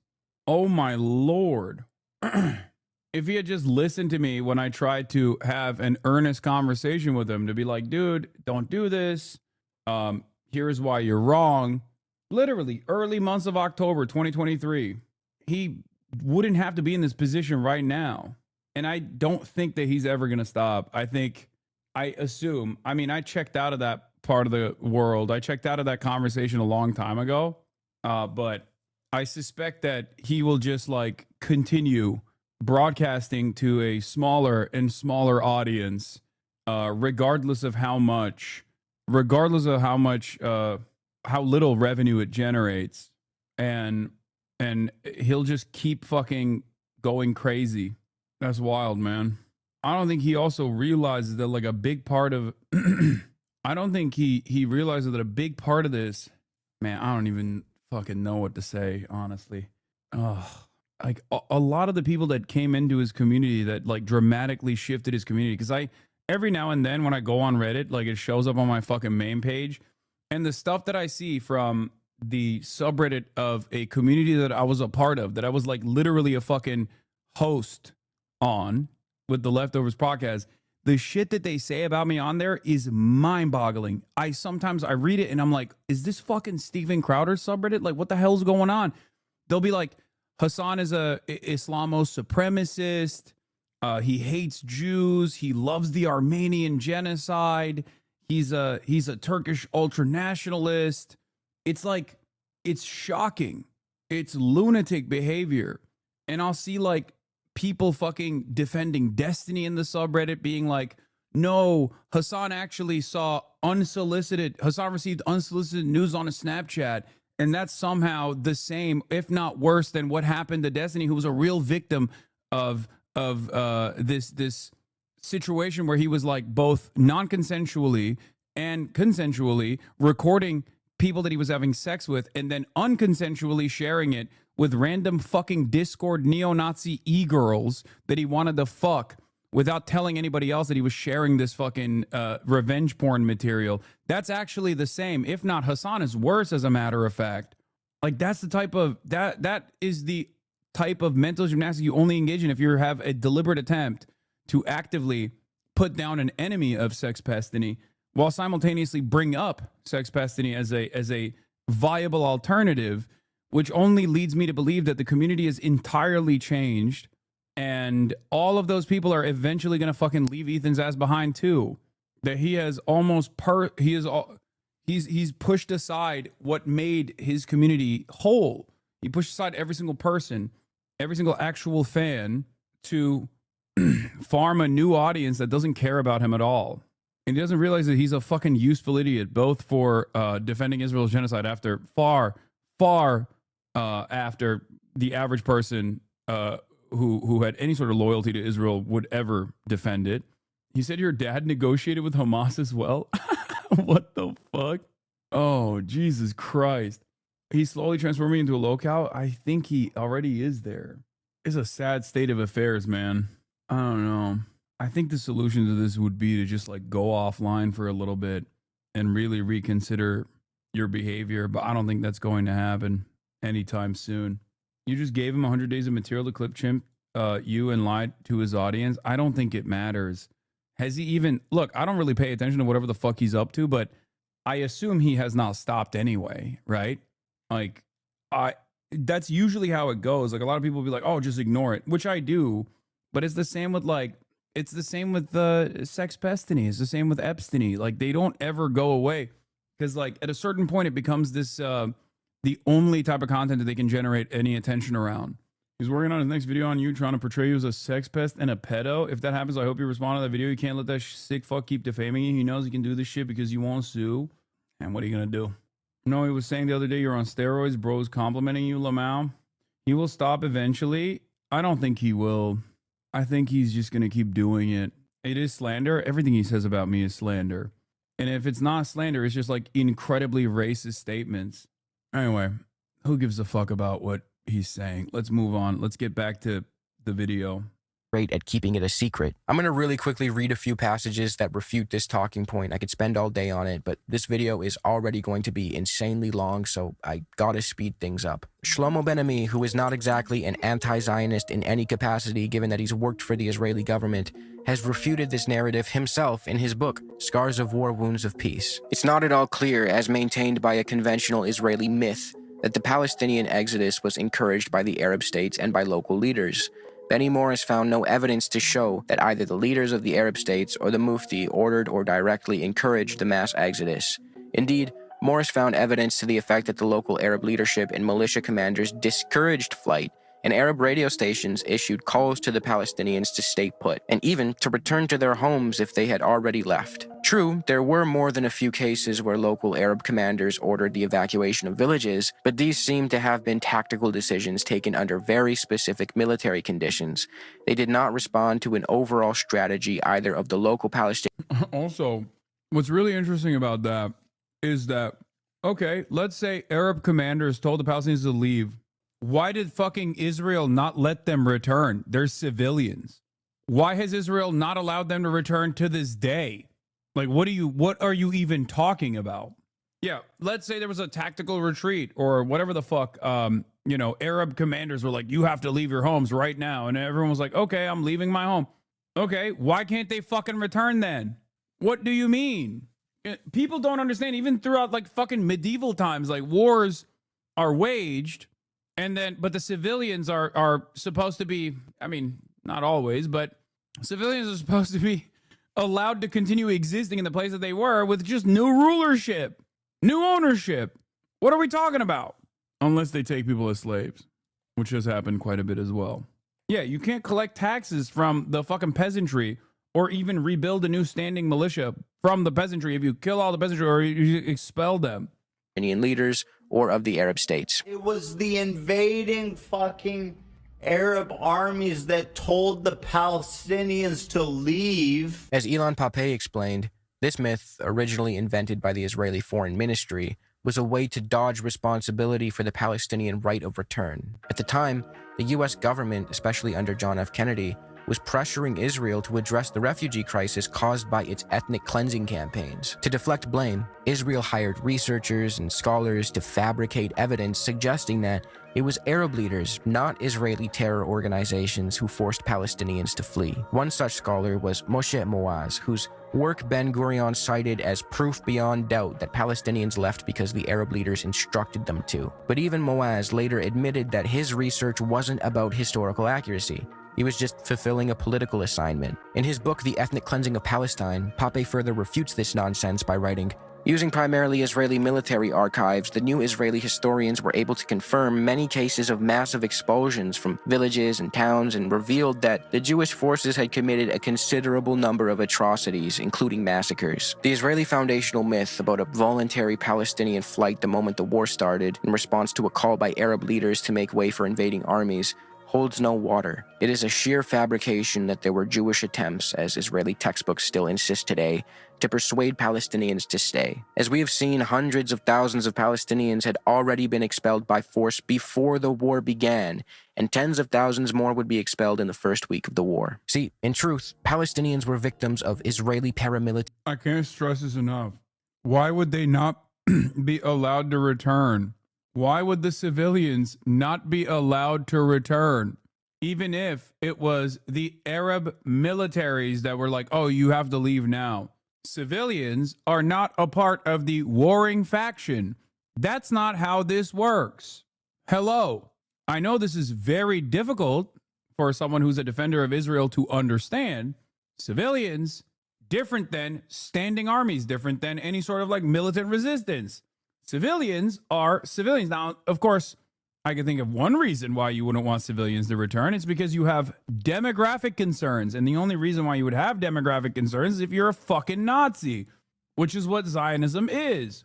Organizations who carried out a premeditated ethnic cleansing campaign known as Plan Dalit, which entailed large-scale intimidation, laying siege to and bombarding villages and population centers, setting fire to homes, properties, and goods, expulsion, demolition, and finally, planting mines among the rubble to prevent any of the expelled inhabitants from returning. In David Ben-Gurion's own words, the prime objective of Plan Dalit was the cleansing of Palestine. Israel exists to keep Jews of all kinds safe. Okay, really quick, let's recap why Israel does not keep Jews safe and is most definitely not a place for Jews of all kinds. There were the false flag bombing campaigns in Iraq and Egypt that we spoke about earlier. Those not only put Jews directly in harm's way by literally bombing them, but were also carried out with the intention of increasing hostility toward Jews in Muslim-majority countries so they'd feel pressured to move to Israel, which many of them did not want to do. Avi Shleim remarks on the irony of this in his interview with Novara Media, pointing out how Israel simultaneously claims to aspire to Jewish safety,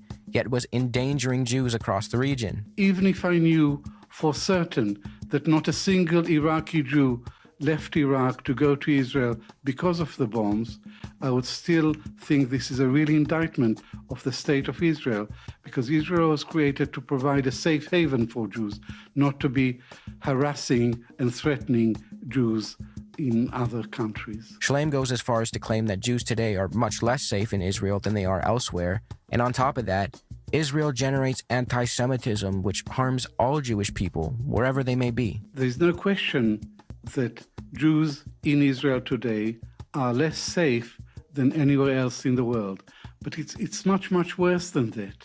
It's much worse than that because Israel generates anti-Semitism. Israel is responsible for the upsurge of hostility towards Jews everywhere. It's common to hear people claim that Israel is the only place where Jews can be safe, but this is entirely untrue. My response to that claim would be, so safe that they need billions of US dollars for security reasons every year, mandatory conscription, bomb shelters, an Iron Dome, and more just to fight the people they perpetually oppress when those people inevitably retaliate? You think a Jewish dude in Brooklyn is in more danger than a Jewish dude in Israel?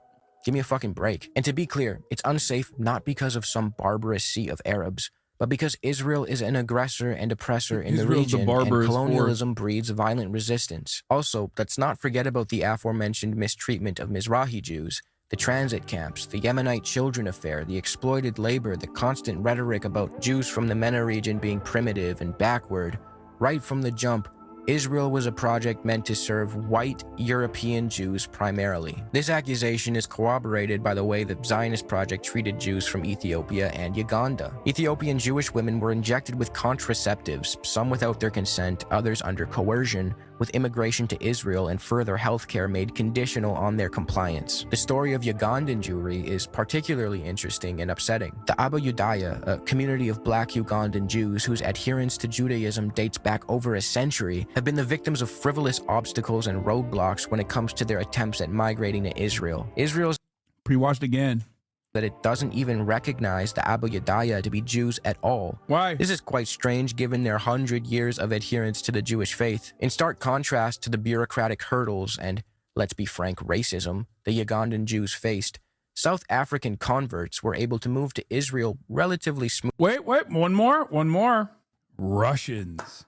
There's one other group. South African converts were easily able to come to Israel in the aftermath of the dissolution of the apartheid in South Africa. Very strange, by the way. My favorite, the people who were like, well, this apartheid is done, let's go to the next one. Like dudes who are just consistent, you know? They're like, we have to. Yeah, I'm running away from the end of one apartheid and bouldering in the direction of another. So, I mean, that's great. That's got to be awesome for the people who are that invested. Also, there's one other group of people that were able to come to Israel without having any sort of matrilineal tracing of Jewish ancestry, and that was Russians. Now, you might be wondering why. Well, it goes back to the same fucking argument, which is Russians are white. Oh, that is what it is, baby. Smoothly. See, when the South African apartheid ended, some white South Africans didn't want to live in a democratic society, so they made the decision to move to another apartheid regime, Israel. They converted to Judaism and successfully made the move with little pushback from the Israeli state. This Ugandan creator, who is apparently not just Russians, white people from across the Soviet Union. Yeah, that's true. From all across the Soviet Union. It's so funny. They don't give a fuck, bro. White is right. The many children of the late Ugandan dictator Idi Amin, made a quick video talking about the subject, and I'll link it below. The Balfour Declaration settles it. This is a bit more of a niche talking point, but some Zionists will invoke the authority of the British, specifically the Balfour Declaration of 1917, as though that grants the Zionist movement any actual form of legitimacy. The truth is, the British were making all sorts of contradictory promises back in the day. The Mahmoud Hussein Correspondence of 1915 to 1916 saw the British promise to recognize Arab governance in the region post-World War I in exchange for the Sharif of Mecca launching a revolt against the Ottomans. This correspondence came before the Balfour Declaration, yet... There it is, boys. There it is. The fucking Palestinian betrayal. To be fair, this is not reflective of broader Palestinian society's opinions on this. And I think that for the most part, this is before the Balfour Declaration, for the record. Subject to the above modifications, Great Britain is prepared to recognize and support the independence of Arabs within the territories included in the limits and boundaries proposed by the Sheriff of Mecca. Great Britain will guarantee the holy place against all external aggression and will recognize the inviolability when the situation admits. Great Britain will give to the Arabs her advice and will assist them to establish what may appear to be the most suitable forms of government. Yeah. British people, British and French colonial occupation came to the MENA region because they recognized that if they were to take advantage of Arab revolts against the Ottoman occupation, it'd be much easier. Palestinians played a role in this as well. Silver Crow is coping, says, Ottoman Turks massacred us and treated us badly. Britain used this to trick us for support. It's just copium. It's all good. You know, look, I'm not going to hold the little L against you like that, okay? I'm not going to hold it against you. Many Turks do, though. They're fucking weird about that shit. Launching a revolt against the Ottomans. This corresponds... I'm just saying. Imagine believing the fucking British, dude. Imagine believing the British. It came before the Balfour Declaration, yet it's not treated with any actual authoritative weight. Furthermore, if we're in the business of respecting the Balfour Declaration, Noor Mashala reminds us that the Declaration affirms that the rights of non-Jews are to be respected. Why the cherry picking about which parts of the Balfour Declaration are important? At the end of the day, the Balfour Declaration was written and backed by notorious anti-Semites who wanted Jews out of their country so they could serve instead as... And the only dude who was against it in the British Congress at the time was Parliament at the time was a Jewish Bundist. Regional allies in the Middle East. What's his name, like Montague or something? I'm forgetting. He has like a cool ass fucking name. This document shouldn't be treated with any real legitimacy. The 1967 Six-Day War was a war of no choice. The myth goes like this. In 1967, the Arab countries on Israel's borders were going to launch a genocidal war to destroy the Jewish state. What the fuck was the dude's name, dude? Hold on. Who was it? Yeah, it was Edwin Montague. I was right. Man, y'all are fucking slow today, dude. Y'all are slow as fuck today. Yeah, one member of the British government stood against the Balfour Declaration, the only Jewish member, Edwin Montague. That's a cool ass fucking name. Who asked what authority he could have as HM Secretary for India, responsible for dealing with nationalists and Muslims, when HM government proposed to declare its national home was in Palestine. The writer added to the declaration about Jewish rights and status elsewhere owed something to this opposition, but not his alone. Yeah. Don't even, Lake McGroove is 100% correct. Don't even fucking act like you're not Quick Draw McGraw when it comes to drama links. Okay? Even the mere mention of Ethan Klein goes, everybody is like dialed in, ready to go. I got 7,000 links in a matter of seconds. But you can't get the one Jewish guy who opposed the Balfour Declaration? Shame. and Israel had no choice but to launch a preemptive surprise attack and take them all out. So in 1967, the Arabs mobilized for all-out war. This is going to be the big war where they finally get rid of this nascent Jewish state that is less than 20 years old. And Israel instead launches a preemptive war. Now, the reality goes like this. I love that, by the way. Preemptive war is so funny. Has Israel ever done a first strike that was unwarranted? Because they've never admitted to it, okay? It's always just a sequence of incredible coincidences where, like, Israel blows up everybody in the neighboring region, and then they say, oh, we did it because they were going to blow us up already. You know, preemptive genocide is what's going on in Gaza right now, because there could be a hypothetical genocide of all Jews living in Israel in the future somehow. No, that's not Shapiro making up concepts. That is literally the established narrative. That is the established narrative. That's in fucking history books, big dog. That's not like Benny Boy didn't come up with that on his own, I promise. In a period of rising tensions between Israel and its neighbors, largely exacerbated by border incidents, Israel's invasion of Egypt in 1956, deadly Israeli attacks in the then Jordanian-controlled West Bank, Israel's diversion of the Jordan River's water into its national... Yeah, Russia preemptively invaded Ukraine in a preemptive first strike because Ukraine, any moment, the Ukrainian forces were going to fucking roll their tanks into Moscow. Yeah. Yeah, America preemptively invaded Iraq because Iraq was, any moment, Saddam was going to do a Ba'athist 9/11. Yeah. This time, Ba'athist style 9/11 was imminent. Water carrier leading to tensions with Syria and overall animosity. Egyptian President Gamal Abdel Nasser concentrated Egyptian troops in the Sinai Peninsula and closed the Gulf of Aqaba to Israeli shipping. This was his brinksmanship attempt, derived from a legitimate place of fear, to intimidate the Israelis into behaving. Despite Nasser's support for the Palestinian cause, it should be noted that there was a time where he was willing to engage in civil negotiations with Israel. As Pape put it, in the 50s, Nasser was willing to explore the possibility of a deal with Israel which would allow Egypt to have a land bridge with Jordan, as well as the return of the Palestinian refugees from 1948 and the creation of a Palestinian state. Israel was, per usual, uninterested in such a peace. On June 5th of 1967, Israel launched a surprise attack on its neighbors where it took out over 90% of Egypt's air force and enacted similar devastation to Syria's. Since Israel immediately took out the air capabilities of its enemies, it was able to swiftly defeat them as they had no air cover. Israel then went on to claim that they had no choice in the subsequent Israeli occupation of Gaza, the West Bank, parts of Syria, and parts of Egypt were noble, given that they won those territories in a just war that they had no option but to start. However, in truth, Israel's actions in 1967 were strategic and not the result of necessary defensive measures.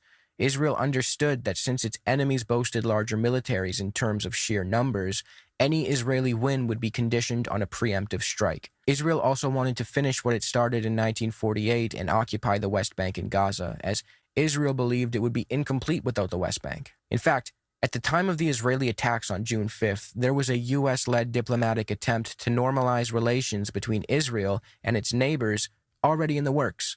But Israel had no intention of... Very anti-Semitic attempt. ...providing the necessary time to the peace brokers, wrote Pape. He argues that Israel perceived the moment to be the perfect opportunity to correct history and lay claim to all of historical Palestine. I mean, Israeli Prime Minister Menachem Begin admitted himself that the official Israeli narrative of having no choice was bullshit. He said, "In June 1967, we had a choice. The Egyptian army concentration in the Sinai did not prove that Nasser was really about to attack us. We must be honest with ourselves. We decided to attack him." Israel pulled out of Gaza in 2005. Well, that's the other thing.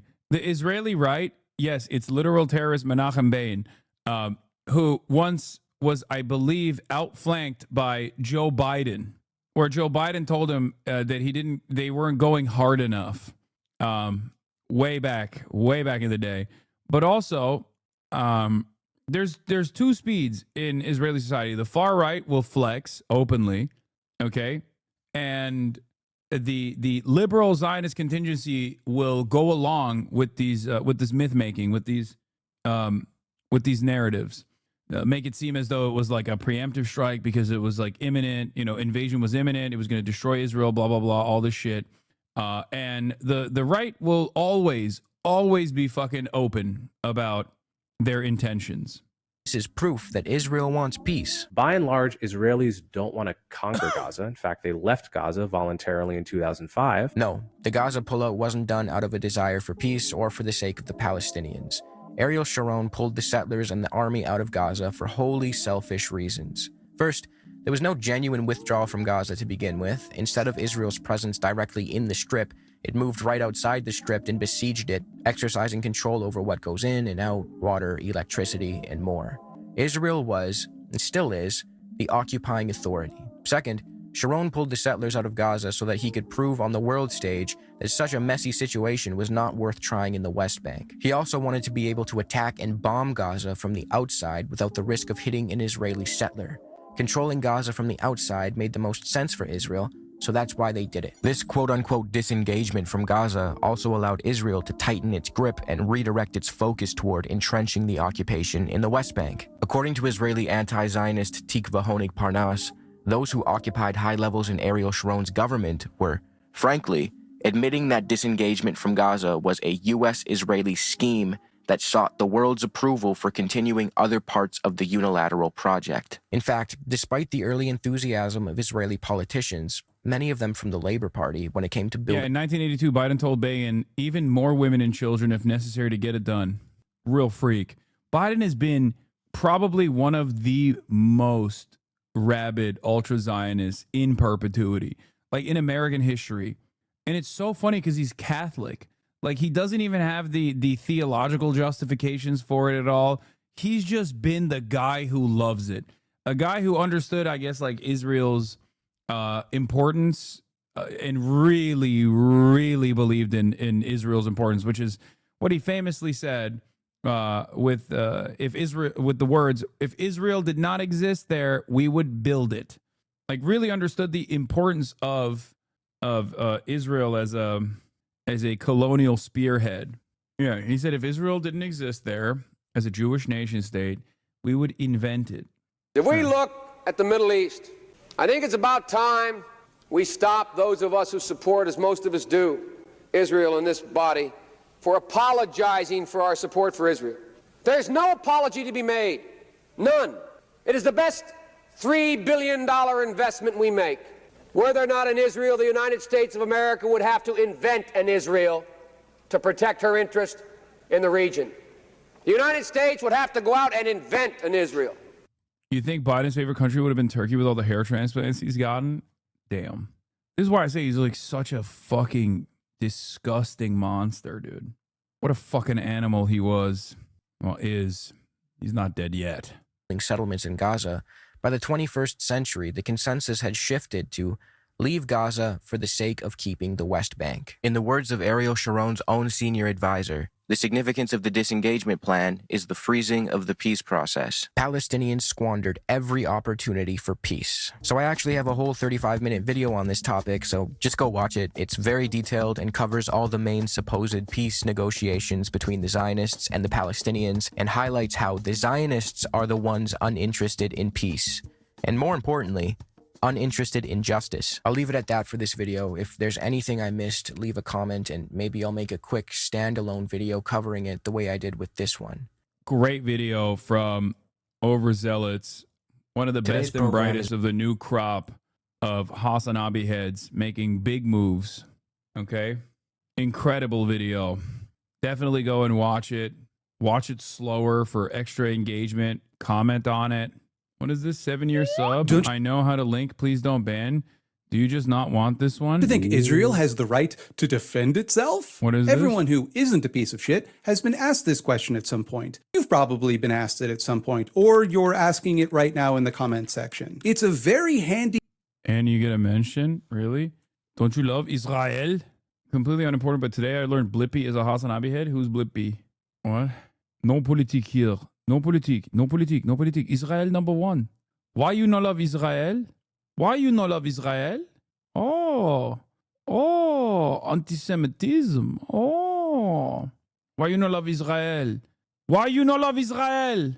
A rhetorical tool for the type of dweeb who wants to sweep Israel's barbarism under the rug. On the surface, Seems like a pretty reasonable question, doesn't it? What kind of jerk doesn't want people to defend themselves? A jerk, I wager. Are you some kind of jerk? Prove you're not a jerk. Look a little closer, and I think you'll see the game being played. The question takes for granted that whatever action you were criticizing Israel for was necessarily defensive in some capacity. Now, of course, they don't say that, because if they did, you'd be able to actually argue that point. They simply leave it implied and unspoken, so there's nothing to argue. You're left with a choice. You can either, 1, accept the dishonest framing, concede that Israeli violence is defensive and necessary, thereby granting anything Israel does, no matter how heinous, a certain moral legitimacy, or 2, you can attempt to dispute the framing, thereby handing them the opportunity to present you as simply not caring about the safety of Israelis. Using this method, any shithead can sidestep criticism of Israel for anything.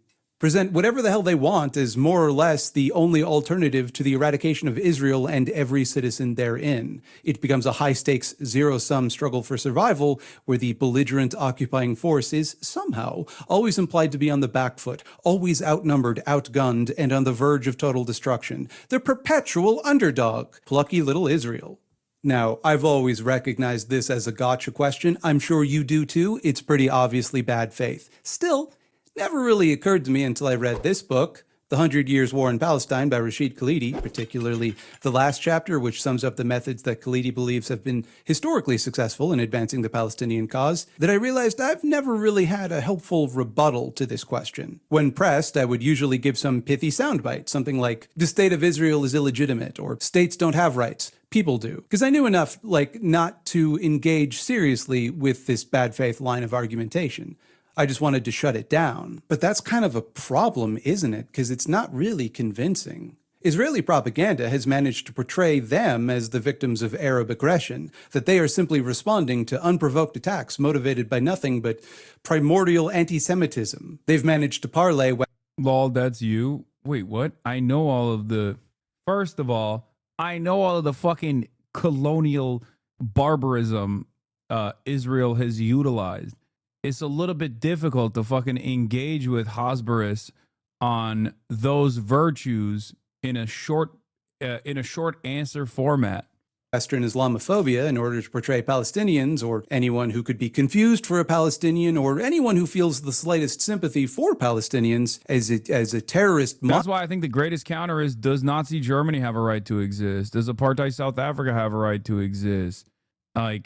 That is the most effective and shortest counter of all time. And I think that's the best possible counter that you can engage with. Monster person who wants to do terrorism because they're just ontologically evil. That is, of course, what historians call racist hogwash. It's like Colonizer 101 to portray the colonized people as savage, aggressive barbarians being violent to you for no reason. It's the same kind of language that my ancestors would have used to justify their genocidal colonization of this continent, or chattel slavery. I say would have because obviously my ancestors are largely dead, but there are still people saying stuff like that, obviously. And I think you would recognize that as wrong there, right? Like, it's about as wrong as a thing can be. It just doesn't matter for the argument, because that all of that is in the realm of facts and material analysis. You're responding to a spooky boogeyman with statistics and history lessons and critical theory, and it's okay, but people are afraid. That's not making them unafraid. It's very hard once people have become afraid to make them unafraid. And if enough people perceive this racist hogwash to be true, waving away the fear which results from that false belief, going to make you look like a real asshole. When you're not an asshole, it's them with the hogwash. They're the ones not washing their hogs. Getting into the weeds of what a state is, when, if ever, one is legitimate, whether or not states can possess rights, and if so, what those rights might be, or any parallels to historical events that the general public likely doesn't know much about, don't really make anyone feel better about the manufactured fear of limitless Arab hostility that Zionists have carefully cultivated. It will be received as simply dodging the question. Rightfully so, because we are dodging the question. It's not a good faith question. We're trying to avoid answering it for that reason. But there actually is a very simple, very effective answer to this question. Do I think Israel has a right to defend itself? Sure. No. It's just not what they're doing. So it's not relevant. That addresses the root problem with the premise of this question, right? Israeli occupation is the aggressive force in this conflict, and always has been. Any violence that Palestinian resistance has engaged in, whether or not one views it as tactically useful or even morally justifiable from our comfortable little computer chairs oceans away, must be understood within the greater context of an exponentially more violent Israeli occupation. Palestinians, by and large, are not violent. Any violence that Palestinian resistance engages in is not the result of some sort of incidental anti-Semitism unrelated to any oppression they might face from Israeli occupation. It is a response to over a century's worth of deliberate ethnic cleansing and resistance to a supremacist movement, Zionism, which seeks to wipe them and their culture off of the face of the earth. And it always has, and it always will until it is dismantled and destroyed, like all supremacist movements must be. For decades, Zionists insisted, often referring to the state's Declaration of Independence, that Israel could be, and was both, Jewish and democratic. As the contradictions inherent in this formulation grew ever more apparent, some Israeli leaders admitted, indeed even declared it with pride, that if they were forced to choose, the Jewish aspect would take precedence. In July 2018, the Knesset codified the choice in constitutional law, adopting the Basic Law of the Jewish Nation-State, which institutionalized statutory inequality among Israeli citizens by arrogating the right of national self-determination exclusively to the Jewish people, downgrading the status of Arabic and declaring Jewish settlement a national value, with precedence over other needs. Former Justice Minister Ayelet Shaked, one of the more forthright advocates of Jewish supremacy and a sponsor of the law, had made the case bluntly a few months before the legislation came to a vote. There are places where the character of the State of Israel as a Jewish state must be maintained, and this sometimes comes at the expense of equality. To ask whether Israel has the right to defend itself is kind of like asking whether foxes have the right to defend themselves from chickens. Yeah, I guess. Right? In a hypothetical world where foxes didn't eat chickens, I would be quite critical of chickens who attacked foxes. But we don't live in that world. And I think the chickens have a pretty reasonable fear that if they don't defend themselves, they will be killed and eaten. It is difficult for me to cast judgment on the chickens in this matter. The strategy here is simple: to willfully ignore and obscure the power dynamic between Israeli occupier and Palestinian resistance, to present themselves as oppressed underdogs and Palestinians, or just Arabs writ large when that suits their purposes, as overpoweringly dominant and aggressive for no reason, to muddy the waters so that onlookers internationally, particularly in the West, but particularly in the United States. Palestinians are both simultaneously weak and also demonic entities that, control the international banking system and also, of course, the media. Palestinians have their tentacle in Israeli society. Palestinians are responsible for all of the evils. States get the impression that Israel is either the less violent party in this conflict, which it demonstrably isn't, or failing that all parties are equally violent in this conflict, which they... Yeah, the Palestinians lie about their oppression, Pallywood, Holocaust denial. It's just, I said this on October 7. Like, the idea that Israel would ever point the finger of Nazism in the direction of Hamas or the Palestinians as a whole is so insane, because you're just reminding people the historic atrocities that the Nazis engaged in. And I think eventually people will recognize that Israel is infinitely closer to a Nazi-style form of governance, and Israel's violence will be reflected on poorly in the same ways that we now look back with 2020 vision of hindsight at the Nazi Holocaust. Same with ISIS. Hamas is ISIS. Remember the hashtag Israel tried to make happen after October 7? Hamas is ISIS. Like, Israel is far closer to ISIS than Hamas ever was and ever could be. That's not even a thing. Same with Nazis. Demonstrably are not. That it's this intractable conflict with no discernible solution. There's just nothing that would appease these people. That whatever violence Israel trades in was always inevitable because there's no way to make peace. They have no partner in the peace process, don't you know? It's violence or nothing. And it's better to do the violence than have the violence done to you, right? And just think about that for a second. Does that make sense to you? Like on a brass tacks, common sense level, does it make sense? Because on one side, we have a nuclear power, though they won't admit it and are allowed not to admit it for some reason, supported, funded, armed, and protected by, at various points in its history up to the present day, the most powerful empires the planet has ever seen. A country with the 12th biggest military budget on the planet and the second highest military budget to GDP ratio, and that's not even factoring in the absurd level of foreign aid given to it by the aforementioned empires, both financially and with just direct gifts of state-of-the-art weapons and military tech. And on the other side, we have guerrilla militants and children throwing rocks at tanks and grieving mothers on TikTok. And we have students. The students are in other countries, but they're holding signs, and sometimes the signs are rude. Does that strike you as a balanced conflict? Do you think both parties in that conflict have comparable ability to wipe out the other? Or does it seem like one party has all of the material power in that situation? Like, just put aside for a moment your thoughts on which side has the moral high ground and really ask yourself, who is more powerful here? That's why it really chaps me when the extermination in Gaza is called a war. It's not a war. It's a military campaign, yes, but it's one waged almost exclusively against the civilian population of an occupied territory, half of whom are children. Non-combatants are routinely targeted and deliberately killed, including children, including aid workers, and pregnant women and journalists. It's just a matter of course. That's not a war. War is between two warring parties. Both sides are fighting and can defend themselves. This is not that. Just like it wouldn't be a fight if you were to strike a baby in its crib. That's not how you'd describe that. And while this... I mean, that's how I would describe how Israel conducts its quote-unquote war, though, directly. And they don't even like punch the baby in the crib. They punch it with a fucking 2,000-pound munition that they got from America. And you're fucking anti-Semitic if you don't think Israel deserves that munition to use on the baby in the crib. You're also doubly anti-Semitic if you think that Israel was not justified in blowing up that baby's crib.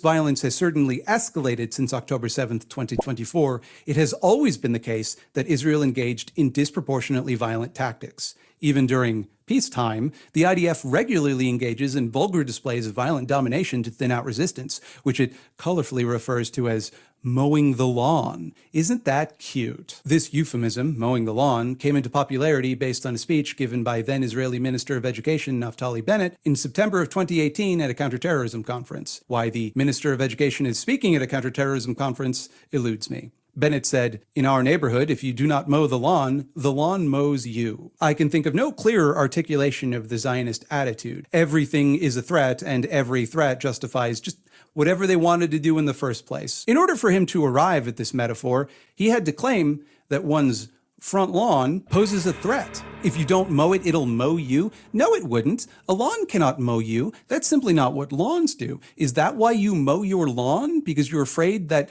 left unchecked, the grass would mow you? What? It's an insipid metaphor, but nonetheless, often directly invoked by Israeli officials, politicians, and political commentators, or anyone who advocates for aggressive positions in Israel's relations with Hamas or whomever they'd like to pretend is Hamas at any given moment. And it's also at odds with the plucky little Israel narrative commonly expressed in the West that I described earlier, because it positions Israel and the IDF as the active, in-control party whose preemptive cyclical violence is intended as deliberate suppression. You know, the truth. Because that's how Zionists within Israel talk amongst themselves. Within the metaphor, the occasional bout of preemptive, indiscriminate state violence is simply the cost of maintaining their property. That harm done to Palestinians has about the same moral weight as harm done to blades of grass, and thus one should not be discerning about which Palestinians are killed. They all have to be cut down, after all, or they will cut you down. That's not only a statement of intent to commit the war crime of collective punishment, it also provides justification for the eradication of all civilians and combatants alike, which is also a war crime incidentally. Well, that's not strictly speaking true. That's actually just a broad category of activity which includes all war crimes. But it's not as though the distinction between combatant and non-combatant really matters to the IDF, considering it is their official policy to use disproportionate force to target civilian infrastructure in flagrant violation of international law. And that's not me editorializing, by the way. They use the term disproportionate force. They literally say that. It's called the Dahia Doctrine. It could not be more cut and dry. It is the official stated position of the IDF to use. I mean, there's a lot of different versions of this where, like, if you just look at that Israeli military doctrine, you're like, this is insane. Hannibal doctrine comes to mind, obviously, or even the Samson option. What they themselves describe as disproportionate force against civilian infrastructure, thereby targeting whatever civilian population depends on or was itself physically present within that infrastructure. I really can't hammer this point home hard enough. It isn't me saying this. I'm quoting them. This is what they say. This is how they characterize their own actions. And let me just ask, does that sound like the underdog to you? Do they sound like the victims here, the less belligerent party? Do you think a reluctantly violent person would characterize violence as nothing more than a tedious chore which needed to be scheduled in advance and done with mechanical regularity? Do you think a military whose sole intent were to defend itself would use what it itself describes as disproportionate force. Can one even use disproportionate force defensively? Isn't it kind of definitionally aggressive, definitionally escalatory? Do you really believe, in your heart of hearts, do you believe that if one person in an entire village attacks you, that gives you the moral right to kill everyone in that village? Men, women, children, sick people in hospitals. Does that sound like self-defense to you? Should the people having their homes and loved ones destroyed simply accept that? Do they not likewise have a right to defend themselves? Just think about it. Western media is all too happy to obscure the power dynamics at play as well. There's nothing too absurd or too distant from objective reality for them at this point. They'll just say the wildest shit and expect you to swallow it uncritically. One of the things I saw recently was like, it reminded me of the Onion article. Israel invents new language to refer to Palestinians under the age of 18 as anything but minors, or children as anything but children. And there was an article with the headline like, there was an article that featured the words like, Palestinian men under the age of 18. Israel has killed Palestinian. Oh, it was about New York Times, not Israel. I'm mixing and matching. Sorry. Yeah. Palestinian future adults died. Who knows how? Because they think you're stupid. They think you're so fucking stupid. While the IDF actively drops bombs on hospitals and refugee camps, CNN and MSNBC will have their little pet propagandists on crying crocodile tears about how scared they felt when children's entertainer Miss Rachel hugged a Palestinian. Yeah. Israel's military operation, which began after the Hamas-led attack on southern Israel on October 7th, 2023, has killed more than 18,000 Palestinians under the age of 18. Every word besides children used to describe Palestinians under 18 by The Onion. There was one article where it says civilians who had yet to reach their teens. Jesus Christ. Yeah, which is the opposite of former baby IDF soldier slain, ruthlessly murdered inside of his tank. About 2/3 of them did not reach their teenage years. So babies, children, babies, baby children. Yeah. Yeah, tank baby, as opposed to the Israeli tank baby. Former Gerber baby star of Israel, slain unjustifiably and immorally by disgusting monsters. Why you no love Israel? This is former baby, Gerber baby. Gerber baby. Is Israel baby? Former baby. Palestinian child. That made them feel unsafe, targeted even. Unlike, say, a cruise missile, which is defensive. It's a defensive type of missile. They had to defend themselves from the hospital because there were tunnels underneath, spooky tunnels that they built. And then they lied about building, and they lied about having done all of this, despite the fact that they also think it's morally unimpeachable. Because that's what you do, right? That's what you do, is when you do something that you think is right, and you think it's the right thing to do and the right choice, you lie about it. Makes sense. Makes sense to me. Any criticism of Israel, no matter how measured, or the mere presence in public life of anyone who has made such a criticism, we are told, somehow makes Jews feel unsafe in some unspecified capacity. All Jews, I guess, even the ones who directly say otherwise, even when it's a Jewish person, or indeed hundreds of Jewish people or literal Holocaust survivors speaking. Those Jewish people must be silenced violently if necessary, because otherwise, if we don't silence them with violence, they might feel unsafe. None of these dipshits will try to make the argument that anything being said actually makes Jewish people unsafe, mind you. No, it's just that they might be made to feel unsafe. I feel unsafe when you say that it's... That was my favorite tweet in the post-Zoran primary victory cycle. It's like, no, the point is, I'm saying, I don't think he's going to be anti-Semitic. The point is, I think he might be. And when I say it, you have to literally respond to it.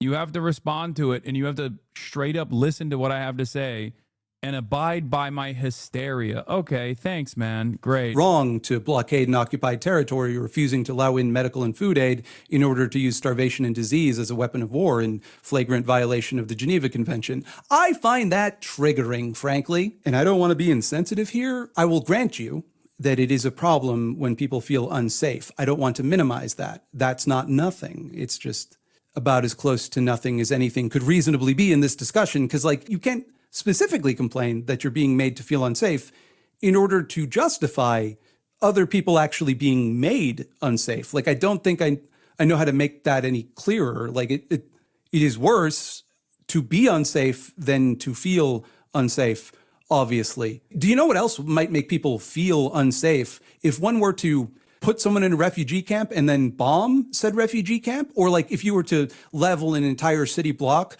or if you were to do all of that and tell people where they should evacuate to and then bomb the place that they evacuated to, do you see how that would create a certain sense of unease? As they lose their grip on the discourse, it's no longer enough for the Zionists that their talking points and feelings are privileged above everyone else's. Now they'll bitch and moan that a counter-argument is even allowed to be expressed because for once, it is. That anything other than full-throated support of anything Israel does, no matter how violent, is literally terrorism. It should be a criminal offense. It sometimes actually is a criminal offense simply to disagree with them. You should be deported for disagreeing with them. And isn't it so unfair that a major news outlet will allow people to criticize Israel up to and including platforming a literal gamer? I'm thinking about the New York Times doing a gauzy profile a few weeks ago. It's really fucked up.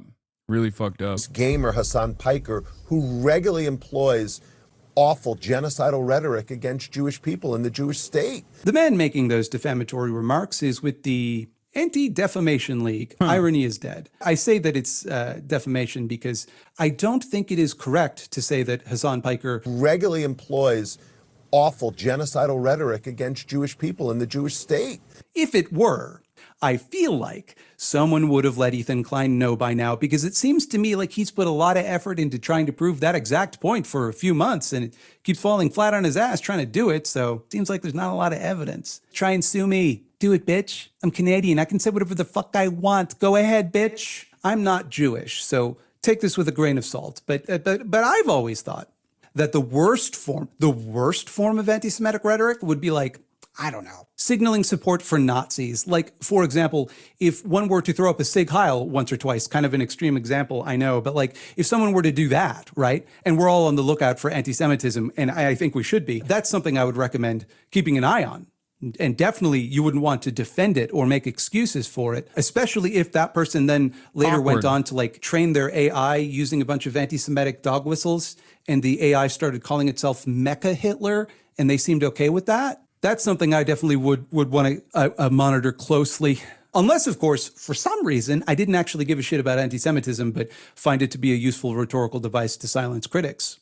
But I digress. Here I go. Watch me. I'm digressing. This is me digressing. Make no mistake. There is no equivalence here. Despite the constant stream of propaganda blasted at you to convince you otherwise, Israel is, and always has been, the more violent party in this conflict. There is simply no way that one can massage the numbers where they don't maim and kill exponentially more people. It's simply an unavoidable reality if one looks even slightly at the facts. So in order to maintain the illusion that Israel is the victim, like even the dynamic between anti-Semitism in the West, right, versus Israel's genocide that's currently unfolding.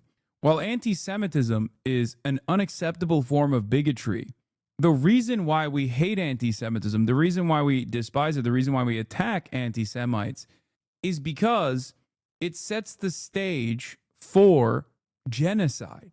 And it has been successfully implemented. The dehumanization that comes out of anti-Semitism has been successfully implemented in the Holocaust. So even though anti-Semitism is completely unacceptable, it still does not meet the standard. It is nowhere near as unimaginably violent as genocide, okay? Because the entire point is that anti-Semitism could lead to genocide, as it has once before.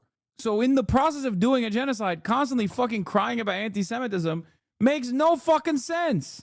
The exchange of violence, despite committing the majority of that violence, Zionists simply portray Arab violence as intrinsically worse than their own, intrinsically more evil. That violence done to Israelis, no matter why it is done or by whom it is done, must always be acknowledged as morally worse than any violence committed by Israel in comparison. You got to do that before any discussion can be had. The performative demand to condemn Hamas. Will you continue to be silent? But do you condemn Hamas? I think I've made my point. Well, no, you haven't. Do you condemn what Hamas did? Do you support Hamas? Do you specifically condemn Hamas, a designated terrorist organization? I just noticed that you've not condemned Hamas. Where was the condemnation for Hamas? Or even some tepid liberal dog shit like extremism on both sides creates the association in people's minds that violence done by or in any way connected to Palestinians is uniquely condemnable, something we must all acknowledge is evil before the conversation may proceed. The moral weight of the violence done It's just a way to offer a permission structure to Israel's violence against the Palestinians, both historically and currently happening. And the current version of that, of course, is literal genocide, genocide that has not actually been able to properly been swept under the rug in the way that like the Nakba was, for example, which was again an ethnic expulsion, ethnic cleansing operation of Palestinians that created the Israeli state. So in this situation, still at this point, when the overwhelming majority of the public is like aware of what the fuck Israel is doing and find it to be utterly unconscionable, the notion that like, okay, well, you still have to like say what Israel's doing is wrong by first condemning Hamas is ridiculous. Okay? It is ridiculous. And the only reason why that question is still asked is to basically get the interlocutor to say, oh, sure, Israel does have a right. Israel does have a right to attack Gaza. Israel has never had a right to attack Gaza. As a belligerent occupier, it is illegal for Israel to attack Gaza.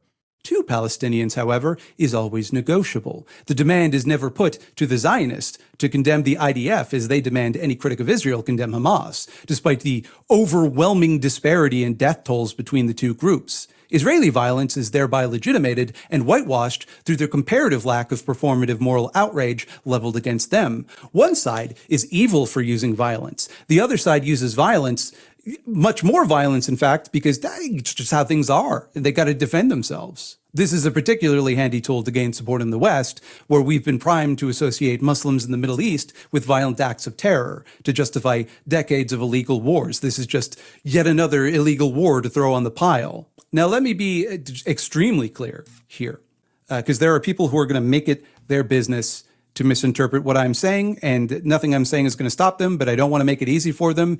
And at least one of those people might be Ethan Klein, who's a little bitch and should sue me. Try it, bitch. Ethan Klein's not going to sue me. I'm not a woman. I am not saying, nor do I believe, that we should make excuses for terrorism, or that the October 7th attacks or any other violent act. Why doesn't Hamas step down and rebrand? I understand they shouldn't have to, but optics are important. It would deprive Israel of its biggest talking point. Hamas is new. It's a relatively new formation of Palestinian resistance. Before Hamas, it was the PLO. Many of you are too young to even know what that is, or maybe you learned about it recently. So it doesn't matter. Before Hamas was the PLO. Okay? Hamas is the rebrand. That is the rebrand. And I'm sure that there will be another rebrand in the future. It's just whatever that rebrand is, it will turn into the new evil being. They said the exact same shit about the PLO that they're saying about Hamas right now. You understand? Why won't the IRA rebrand? Well, they also branched off. Why won't the ANC rebrand? Why won't the FLN rebrand?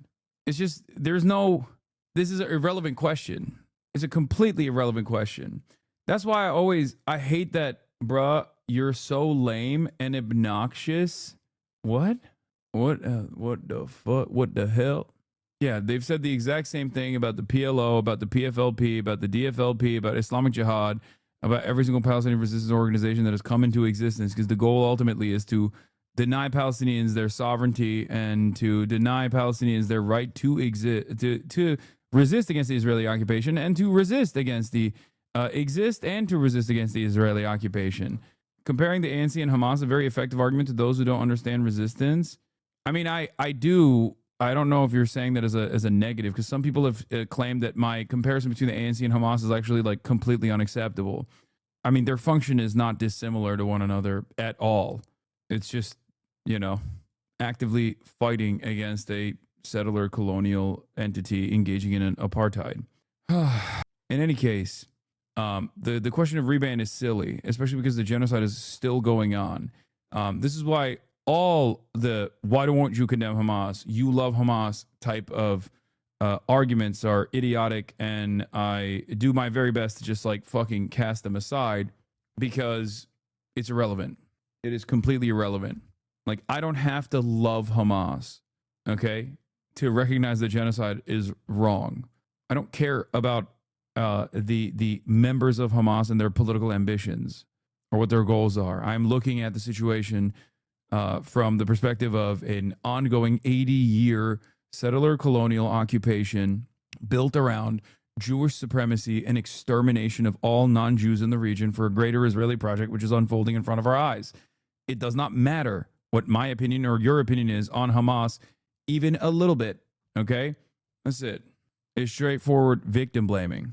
Action by or in support of Palestinians were good things or permissible or necessary or whatever the fuck it might be convenient for people to pretend I am saying. I'm saying specifically that the demand that these things be condemned before the conversation may proceed is a framing device used to portray Palestinians as uniquely violent, uniquely worthy of condemnation. One does not ordinarily need to condemn terrorist attacks. It is generally understood that terrorism, by and large, my favorite response to condemning Hamas is I condemn Hamas exactly as much as you condemn Israel for war crimes.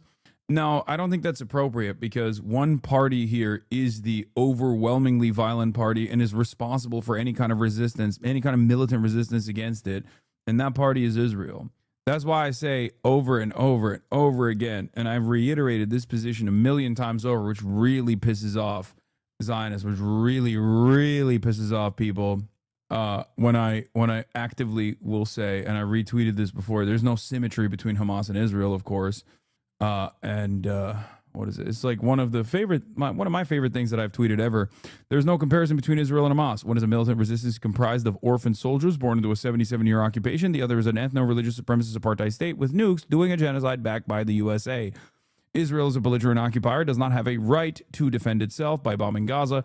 Palestinians, on the other hand, have a legal right to defend themselves against Israel's genocide. Since the media tide is shifting after 19 months, ask yourself why no one ever mentions this. This is a 100% objectively correct statement. It's one of those statements where it's like, you can get mad. You can call me a fucking terrorist all day. You can be like, oh, you love Hamas. You want to hug and kiss Hamas. You are HasanAbi. But you can't call me a liar. No one ever chooses to try and undermine this. No one ever chooses to attack this argument because it is not an argument you can attack. You can only simply say you're evil, you're immoral, you love terrorism, you want, you fantasize, insert fucking fantastical hallucinations about anti-Semitism here. Okay? That's it. That's it. I do not care about what the Hamas's like domestic opinions are. And this is precisely the reason why, as I've shown you before, how many buzzwords can you fit in one post? What a piece of shit. Nazi hunters, stay mad. Israel's the greatest act of Jewish resistance the world has ever seen. So why did they kill those innocent civilians at the music festival? You're such a twat. It's painful to read your nonsense. How much were you paid to say that? Hasan writes his own history. Nothing. Nothing. No retort. No retaliation. Nothing. At this point, as a Palestinian, when I'm asked if I condemn Hamas, I say, so you think Palestinians are human? Do you think it would be a tragedy if violence was done to me because it forces them to either admit they don't want to answer or show their racism openly? Doesn't matter. The American government and the American society as a whole during World War II was segregationist, homophobic, misogynistic. So much violence was taking place domestically in the United States of America in the 30s and the 40s alike. And yet, we fucking stand proudly with Easy Company and we salute them for fighting against the Nazi scourge. Whatever inferences you might have, you can, use that against any number of different resistance groups that have chosen to militarily fight back and resist against Israel and its unlimited amounts of violence against all non-Jewish people in the region. Bad thing. We don't like it, do we, folks? It's tautological, because if you like something, you don't refer to it as terrorism. But by demanding that you condemn Hamas or condemn the October 7th attacks or whatever the fuck as a response to any criticism of the far more pervasive violence that Israel commits, the seed is planted in your mind that by criticizing Israeli violence, you are somehow tacitly endorsing any violence done to Israelis, that there exists some nebulous group of people who would balk at the concept of condemning a terrorist attack, that one can safely assume that anyone defending the right of Palestinian self-determination is only doing so because they're in league with this nefarious secret group of terrorism likers. You look so suspicious when you say not to ethnically cleanse these guys. It's giving terrorist. It's jihad coded, sweetie. And again, it seems like a fair enough concession, doesn't it? The October 7th attacks were horrible. They're worth condemning. Anytime people are murdered, it is generally worth condemning. But of course, in doing so, one necessarily glosses over the context of 70 years of violent occupation and ethnic cleansing, which made this tragedy inevitable. One necessarily privileges the lives lost in the October 7th attack over the tens of thousands of Palestinian lives lost after the fact. You cannot give a soundbite which places this attack in a historical context, and that is what they're counting on. But of course, when you condemn Israeli violence, you're inviting counter-violence. By describing their actions, you invite reprisal for those actions. It's the critics of Israel who bear responsibility for any anger people feel towards Israel or anything Israel's done. You're making room, friend. Not worth condemning. This dumb fuck is in a position to do so. You don't understand the point he's making. The point he's making is that as far as like any civilian being killed, that is a condemnable action. It makes sense, okay? But in the grander context, you have to look at the much larger systematic forms of violence that made these otherwise condemnable actions inevitable. What do you mean? He is making a correct point there. He's literally saying, like, it's bad, but what do you fucking expect? And if you think that's bad, wait till you get a load of what Israel has been doing before October 7 and what Israel has done after October 7. That's it. Anti-Semites who might cynically use your principled objections to justify their prejudices. And yes, they might. They might do creators as they, them. Oh, my bad. Do that. That's a legitimate concern. Boy, it's a good thing that there's no way to be prejudiced against Muslims, or else we might have to be likewise measured in our critique of Palestinian violence. Isn't it funny how concern for bad faith racists misinterpreting your criticisms... Actually, it's all pronouns? Oh, classic. Classic case of chat. ...only seems to apply to one side of this conflict between two racialized minority groups? And once again, you're put in this position. Once again, you either accept their framing and present any Palestinian violence as wholly unprovoked, emerging from nowhere and nothing, evidence of a deep, primordial evil in the Palestinian national character, which must be condemned, but also, crucially, does not exist. Or you give the appearance of defending the indefensible, quibbling on the fine details of terrorism, making excuses for mass murder, which they'll no doubt accuse me of doing either way, so I don't know why I'm bothering to state my position more clearly. Like I say, let me be clear so often in these videos, and it doesn't. Also, the only thing he wants is for people to not police their pronouns. That's so funny. Doesn't matter. There's no clarifying a position for someone that is motivated to misinterpret it. Okay, all right, so I'm a bit all over the map right now. My point is, when discussing the occupation and genocide in Palestine, we should remain focused rhetorically on the power imbalance between the Israeli occupiers and indigenous Palestinian population. We should not be led into discussions that Zionists have carefully framed to portray Israel as the perpetual victim of unmotivated hostilities and Palestinians as monsters. To quote 100 Years of War on Palestine, which I mentioned at the beginning, inspired this video, "It is the issue of inequality that is the most promising for expanding the understanding of the reality in Palestine. It is also the most important, since inequality was essential to the creation of a Jewish state in an overwhelmingly Arab land, and is vital to maintaining that state's dominance. Inequality is so crucial, not only because it is anathema to the egalitarian democratic societies that the Zionist project has primarily relied on for its support, but because equality of rights is key to a just, lasting resolution of the entire problem. Within Israel, certain important rights are reserved exclusively for Jewish citizens and denied to the 20% of citizens who are Palestinian. Of course, the 5 million Palestinians living under an Israeli military regime in the occupied territories have no rights at all, while the 500,000+ Israeli colonists there enjoy full rights. This systemic ethnic discrimination was always a central facet of Zionism, which by definition aimed to create a Jewish society and polity with exclusive national rights in a land with an Arab majority. Even as Israel's 1948 Declaration of Independence proclaimed complete equality of social and political rights to all its inhabitants irrespective of religion, race, or sex, dozens of crucial laws based on inequality of rights were implemented in the ensuing years. These severely restricted or totally banned Arab access to land and to residency in all Jewish communities, formalized the seizure of private and collective property of non-Jews, and prevented most indigenous Palestinians who were made into refugees from returning to their homes while giving... Like, Israel straight up uses a socialist principle of land ownership centralized in the hands of the state in an effort to destroy Palestinian existence. It's so fucked. Another great example of how National Socialism, Nazism, ends up focusing on the former rather than the latter. Nationalism is always a higher degree of importance. And socialism, as long as you abide by it, is simply a means to an end. It's not a real thing. Giving citizenship rights to Jewish immigrants and limited access to many other benefits. If this has got you all fired up and you're looking for some way to help, I've included links in the description to a variety of charities doing aid work for Gaza. I know that times are tough right now, but, you know, the links are there. I think your money would go a long way. Good video. Thank you for watching that. You're welcome. You guys really wanted me to watch the Toss Line video. I'm glad I did. Remember when Brandon pretended he was reading that shit? His ass was not reading Lamau.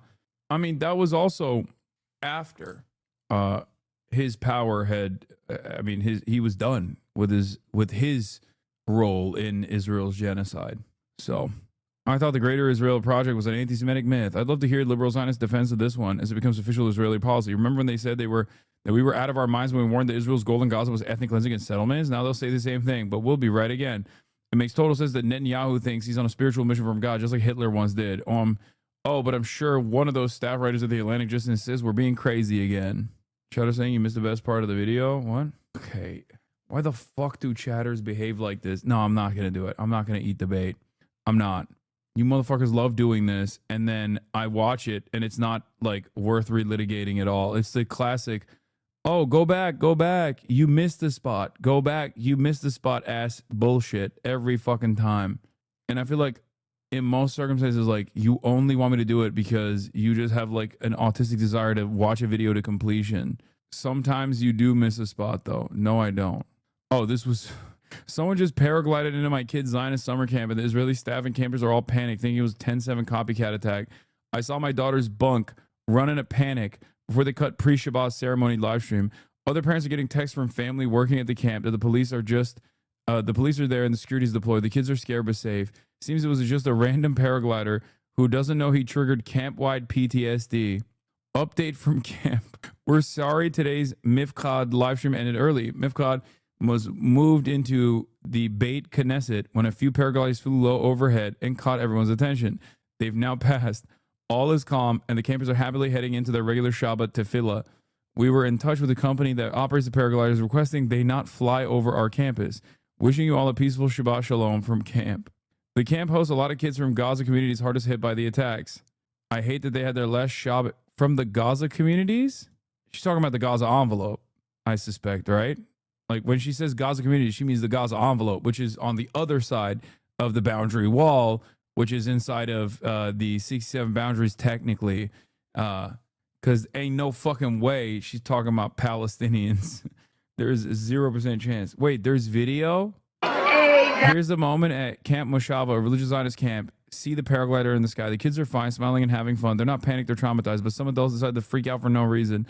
Zionist histrionics is a real source of harm.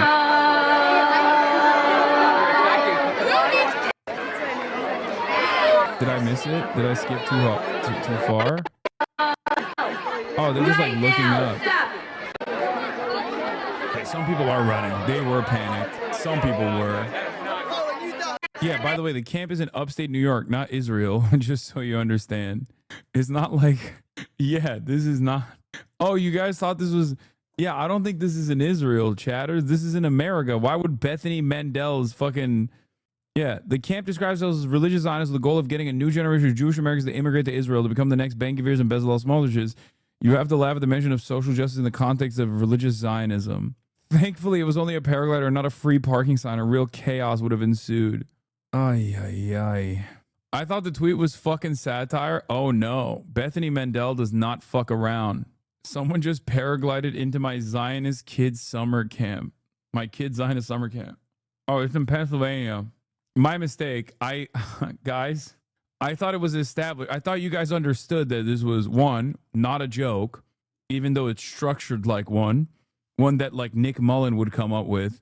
And two, it was not in Israel, but in America. Yes, this is also not the first time this has happened. Didn't this happen in England? Where like, or was it Australia? Yeah, oh yeah. Doncaster paraglider group who scared woman who mistook them for Hamas brands her silly.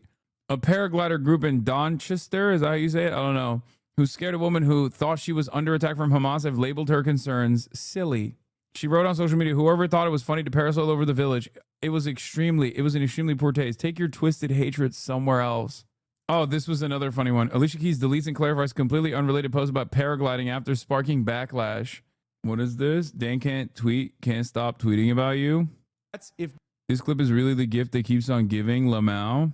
The U.S. State Department suspended all visitor visas. This is so fucking. I don't think you should send me fucking Dan Stalkman, Diddy Dan tweets, dude. Please don't do that. I shouldn't have clicked on it. Who gives a fuck what he has to say? He's a goddamn loser. We're over here having fun. Yeah, paragliding is now Hamas. Alicia Keys has clarified a post on social media after receiving backlash from some who misconstrued it as being in support of Hamas's October 7 attacks on Israel. On Monday, the R&B superstar 42 shared a photo of herself on Instagram wearing a green and brown moto jacket and made a reference to paragliding in the caption. What would you do if you weren't afraid of anything? Tell me your truth, she wrote. I've had my eyes on paragliding. Eye emoji, eye emoji. Because paragliders were used as a part of Hamas's infiltration of Israel, per AP, some Instagram users interpreted the Grammy winner's post as being anti-Semitic and insensitive, and alleges she wore green in reference to the Hamas flag. Yeah, Alicia Keys was like, right after October 7th, she was like, yeah, I want to join Hamas. I'm thinking about joining Hamas. I mean, there was some really, really insane shit that Israel defenders did right after October 7, you know, aside from starting and defending the genocide of the entire Palestinian population of Gaza. But there were doxing trucks that were sent to every single major college campus, like on October 8. It was the most insane shit. It was collective psychosis. Would you say they believe what they were saying? Do I believe that there are a lot of hysterical people? Yes, abso-fucking-lutely. I don't think that everyone, like people at this stage that still defend Israel's behavior are usually not oblivious to the ways in which Israel operates.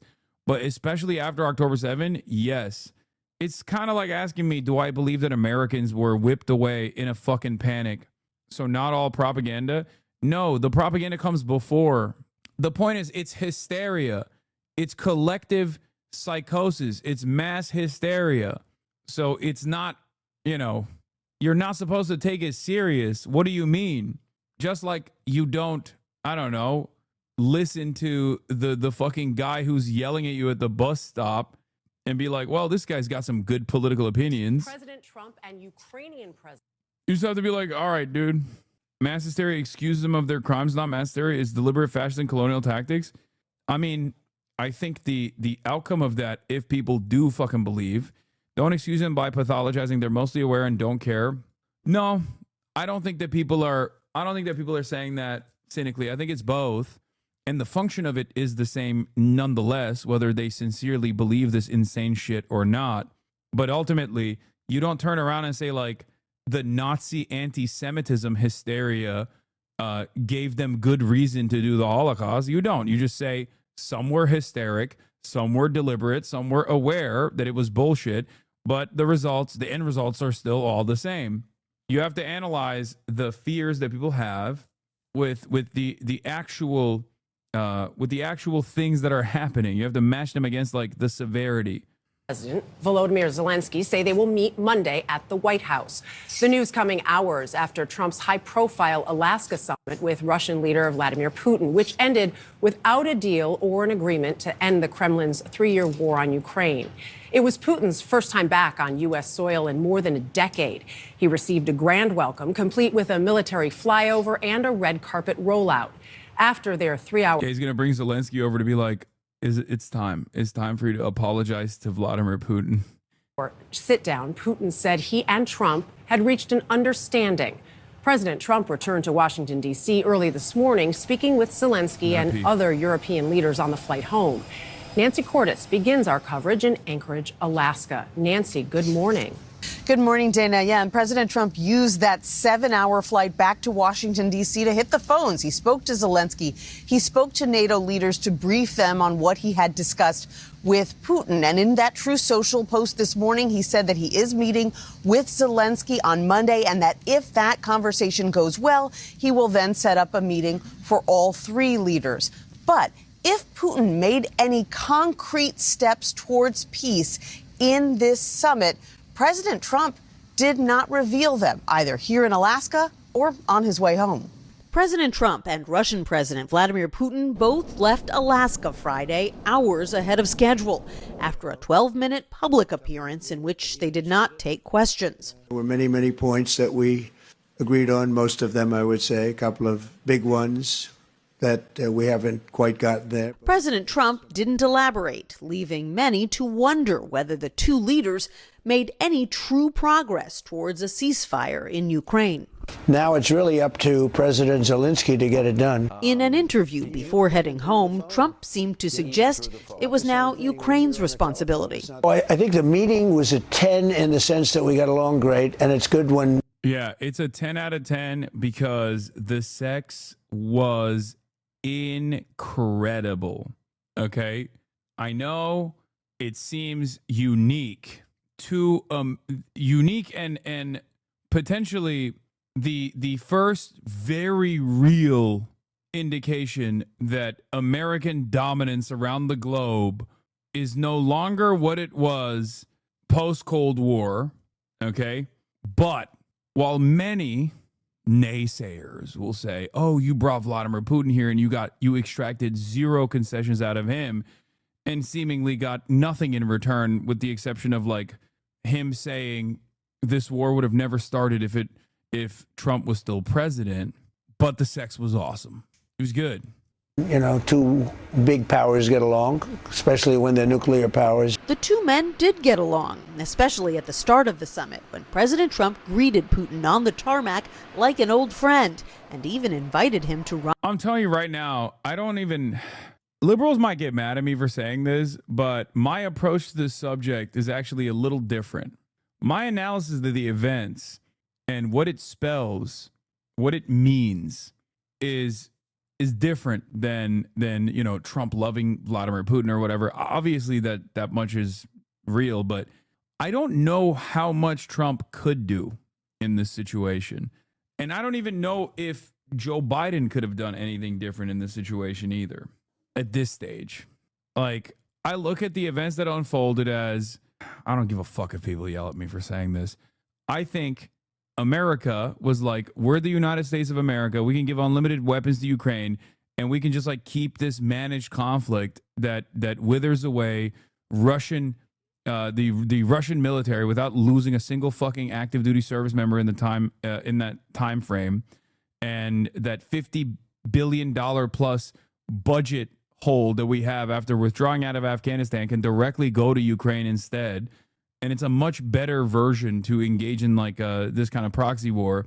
And I think like, especially after the first big push, the success of the Ukrainian defenses, when Putin went all the way into Kyiv, caused the Western military industrial complex backed politicians to assume, oh, this is great. Like we can just like we can actually continue a war of attrition. And they did not suspect that Russia would be able to harden their position deep into eastern Ukrainian territory and basically take over 20% of Ukrainian land and even make more territorial gains as recently as this past week. And I think America thought Ukraine could like at least be in a constant state of defensive posture without losing this many combatants, without losing this many people on the defensive side, and that they could just like keep slow rolling arms shipments into Ukraine. And therefore at this stage, it's like there's not really much America can do, especially as like defending Ukraine predictably, as I said over and over again, was inevitably going to be unpopular because Americans are very selfish anyway. And in spite of all the media pushes initially, people eventually lost interest, add Israel into the equation, and now our already limited runway is now going to Israel so that Israel can do its genocide. And here we are. That's it. Like I think I don't necessarily think that like Donald Trump is going to be able to do anything different than whatever the battle lines have created as a reality. Mearsheimer told Ryan Grim that the summit happened so Trump can avoid imposing secondary sanctions on India as he promised. That also kind of makes sense, to make it seem as though like Russia is actually invested in the ceasefire. Is that what you mean? Originally, the proxy war scenario was to make Ukraine into 80s Afghanistan situation for the Russian army. Then it morphed into making Ukraine a South Korea type frozen situation. America failed in both. Yes, I see that. So at this point, it feels like there's no, like, Trump told Zelensky he doesn't hold the cards, right? And that part is true. We all know that that's true. But you know who also doesn't hold the cards? Donald fucking Trump. That's it. It turns out America also doesn't hold the cards, because guess what? Putin invaded Ukraine, fought against all of the Western weapons that were sent into the country in the hands of the Ukrainians, and was able to successfully push 20% into Ukrainian territory. 20% of Ukrainian territory is now annexed by Russia. Their positions have hardened. They're pushing even further. And it's just going to, I guess, end when Russia chooses to end it. Like, what more could you do? You hit the mother of all sanctions. I guess, like I said, the only thing you could do is sanction secondary markets, which would cook the energy markets for Europe, and also push away an important ally against China, which is India. But ultimately, I don't know what any president could do in this situation. This is not even a defense of Trump. I don't know what any American president could do in this situation right now. I mean, I don't think it's even Trump trying to get a fucking, I don't even think it's Trump trying to get like a Nobel Peace Prize here. If Trump really, really, really wanted a Nobel Peace Prize, he'd just get Israel to stop. It's that simple. And he would deserve the Nobel Peace Prize if he did that over Biden, for sure. But he's not. He's not doing that. So it's not going to happen. Fuck him. I mean, they might still give him one because the institution is morally bankrupt, is fraudulent. But I just assume when I see this situation in Ukraine, I look at it and I'm like, I don't even know what more America could do at this point. I guess they could just like keep giving weapons to Ukraine, but Ukrainians don't want to fight. What are you going to do? I guess arming the Ukrainians that do want to continue fighting is one thing. Mearsheimer's take was pushing India towards Russia and China would not be ideal, and that's why he met with Vladimir so he can get himself out of the sanction passing. He immediately said after the meeting that sanctioning India, that ship has already sailed. Yeah. Now, either Ukraine pulls a Vietnam or the East is forever gone. No, there is no Ukraine pulling a Vietnam, dude. What are you talking about? Ukraine already had a reverse Vietnam situation. Like, Vietnam was armed and trained and had a standing military and anti-aircraft weapons outside of the popular forces like the Viet Cong. Okay? They had that and they succeeded. The terrain was different. It was a different set of circumstances. You know, they had a jungle. They had a decent understanding of they had a much better understanding of the region. They had a fucking a logistical supply chain that they could use to dupe American forces. It's already too late. Giving news to Ukraine means we materially culpable for a weapon. Should they use it to Russia to attack and they respond with one? Is Jover like Jover? I don't know, but I don't think America's going to be able to give Ukraine a weapon. That is fucking crazy. Y'all are insane. Ukraine is halfway into this mess because America took away its weapon, its nuclear weapon. What if we give Ukraine only one single nuke? Trump's admiration for Putin is about his love of tough guys and ideological alignment around nationalism, but I'm coming to the realization it's also because Russia is just very big. Trump is a pre-kindergartner and sees lots of land on the map and believes this confers status. His mention of Russian landmass before, quite a few times actually, I think he views this as evidence of a cool and good country. I could see that. Trump is telling Zelensky to take a deal of giving over all of Donetsk in exchange for Russia freezing most of the front lines. Yeah, see, but like all of that is insane. There's no ceasefire. for all intents and purposes, this is an infinitely worse situation that is going to seemingly continue no matter what happens. That's why overwhelming majority of Ukrainians want a ceasefire negotiation, and also majority of Ukrainians believe it won't happen. U.S. President Donald Trump said on Saturday that Ukraine should make a deal to end the war with Russia because Russia is a very big power, and they're not, after a summit where Vladimir Putin was reported to have demanded more Ukrainian land. I think one of the funniest outcomes of this also is that this does unironically show the rest of the world that America is no longer the big dog in town. Like Russia, a much smaller economy in comparison, has been able to successfully undermine American interest in Ukraine. That's it. This is the, like I've talked about multipolarity existing around the planet. Okay. I've talked about multipolarity is imminent, but this is it. I'm seeing it. Like I'm seeing it with my own two fucking eyes.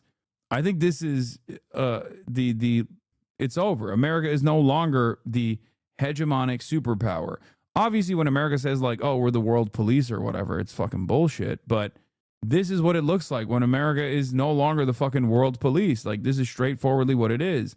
And the problem here is that America doesn't realize that it's no longer the world police and is still coping and behaving like it still is the world police, which will inevitably lead to more violence. Like, I really, really, really hope that we don't try to pull some shit like this with motherfucking China. Oh my Lord. I hear what you're saying, but this may be short-sighted. Putin has been doing this in the U.S. for decades at this point. No, never to this degree. Not even close. That's crazy. You can't use Georgia as an example. Doesn't come near what is going on right now. And you certainly can't use Crimea as an example. Once again, doesn't come near what has taken place. There's never been something like this. This harkens back to like Cold War era defeats. And even then, obviously America won the Cold War.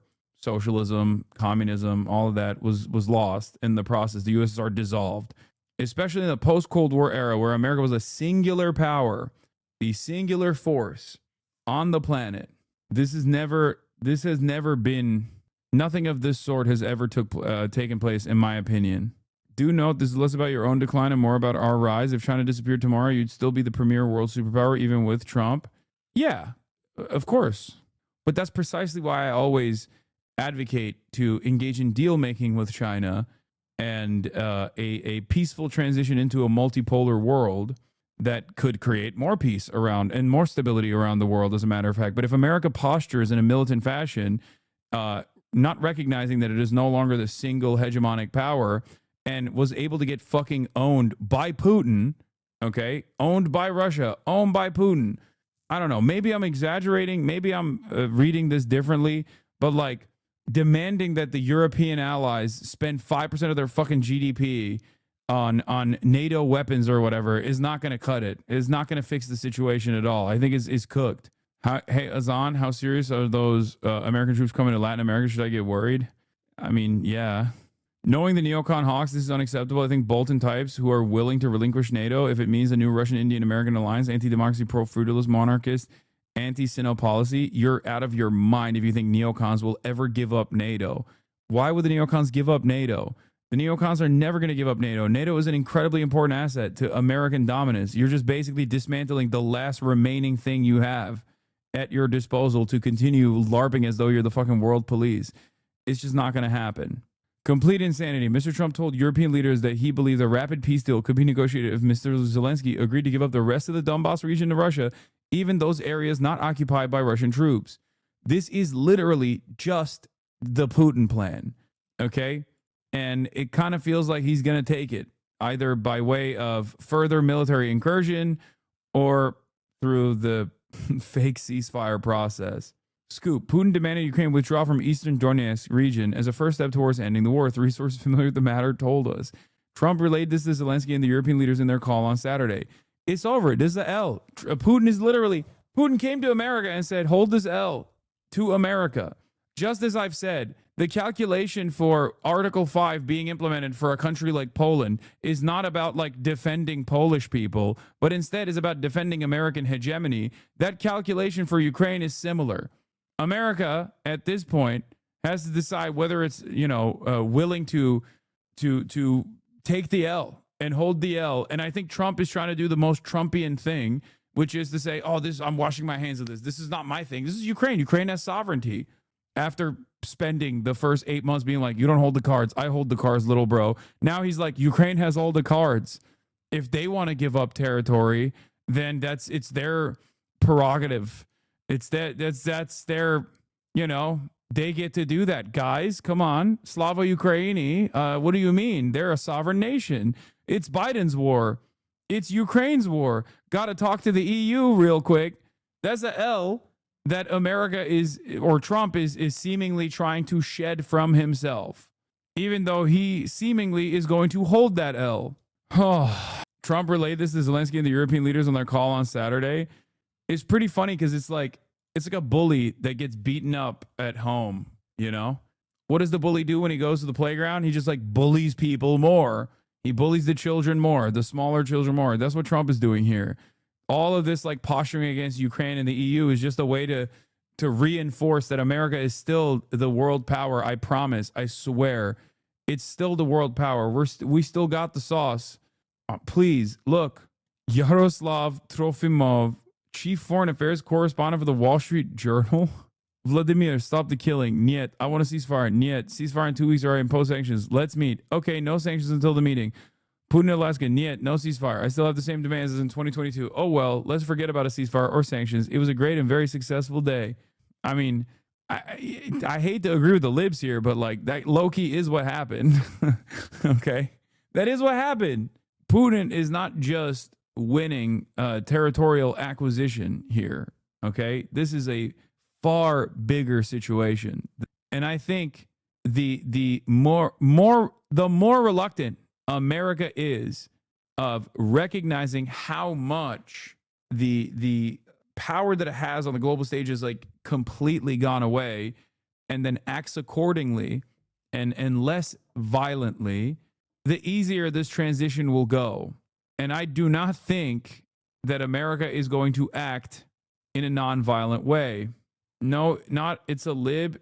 It's agreeing with the right thing. The left has been shouting from the rooftops about the Chapo has been talking about it for months. What do you mean? There literally can be no end to this war without LPR and DPR being resolved after nearly 15 years of civil war. This is what it's always been. I do not think that this was ever, and I'm being super sincere with you, I don't think this was about liberating LPR and DPR. That was just the seasoning for it. Okay? Okay, if you're saying talking about how this ends, yes. LPR and DPR being completely annexed as territories into Russia would be a big victory for Russia, and it would be enough to stop the bloodshed, hopefully. And while this was a fucking non-starter, I would say even a couple months ago, as a maximalist demand that Putin was making, right now, it seems like it's going to be the only game in town. Why? Because there's no other alternative. It's either, tomorrow through ceasefire or a couple months from now, maybe not in the winter. I don't know. Yeah, the DNR, LNR don't even exist anymore. Legally, they're oblast of the Russian Federation. And before people say appeasement, you're doing appeasement. This is Neville Chamberlain. You are Neville Chamberlain. Remember, 2022, appeasement looks fucking amazing as opposed to now, don't you think? Battle lines would have looked dramatically different if they were paused at that point. I'd rather die in a nuclear fire than appease Russia. Okay, I wouldn't. That's crazy. This would be significant. President Trump told European leaders that he was open to offering U.S. security guarantees to Ukraine, according to several European officials. What does that even mean?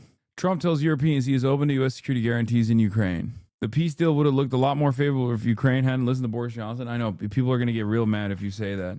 They're going to turn around and act like, there wasn't a real deal then, and it was actually Zelensky's own L to want to continue the war at that point, and it wasn't actually Boris Johnson that convinced him. The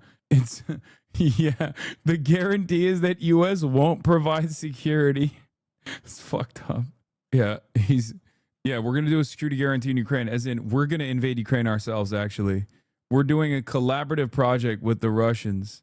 CNN was reporting NATO-like security guarantees. What does that mean? Putin proposed China as a security guarantor, according to Axios.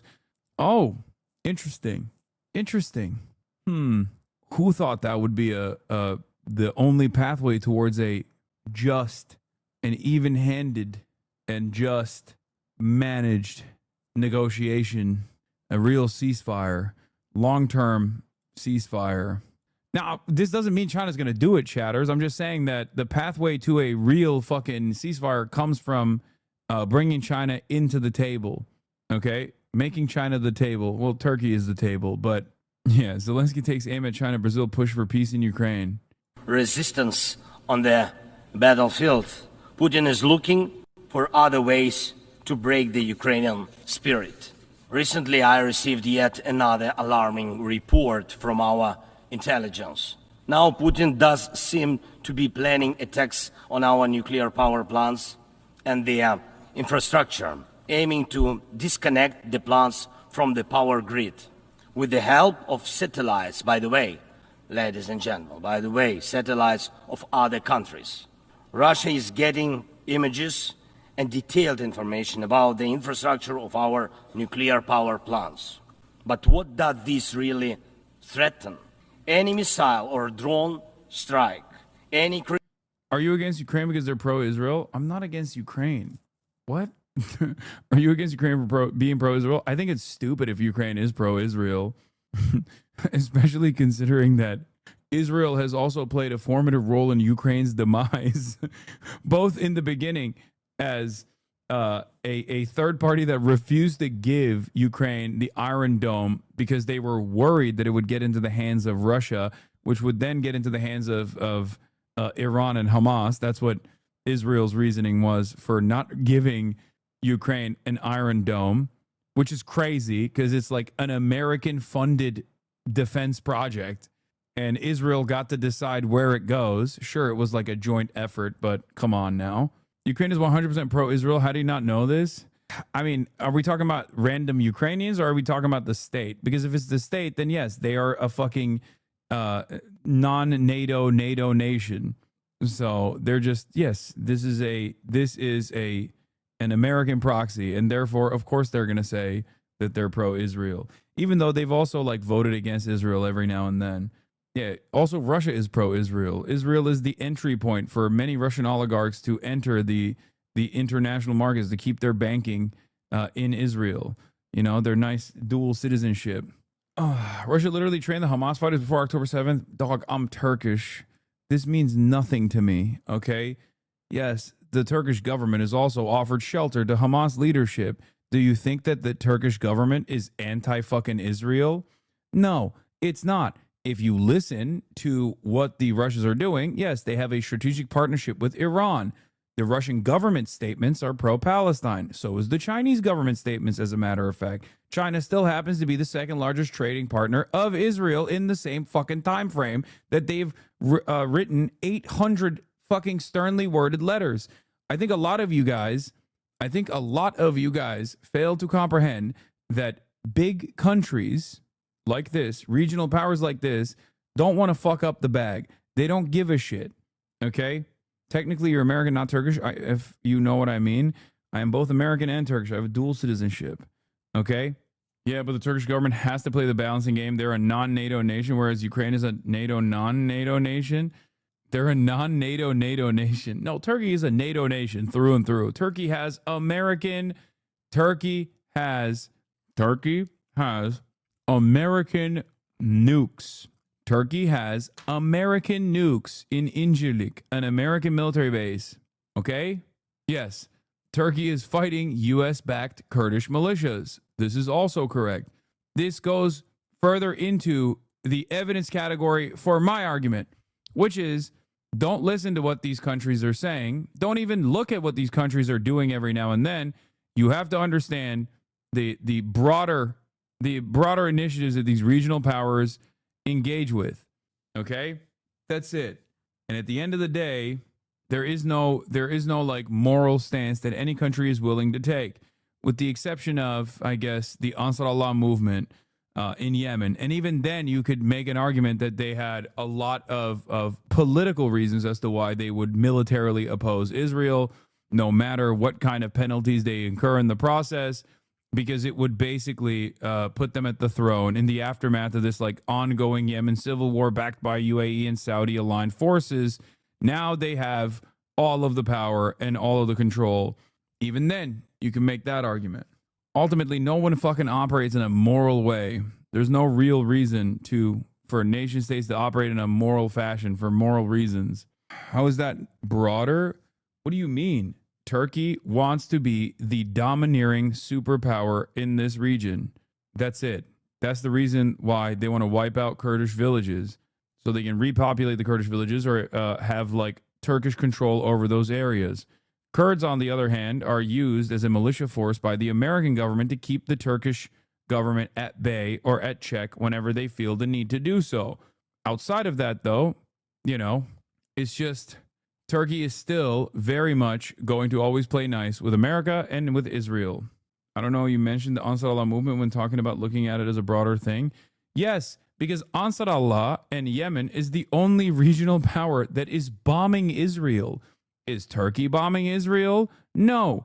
Turkey has a fuck ton more opportunity to completely shut off the Israeli energy grid, for example. Is Turkey doing that? No. Turkey has also consistently continued to Turkey has also consistently continued trade with the Israeli nation in spite of the fake BDS boycotts that Turkey claimed it was putting on Israel. That's why I'm saying out of all of the countries in this region, the one that actually stands out and has defended the Palestinians, and even then you can make an argument that it wasn't like for moral reasons, but still, regardless, it has been Yemen. That's it. I don't know how you managed to bring Yemen into this. I don't know how else I can fucking spell it for you. When we were talking about NATO, yes, look at Syria. Assad sucked dick. Having said that, even with the limited control Assad had and his violent ways, clearly it was a threat to Israel's ambitions in the region. Turkey played a formative role in taking out Assad. You're an Assadist, bro, lol. Come on, man. You've been in here for so long. Come on. He was replying to the other guy, I guess. Fun fact, my cousin has been to Assad's clinic in Moscow. That's crazy. It's crazy that he's just like straight up. Is he an eye doctor in Moscow now? HasanAbi works for both Mossad and Hamas. Classic double agent. Ophthalmologist. HasanAbi, the only ones who get to be nuanced and complicated and mostly evil are the good guys. Come on. Shit leader, but hey, great ophthalmologist. All right. Anyway, I'm done. I'm done for today. I'm tired, man. I just got hit with a wave. All right, listen. I don't know if I'm gonna be live tomorrow or not. I haven't decided yet. I have a bunch of things I gotta do. But stay on the socials, keep up to date. And if not, I'll be back on Monday. Of course, Zelensky is linking up with Donald Trump. Quiet quitting at 6 hours and 46 minutes. Love you guys. And either I will see you tomorrow or on Monday. Bye-bye. Starlock to the starlock to the topic just begun. There he is again. Her sun is streaming. Her sun is streaming. There he is again. Her sun is streaming. Her sun is streaming. Review in the P.O. box. Uncle Uger's face. Sudden Discord agitprop. Great names take on break. Tiny Bernie Sanders, LGBTQ Air Force. The whole left at your fingertips. Ane at your door. H3 crowded debate, the Young Turks online show. 3 full fucking years of this, plenty more to go. 90-day fiance talks of champagne bourgeoisie. A Trump rally live reaction, a mass riot at DC. There he is again, her son is streaming, her son is streaming. There he is again, her son is streaming, her son is streaming. Reading live stream fair comments, Austin show chat advice, and all the ways the right-wing pipeline can suck you in online. JCS react, Lord frame gets broken, cover blown. A full-blown mass pandemic, months are streaming at your home. Total radicalization coming out to find. The system you were taught to trust in was broken the whole time. All these daily streams, whether big or